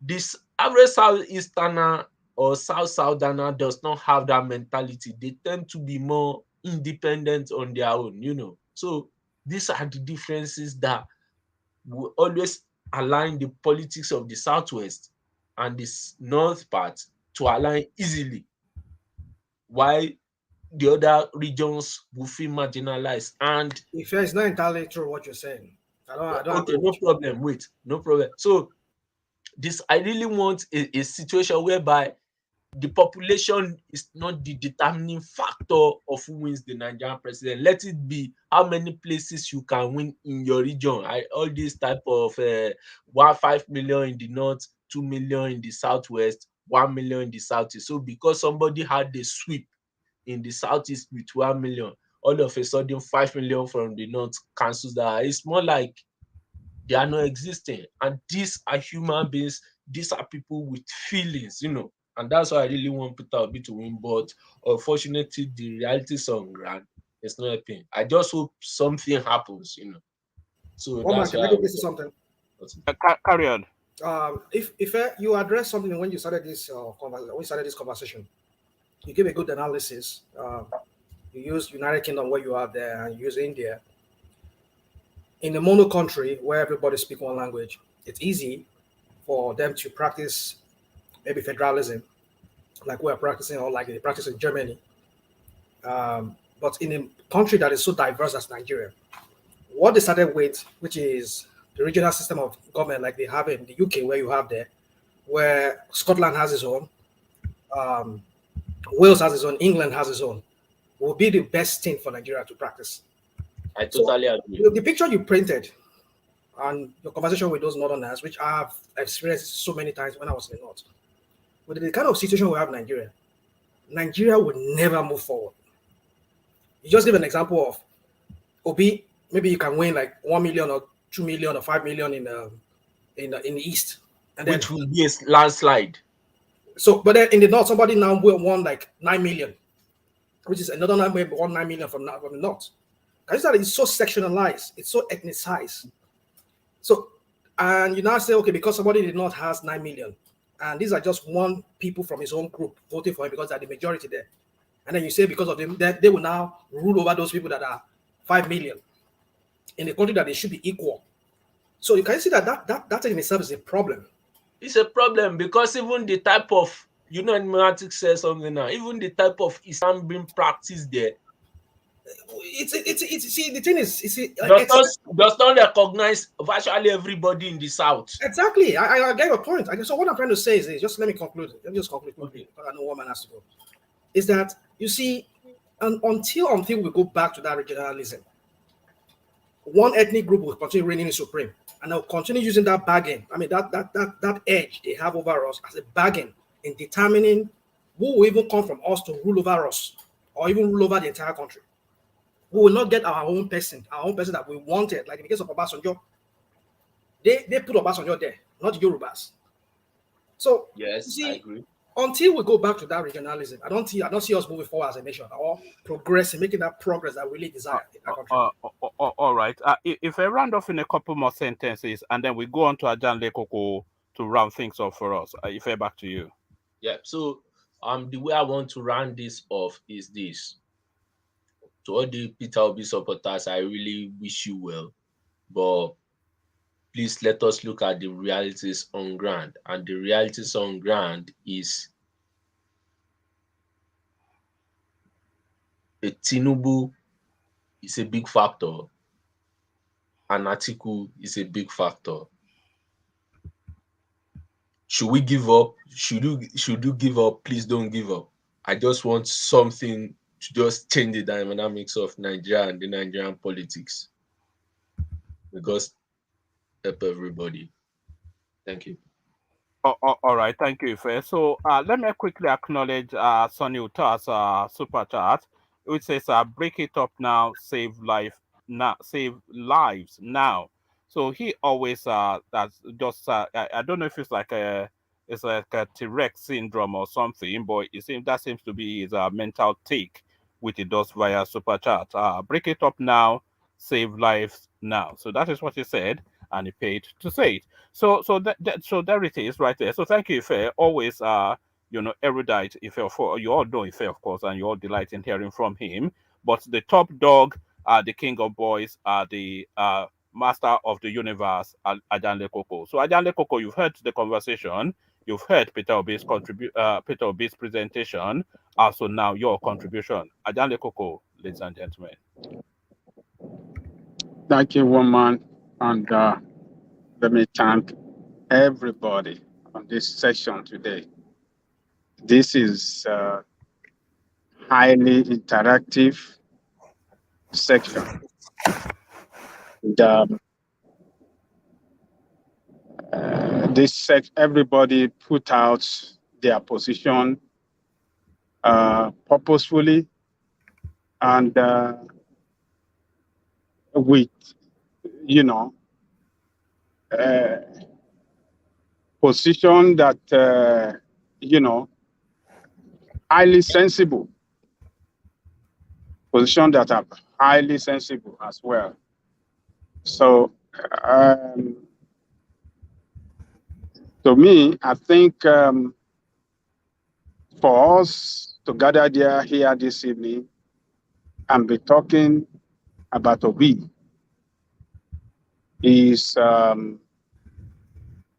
strong campaign session, if I may call it that way, a strong campaign session of this platform for Obi.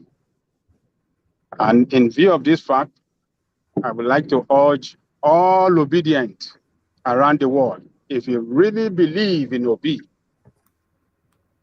if you believe that Obi is your candidate, you have to like this session.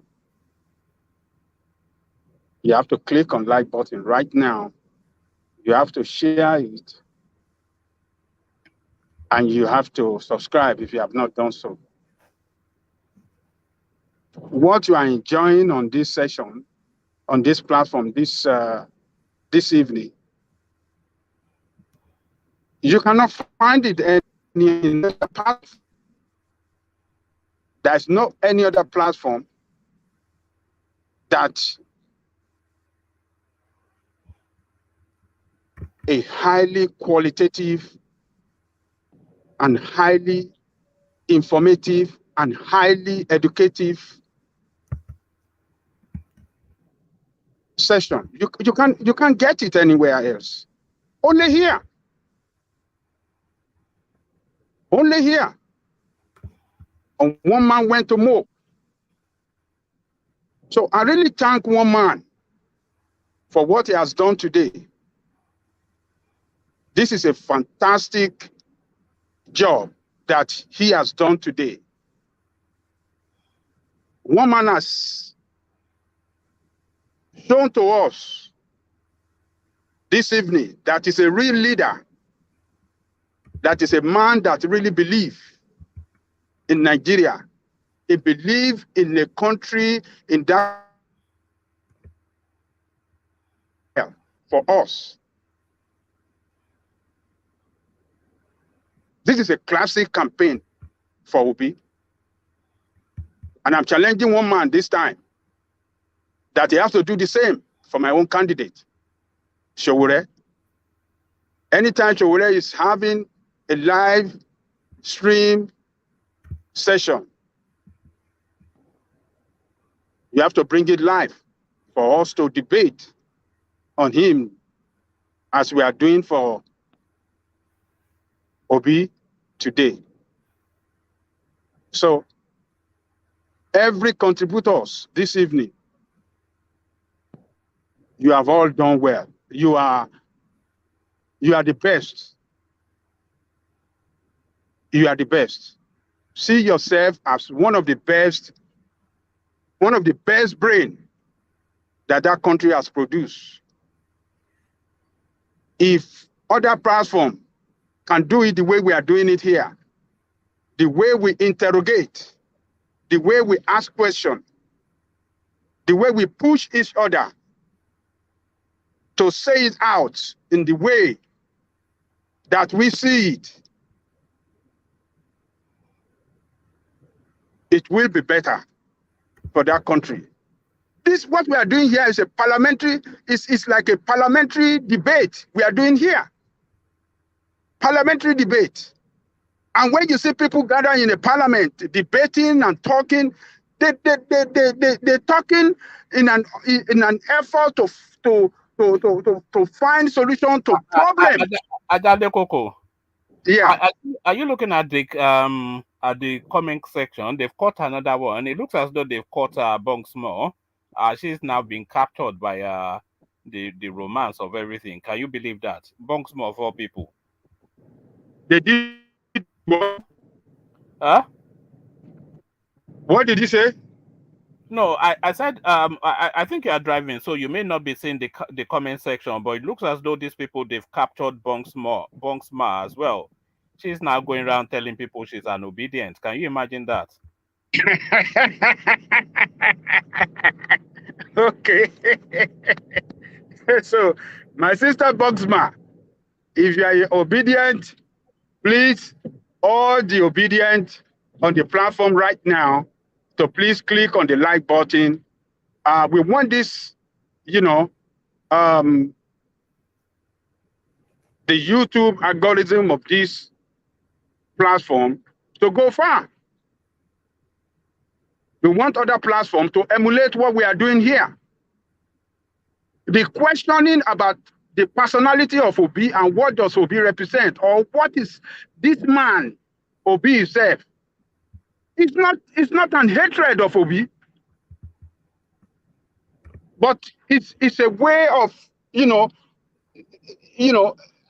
asking and trying to know who is he before we can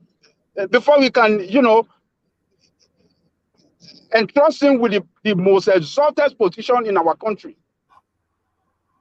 And it is normal. That is the way it's supposed to be. If we have done this in 2014, when Buhari came, if we have interrogated him, if we have done what we are doing now on Buhari, maybe the problem we are going through in that country, maybe it will have eluded us. We wouldn't have Buhari, at all in our life, and our country wouldn't have been going through this kind of crisis that we are going through at all sphere of life.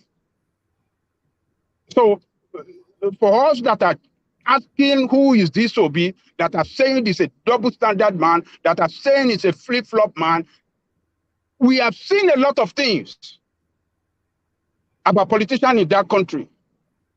And we don't want to run into similar problem that we have run to, that we are going through today in that country, because we did not interrogate Buhari, where we look at his past record that, oh, he's a man that fought indiscipline and fought corruption in the 80s. Oh, yes, Nigeria is having corruption problem. Yes, this is the man can do it. But what has he given to us?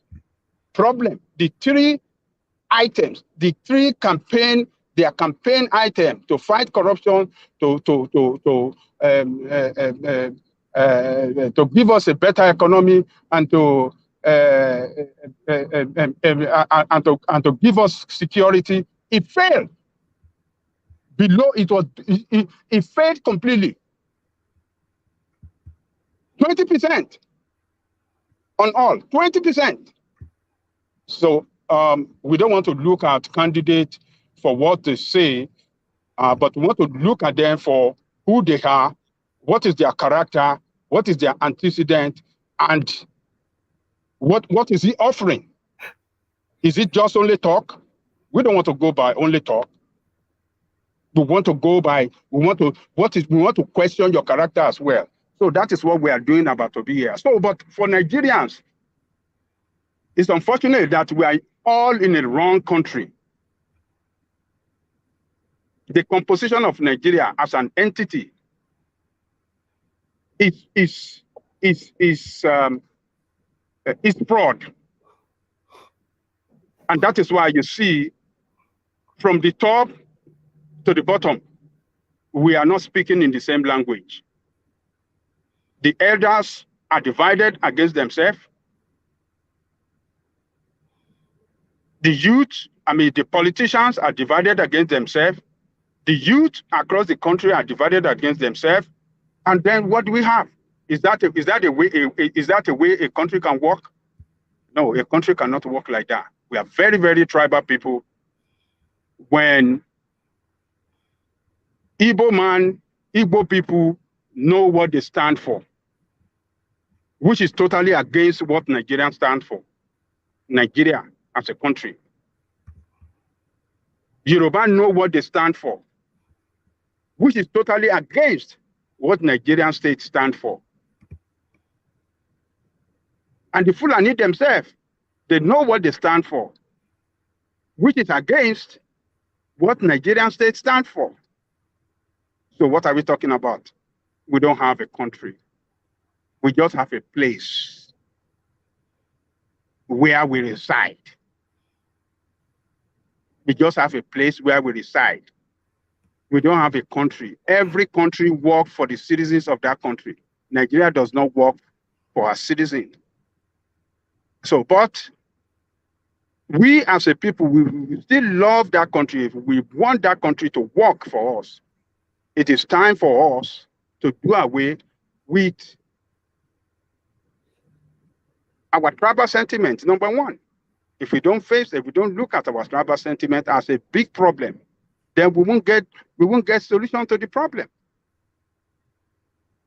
Then number two, people that have brought this country to what it is, to a place, a shameful countries in the Committee of Nations are the politicians. Politicians, we have to be courageous to do away with politicians. If we don't do away with the politicians, they will sink us.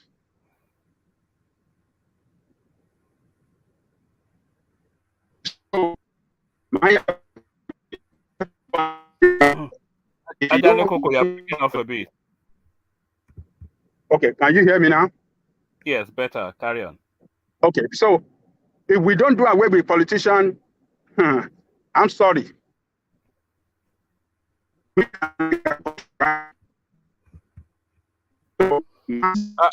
are breaking again, Ajalekoko. You're crackling up. But if you can sum it up in just a couple more sentences.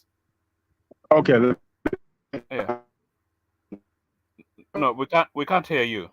Let us do away with politicians. Oh, you can't hear me again.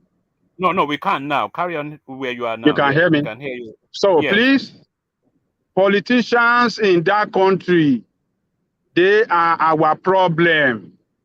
Let us not play tribal.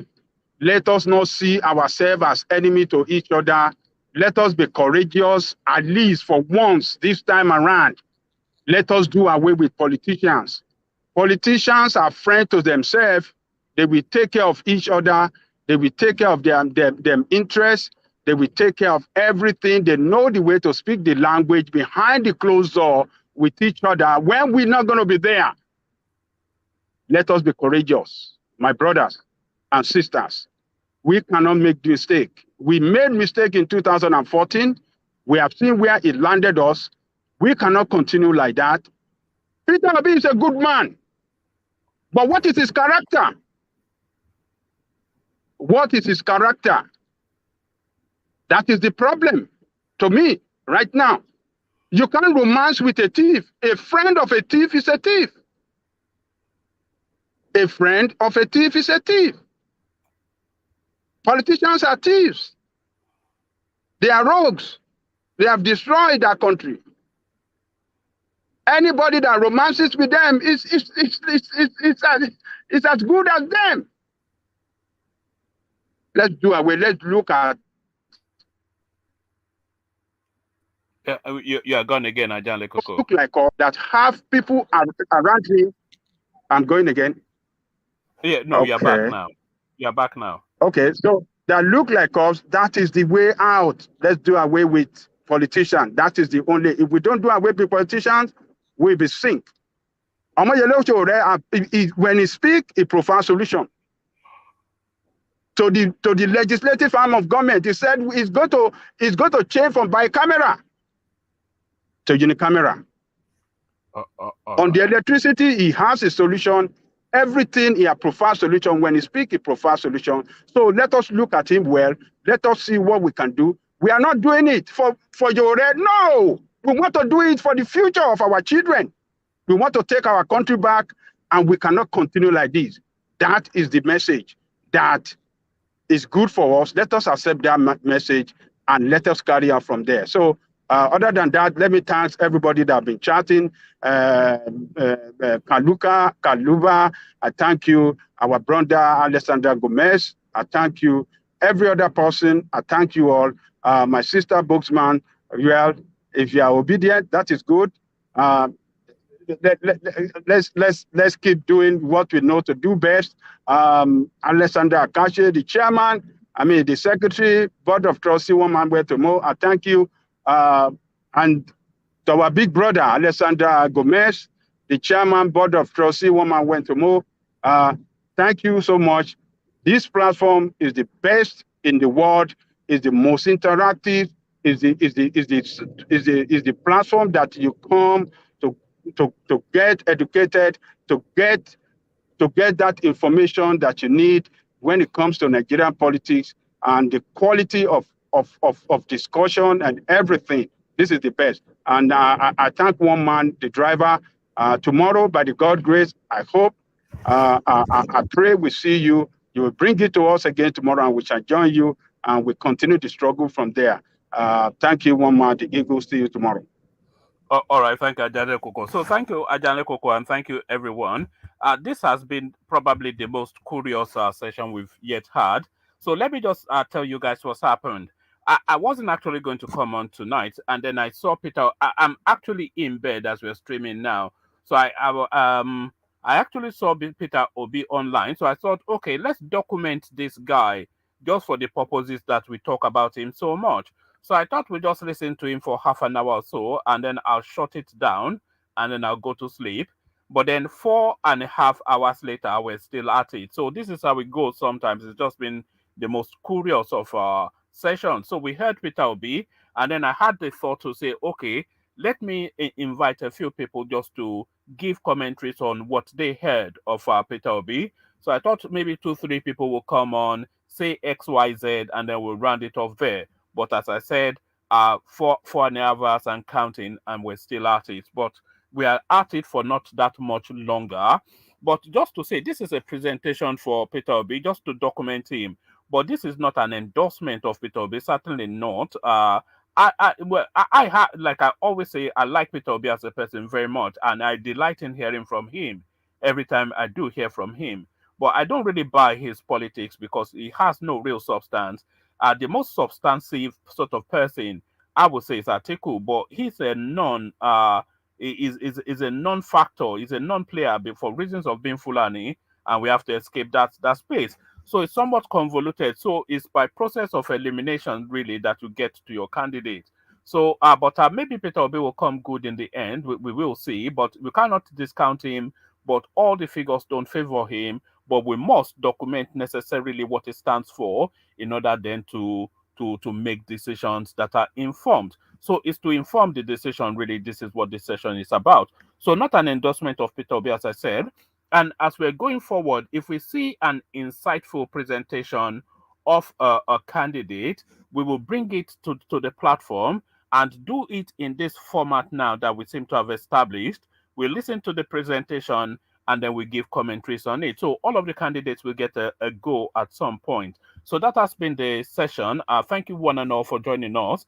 Make sure you have clicked on the like button, of course, because you've heard the quality of conversation, and that quality of conversation was really brought to you courtesy of your like button. So if you've delighted in what you've heard, then click on the like button. Then you hear even bigger, more intelligent, and more coherent, more articulate voices. So this is the niche that we are trying to corner in the conversation.